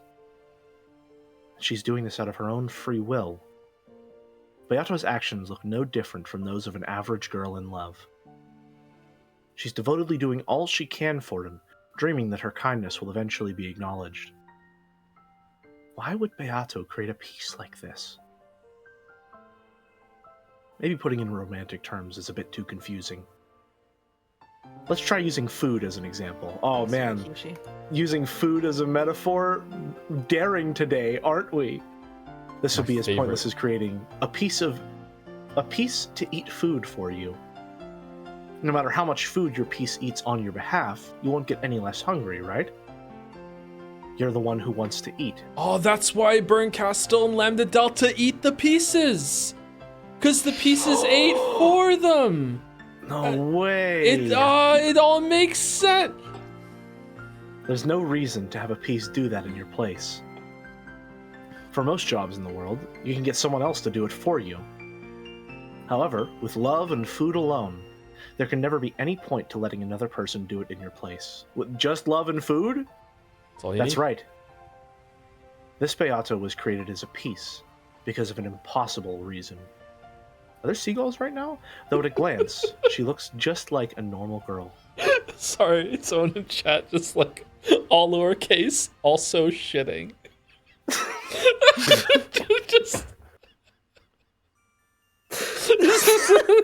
just so blunt. just looking. Could have gone with sleeping. Could have gone with sleeping.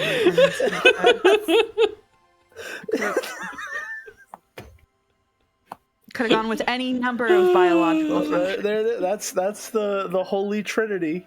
Sorry, Eating, Jelly, go ahead. Loving and shitting, I guess. Though at a glance, she looks like just a normal girl. Oh, I ran over my headphone cord. The more I know about her, the less I understand. Like she's an imaginary number.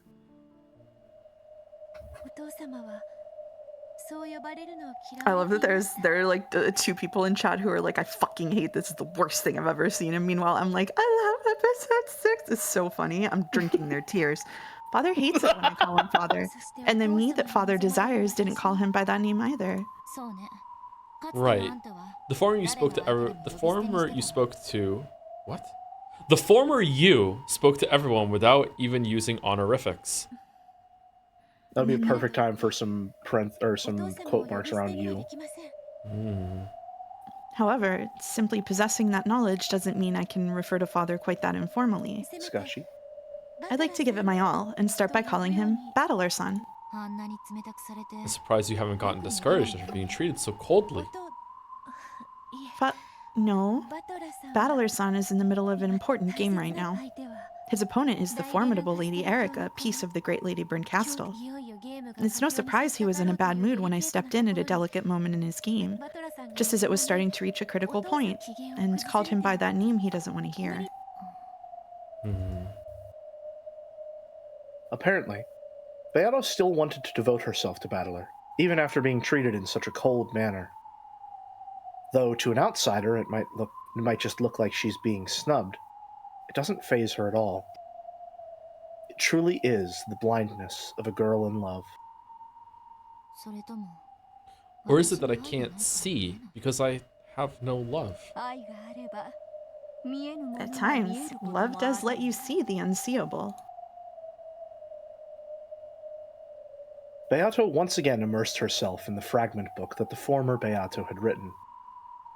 She was trying to find something about the Beato that Battler desired. Anji shrugged, as though saying, well, I don't get it. Featherine laughed when she saw this, hinting that an innocent young woman could never understand. Angie grumbled something back unhappily. Their exchange seemed to have no effect whatsoever on Beato as she sat in the shadows of the library.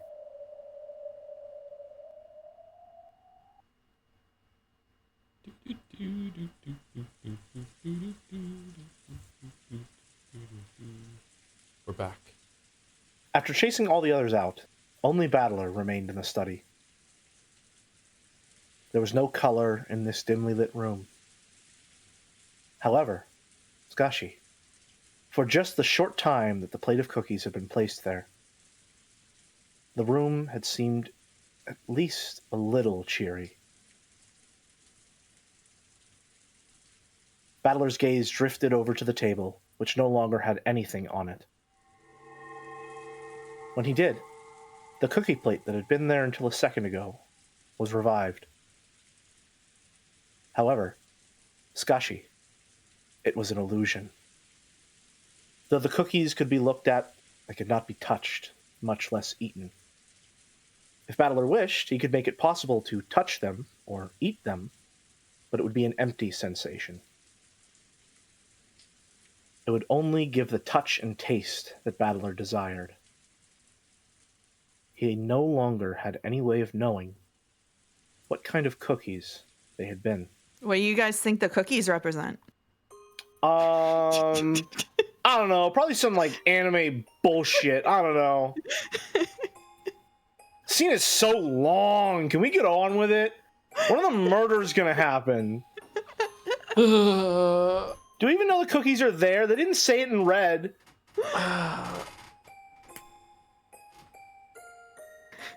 I think the cookies are just cookies. Oh, okay. They're blue. Blue cookies. Joe, Yeah. how can the curtains be blue if they stated at the start of the scene that there was no color in the room? Oh shit.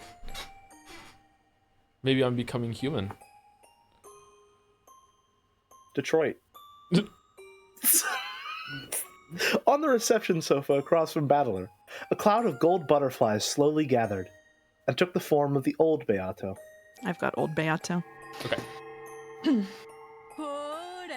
Come on, have a bite. It's not every day that I make these by hand. Have no fear. I'm confident in how well they've turned out.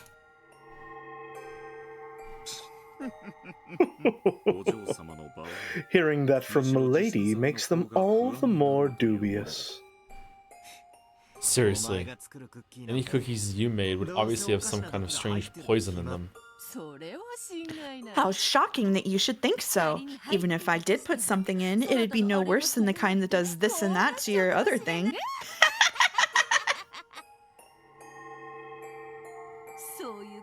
Since you do that sort of thing all the time, Battler-kun will never agree to eat them.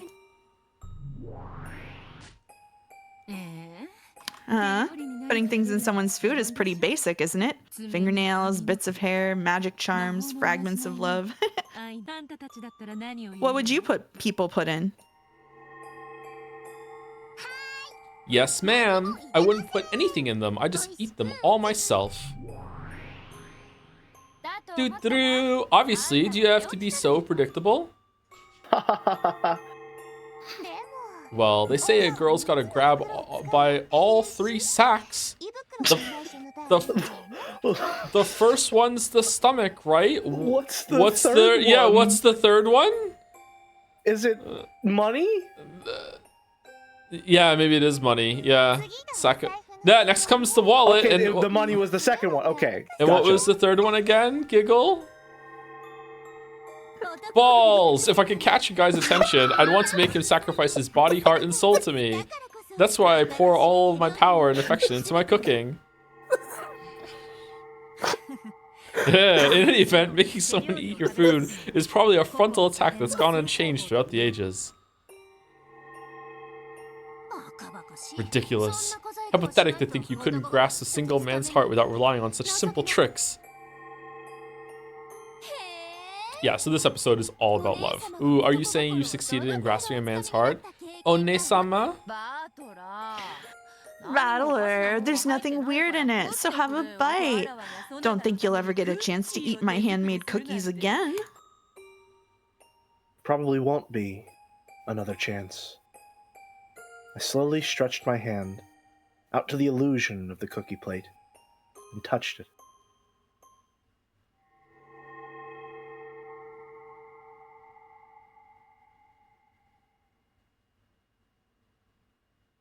Just before I did, it became a cloud of gold butterflies and vanished into the darkness of the study. The illusions of Renove and Virgilia also disappeared. However, the illusion of Beato alone still remained on the sofa. Is there something not to your liking? Are you trying to force me to say it out loud?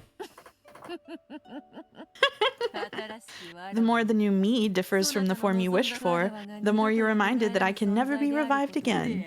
Correct?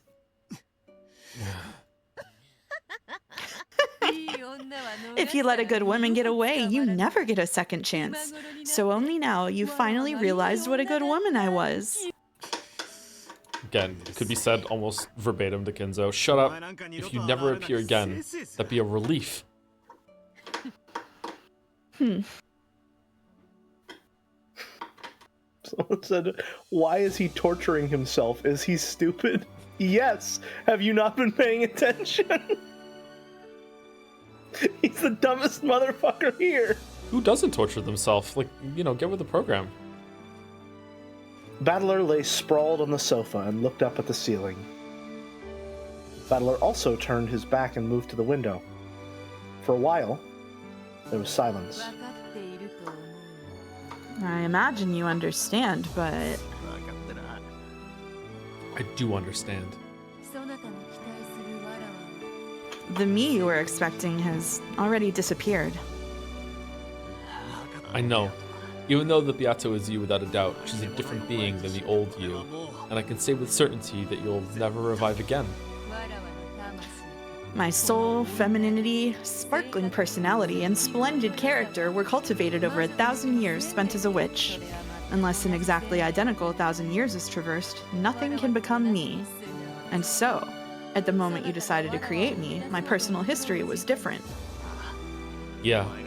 That damn burned castle has already guaranteed that you'll never revive. However, you still hope for it, don't you? One day, the new me will trip and land on her head, and all her memories of the past will be restored. You were hoping for something like that, weren't you? A delusional plot like that wouldn't even pass in a light novel these days. Shut up. In the past, you waited and waited for me to remember and take notice.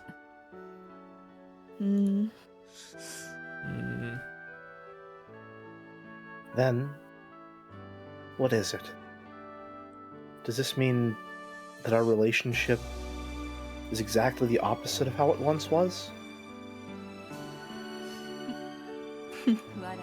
Well, at times, I did continue the game believing you would eventually notice and remember, that a miracle would occur. How did it feel? How did it feel when you were playing with me? As they say, look inside your own heart. It hurts. At least you didn't look so much like you. I would have kept my cool a little better. Well, do as you wish. In the past, I toyed with you and tormented you. Now's your chance for revenge against me. The new me will just wander about nervously, ignorant of everything. You may boil or burn her as you see fit. Perhaps doing so will ease your old hatred. I would if it was you. It'd probably make me feel a lot better. Really? But that Beato isn't you. If it isn't me, who is it? It's someone very much like you, but not you. But even so, she most certainly is me. True, she is you, and at the same time, she's a different person. In that case, the new me really has it tough. She's being treated like a plaything in my place. How truly pitiable.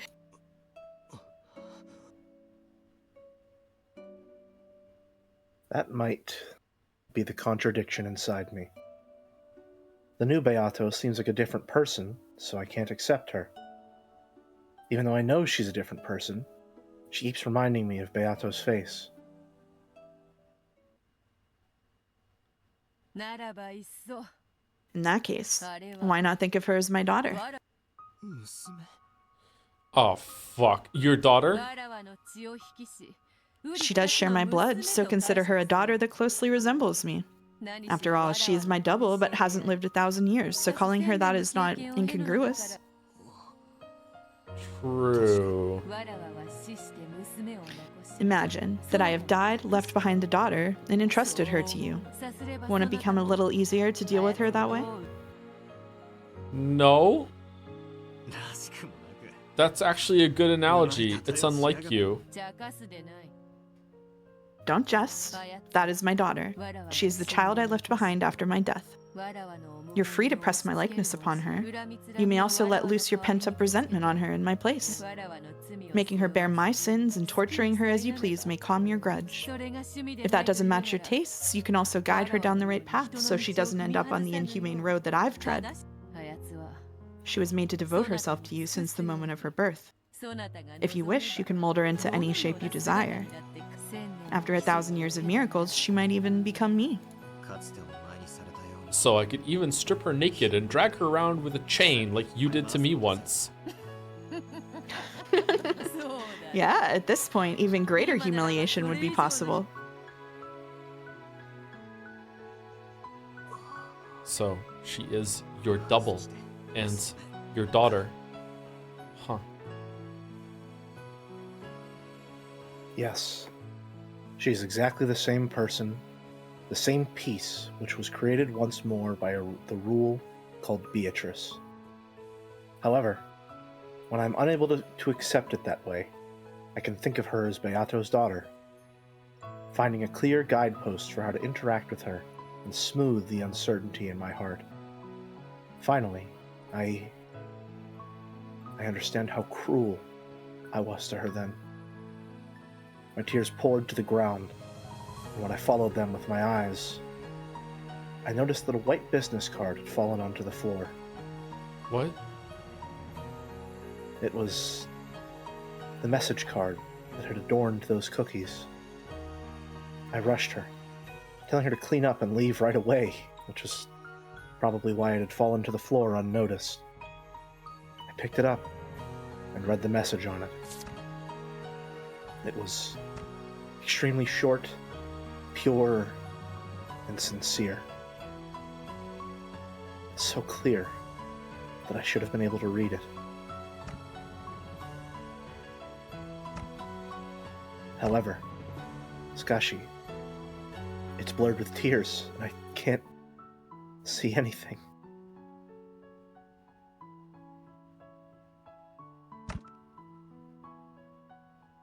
Me neither. Holy crap.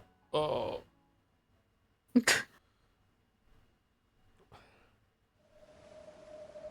But I'm capable of reading the message from RR Dino for 100 bits. Meanwhile, Battler is locked in his room laying on the bed, crying with a picture of his dead waifu in hand. The boombox is blasting Golden Slaughter as he sobs. The family tries to calm him down, however, the music is too loud and they cannot be heard. And then Battler, in his grief, realizes he's not alone. He smells the pungent stench of dominoes under the bed.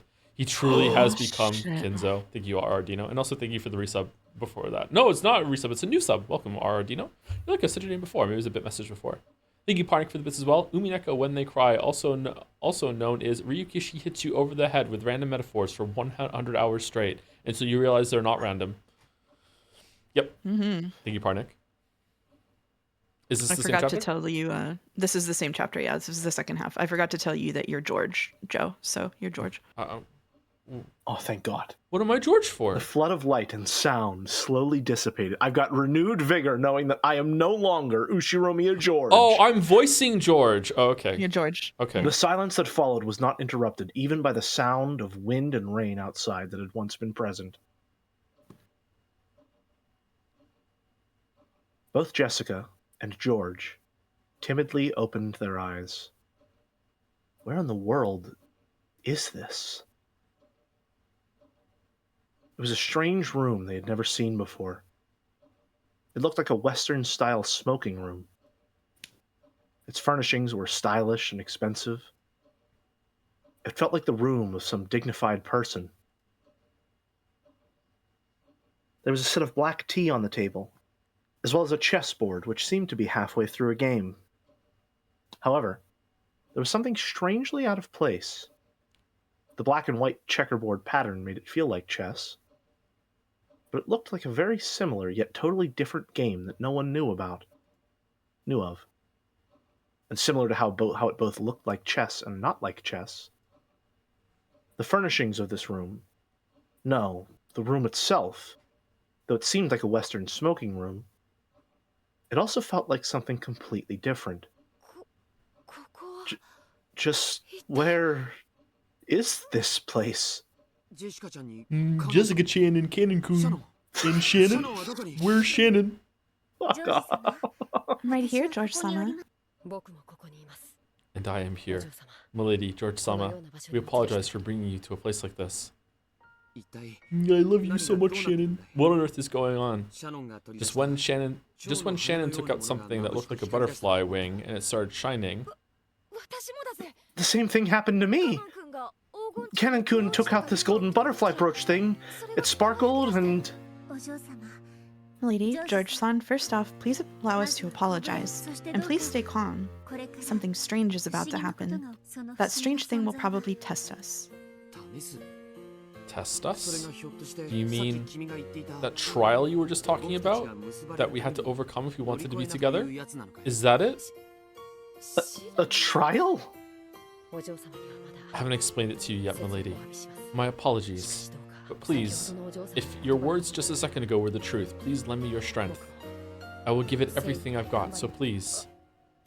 私にはさっ I きから don't understand a thing that's been happening. ジョージ兄さんは Do you know something, George Nissan? 一応はね A bit. 今の状況を I'm just as surprised as you about what's happening now. しかし However, if they're saying that this is an unavoidable trial and that we're essential for it, I intend to take on whatever may come. 試練 Trial? カノン君 Cannon-kun, the brooch. Yeah. The two of them brought the halves of the broken golden butterfly brooch closer to each other. As they grew closer, the strength of their bright yellow radiance increased. Is it time for a game show? Who knows their partner the ジェ most? シカちゃんもどうか心の Jessica 準備 Chan, を I Who want you wants to to be prepare. an millionaire? Exactly. I want you to prepare your heart as well. I'm already prepared. どういうことだよ What do you mean? 私にはさっぱりだぜ I don't have a clue. 一体何 What the が hell's going on? 試練だよ It's a trial, a test for a pair of those who love each other. Huh? George spoke those awkward-seeming words quickly and easily. It was such an embarrassing line that Jessica couldn't help turning red. But the expression on George's face, which was so serious that it was almost grim, forced her to tense up as well. Shannon and Cannon were just as serious. With a glow in their eyes, as though they were taking part in a sacred duel, the pair of them brought the two gold butterfly wings together. Then, the wings they held became a single brooch, and regained their magical power. An even more intense light filled the room, and the scene was burnt into the retinas of all present, as the brooch shattered and two shining things flew out. Yep, retinas once more. People can fly.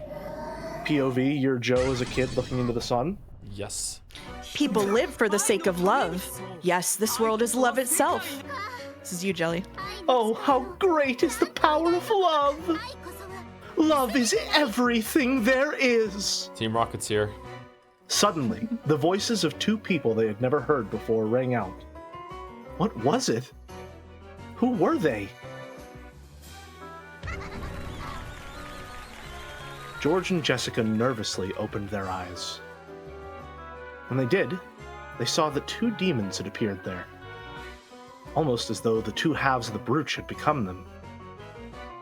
おや Hey, that's weird, Fur. What are we doing in a place like this? 本当に不思議 It really is strange, Zapar. 人間と感 There's no one but humans and furniture here. 魔女はどこ Where's the witch? 私たちを呼び出す Where's the witch capable of summoning us? あ Yeah, we remember the name of the witch of the contract really well, don't we? Let's try calling it out, Fur. Yeah, you're right, Sapar. 私たちを経 We know the name of the witch of the contract, the Golden Witch. じゃあ呼んでみよう Then let's try calling her. の All together now. Beatrice! Beatrice! Considering their exaggerated theatrical manner and their slightly comical style of talking, it'd probably be hard to comprehend their great power at this point.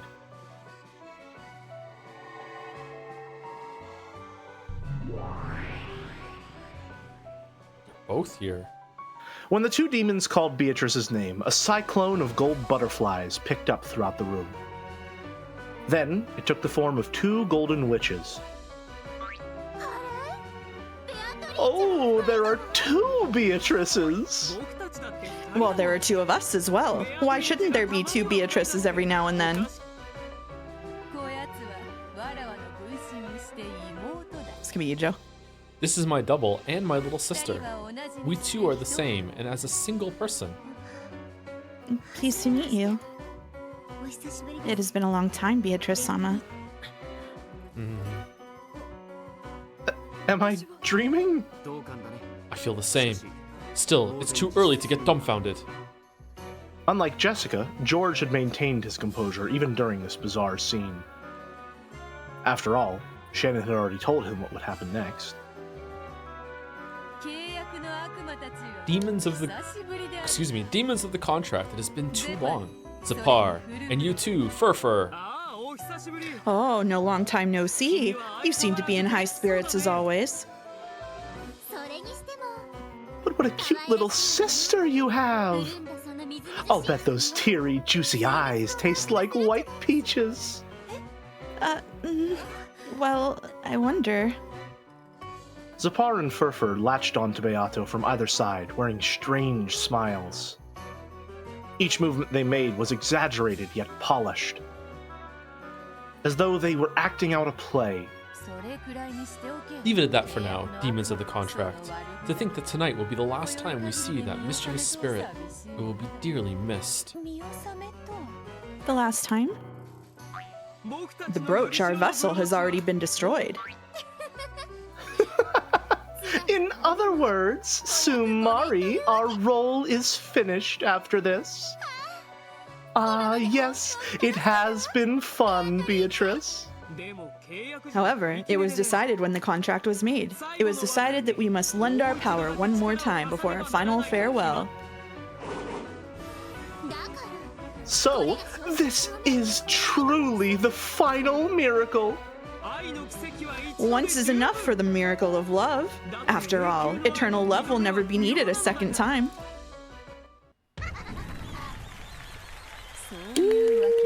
There you have it. Yeah. Fishy aroma? There you have it. Lovers! Those gathered here have been cursed to have unfulfilled love unless a miracle occurs. Your last chance is the power of the golden butterfly brooch, which can grant such a miracle, and like it or not, this chance is limited to this evening. This miracle can be given only to a single pair. 僕は負けないよ I won't lose. Yeah, let's both give it our all. Shannon and Cannon exchanged serious gazes. Both had already readied themselves to fight for the sake of love. I don't really get it, but I don't want to borrow the power of some strange demon. Jessica was finally starting to figure this place out. These demons were probably planning to pit her and Cannon against George and Shannon. はっきり言わせてもらうが Let me be clear, this is none of your business. 私とカノン君の仲 Cannon and I can handle our relationship by ourselves. 怪しげな悪魔の世話にな I shouldn't have put myself in the debt of some bizarre demons. True. Milady, please listen. If we don't overcome this trial, we cannot be together. Jessica, accept it. This is the only trial that could possibly be imposed on upstart furniture wishing to be joined with a human. 家具とか人間とか More of this stuff about furniture and humans. 言ってろってんだ Don't butt in. This has nothing to do with us. お嬢様には You still haven't told Milady? どう説明すればいいか I didn't know how I should explain it. カノン君もシャノンも上手に Cannon-kun, Shannon, and you, George Nissan. どうしてこんなうさんくさ Why い are you listening to these creeps? 人の恋路を邪魔 No one can stand in the way of a person's love. なんで悪魔たちに Why do we have to please these demons? 余計なお世話だ It's ぜ none of their business. さては困ったわからずやがいたもの Well, it seems we have quite a troublesome blockhead among こ us. のままゲームを We could begin the game like this, but that would hardly be fair. Can you explain it for her? I don't understand it that well myself. Is there some kind of problem with the love between Jessica-san and Canon-san? Oh my! It seems you and the others understand nothing at all. With our blessing, the pair can cultivate their love at their leisure. No need to worry about suspicious demons. However, without our blessing, your love will vanish, disappear, wither, and decay. How the hell are you so sure? Because that is fate. Because that is fate. You are free to choose not to accept it, free to choose not to resist it. Oh, and what happens if you choose not to resist it?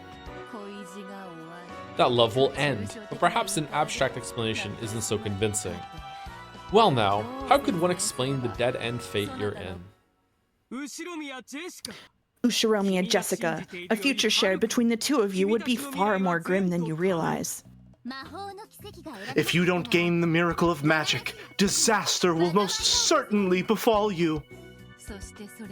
Then it will cover you, fester within, and split the two of you apart. Even I will not be so boorish as to describe the details of that process. However, if you don't believe, Jessica, I will tell you how it ends. Canon will stop being a servant and will leave the island for all eternity. You will probably leave the island yourself in search of the one you love, but such a venture will doubtless be in vain. Yes, and then you will mourn and hate. Hate who? You! Me? No, No, the you of this moment! With a dramatic gesture, the two of them pointed at Jessica. They were saying that if she left, the person left with regrets would be Jessica herself. What the hell are you saying? When you've lost the one you love, you'll realize how much you hate the person you were when you ran away from the trial to complete that love. Yes, we're messengers from the you of the future. Please, at this very moment, take your love seriously and fight. And if you don't listen to the message of the you from the future, the foolish snake eating its own tail will keep on gulping. The endless cycle of suffering will swallow you up and you will simply vanish. what the hell are you talking about? Jessica's confusion showed on her face as anger. However, Skashi, a memory of something she'd heard a long time ago, welled up in the back of her mind. Man, I wonder what the goats represent.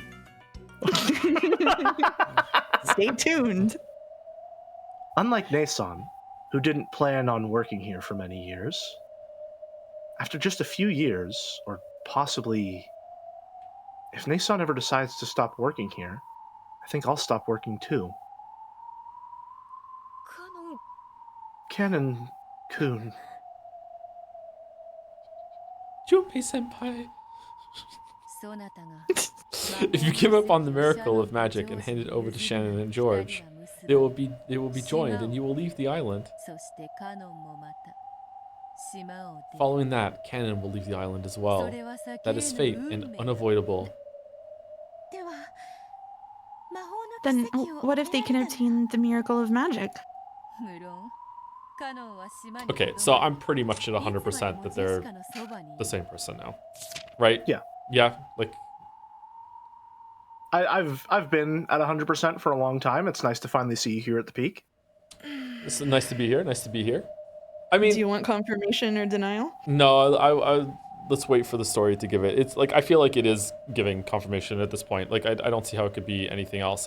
I guess there's always like a tiny like 0.00000 chance that there's like fucking like it's some other interpretation, but like it feels pretty much like undeniable at this point. Burn Castell rubbing her hands together and licking her lips.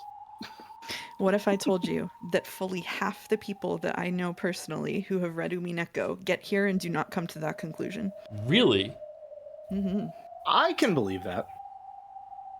I think it requires some pretty serious leaps in logic and a remarkable amount of faith to still hold on to it, especially after what happens in episode 5. Chat is requesting you read the new character profiles. Oh. But of course. I like how you say that like you're the streamer. Listen, So- I'm in my gamer trapezoid. I have to Oh vamp. my god. Oh my god, I'm so fucking basic. Zipar, one of the 72 great demons, presides over love and tests others through trials. Zipar grants the contractor undying, immeasurable defensive power. This gives the contractor the courage not to dread any of love's wounds. A hunter of love who loves to prey upon passive men is of a different gender than Furfur.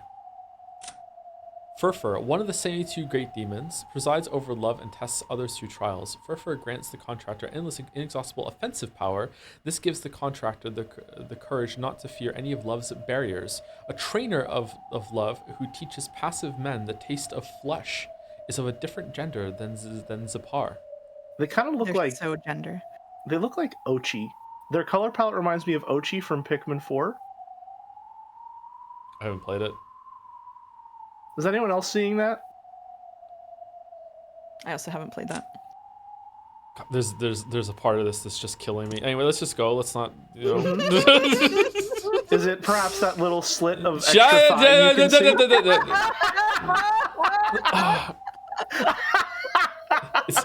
It's actually not.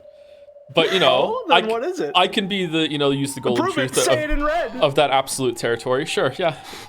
Okay. I bet it's the little bows on this side. I bet it's the little bows on this side. It is even more perverted than that, which is why I'm not saying. Anyway, whose line is it? Whose line is it? This is your line. Whose line Okay. is it anyway? That's a It's yours. different game show entirely. Yeah, that's true. Of course, Cannon will remain on the island by Jessica's side for all time. ジェシカが望んだ He will probably start learning music with Jessica as she desires. How their relationship will progress afterwards is a matter for the two lovers.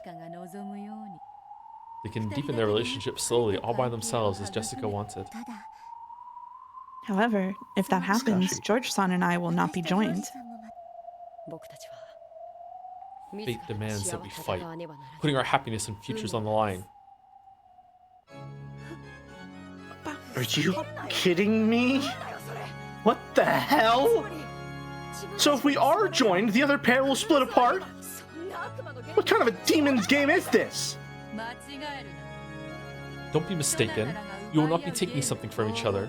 Without the power of the golden butterfly brooch, neither love is fated to bear fruit. And who the hell decided that? 恋を許されぬ It is due to your sin of falling in love with furniture, which is not allowed to love. Didn't Cannon clearly reject you, saying that furniture was not qualified to love? Knowing that, you chose Cannon as the one you loved. I won't let you get away with saying you didn't know, idiot. Though she couldn't accept any of it, Jessica was unable to argue back. Then, George spoke up with a soft tone that he always used to smooth things over. However, his expression was still ruthlessly serious. ジェシカちゃん Jessica Chan, can't you think of it this way? Think of it what way? 僕はね I love Shannon. I'm prepared to overcome any and all trials and obstacles that stand in the way of us being together. What about you? そりゃ Well, 私だって I'm not so weak that I'd lose heart that easily.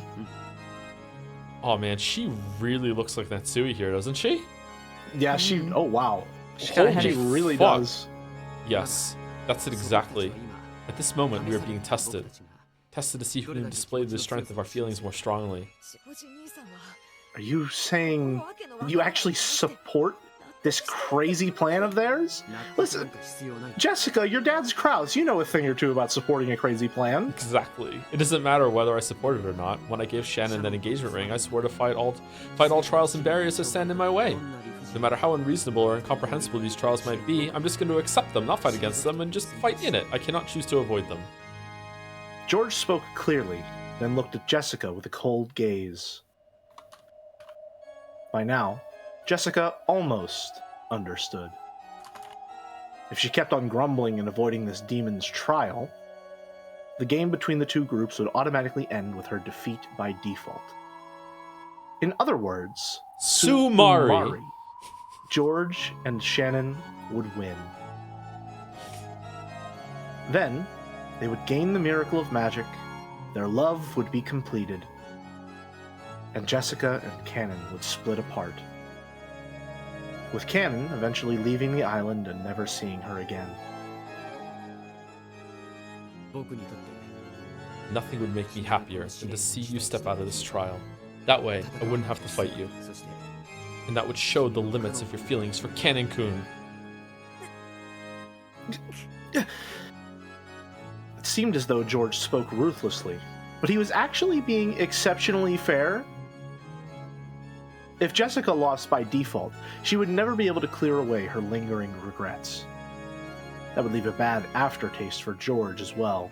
僕たちは We must fight openly for that single その miracle. 結果 Even if I lose at the end, ベストを尽く I'll し be able to 戦った accept 上 it で if we both gave it our all. And because of that, I will be able to cheer on the victors from the bottom of my heart. ジョージの覚悟 George's determination is quite impressive. そこまで言われて After hearing that, Are you still going to run away? the two demons giggled and challenged her. Of course, George didn't laugh, but he still challenged her with cold eyes. ショー And Shannon? お許しください Please forgive me, milady. I'm determined not to flinch in my ジョー resolve, ジたとえ even if I know 私の思いを that 貫き sticking to my お嬢 feelings 様の恋路を means ending your 目 loving 指す relationship, milady. Shannon had never before spoken to Jessica with such serious and solemn words. Jessica realized what a strong will had dwelt within her usually weak and clumsy friend, and was surprised. Cannon-kun! お嬢様の I want to start a new life with you, milady. その歩みが Even if that life means crushing Nasan's happiness, I will not falter. Damn. Cannon was also doing all he could to restrain himself. Yes, all of them were being serious and frank. Thought he was George, and abandoning any naivete they might have possessed. All this about golden butterfly brooches and miracles of magic. The trial that the demons were giving them. None of it mattered. Only one thing was being tested. Whether or not they possessed the strong will to make their love come true. Jessica clenched her fists and hung her head, shaking while biting her lower lip. She was silent, but she would probably gain an unswerving will of steel before too long. She just needed a little time first. The two demons who taunted people with dramatic gestures did not violate this silence that Jessica needed to resolve herself. Love brings about conflict, and this conflict gives rise to determination. As the demons of love, they could understand more fully than any others how noble that determination was. ジェシカさん It's like a Soul Calibur quote. そして Furthermore, this magical miracle is something that can be received by you as well. 私にも By me too? それは What do you mean? She had thought this had been about two pairs of lovers. Beato was surprised to suddenly hear that this had something to do with her as well. 黄金蝶のブローチの With the miracle of the golden butterfly brooch, even your wish that your affection for Battler will be acknowledged, can be granted easily. And without such a miracle, you too can never be bound to him. Okay. Alright. 君も蚊帳の外じゃないということさ。 Just What's more, up, Joe? more building that she's another side of Gotcha. yeah. It means you're no outsider to this either. 愛の沼を渡りき To cut across the marshes of love! あなたの望みのはず That is your wish, is it not? 僕たちは君の We will 願いだ not make light of your 決 wish. してなそなたとバトラの関係と Even your relationship with Battler will eventually fester and rot. いくら楽観 No 的 matter な how much of a そなたで positive あって outlook you 何かの take, 奇跡が you ない know 限 that this り fate will eventually come to pass, barring some kind of miracle. それは Well, Beato hung her head sadly. Aww. She hadn't wanted to lose heart from that cookie incident. However, Skashi, It would have been a massive lie to say that it hadn't hurt her. The more she tried to get close to Battler, the more she hurt him. However, she had been born in order to get close to Battler. She was like a hedgehog, freezing in the cold and bunching together for warmth. She had approached him because of love, and had been hurt with it. Had been hurt for it. If you understand that much, entrusting your fate to a miracle may prove to be of some interest. As they say, an unbought lottery ticket earns you nothing. Zipar, fur, let my little sister join in too. ああもちろん Oh, of course. Welcome, second Beatrice. We were planning on including you from the very beginning. なぜなら僕らは After all, After all, we're Zepar and Furfur, Furfur, the the demons. demons of love, Prepare for trouble. and make it double. May I join in as well?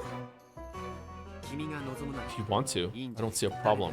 I won't prevent anyone from entering. 全ての障害に We'll win against all hindrances and make everyone celebrate our union. もちろん Of course, it's the same the other way 全 around. 力の僕たち If you succeed in love by defeating us at our best, then both Shannon and I promise to sincerely support the pair that wins. Right, Shannon? Yes, we will not lose. And even if we did, we would cheer you on from the bottom of our hearts. 僕も同じです I feel the same. I will not lose. 危険な喧嘩だってんの Well, there's no way out of this fight.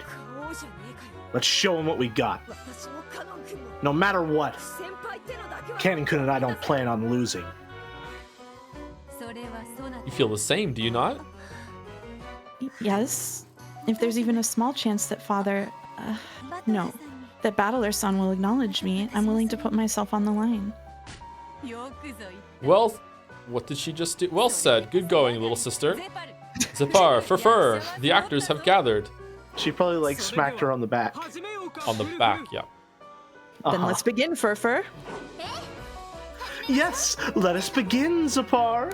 たった一つの魔法 Let's begin this begin this trial of lovers, the fight over a single miracle of magic. When you have two YouTube videos playing at the same time. Anyway, we're done. Were it. you done? Wow. We're done. Yeah. We're done? Unless you want to do another hour, but I don't think you do. I would not have time. Well, No. no, I wouldn't have time for another hour.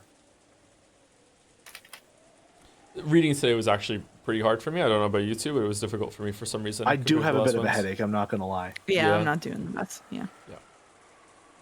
Man, if this is us off our game, imagine if we were on it. Anyway, my number one episode 6 wish was for me and Jelly to play the gender demons and taunt you, so I got what I wanted out of it. Oh.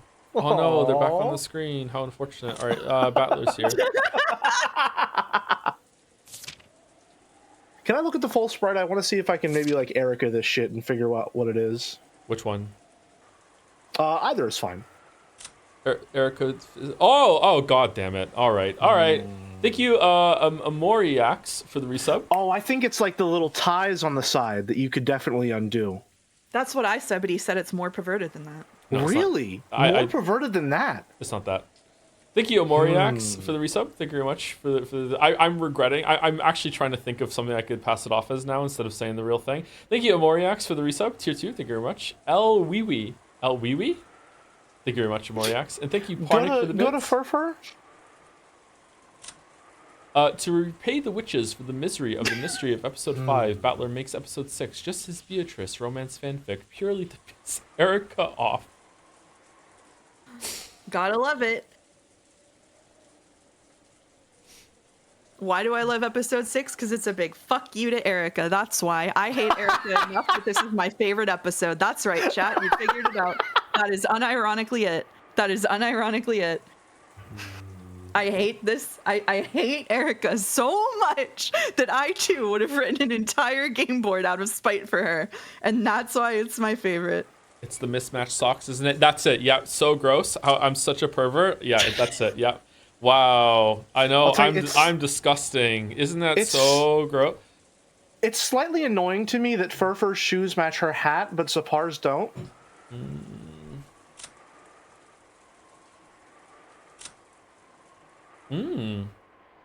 Yeah, you're right. Is there anything else I like wonder that? why.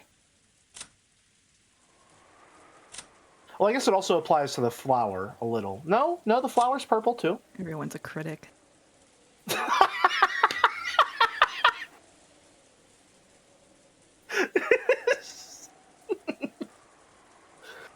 Actually, hold on. Doesn't she kind of look like the lady in is it the second case of the second Ace Attorney game?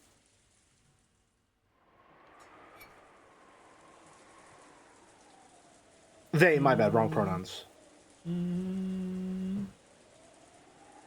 April, May, there's not April, May, no. Is her name Eenie Meenie? Anyway, we're all done. Thank you very much, Mouse and Jelly. So sorry. Hypothetical Walrus is Okay, yeah, live. It's Saturday. That's what I was thinking. Is that Oh, right? shit. That's what I was thinking of. Oh shit. That's right. It's the Umi News. Umi News? I don't know if we have Umi News this week. I don't know. I do not like coordinate with Wallace about Umi News, so I don't know if there is Umi News. I hope Nanja will be there.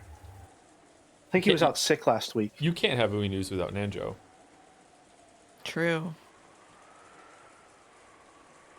This has been a pleasure, as always. Thank you very much for having me.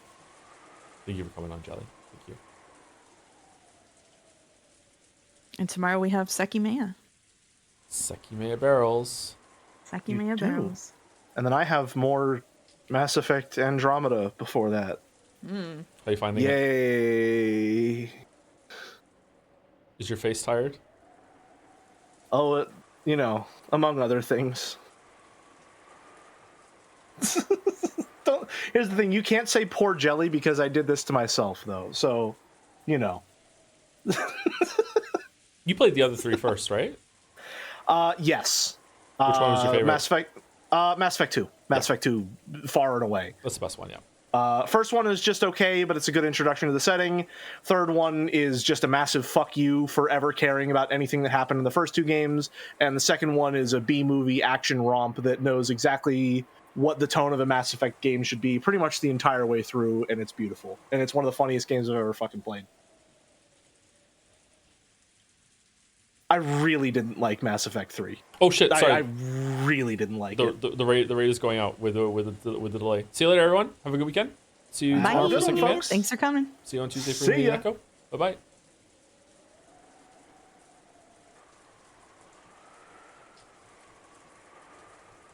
Rate is out. Okay, are we still alive? All right. Thank you for sticking around or watching the VOD. The extra content. Extra content. And if you are curious about which part of it I was talking about, then it is.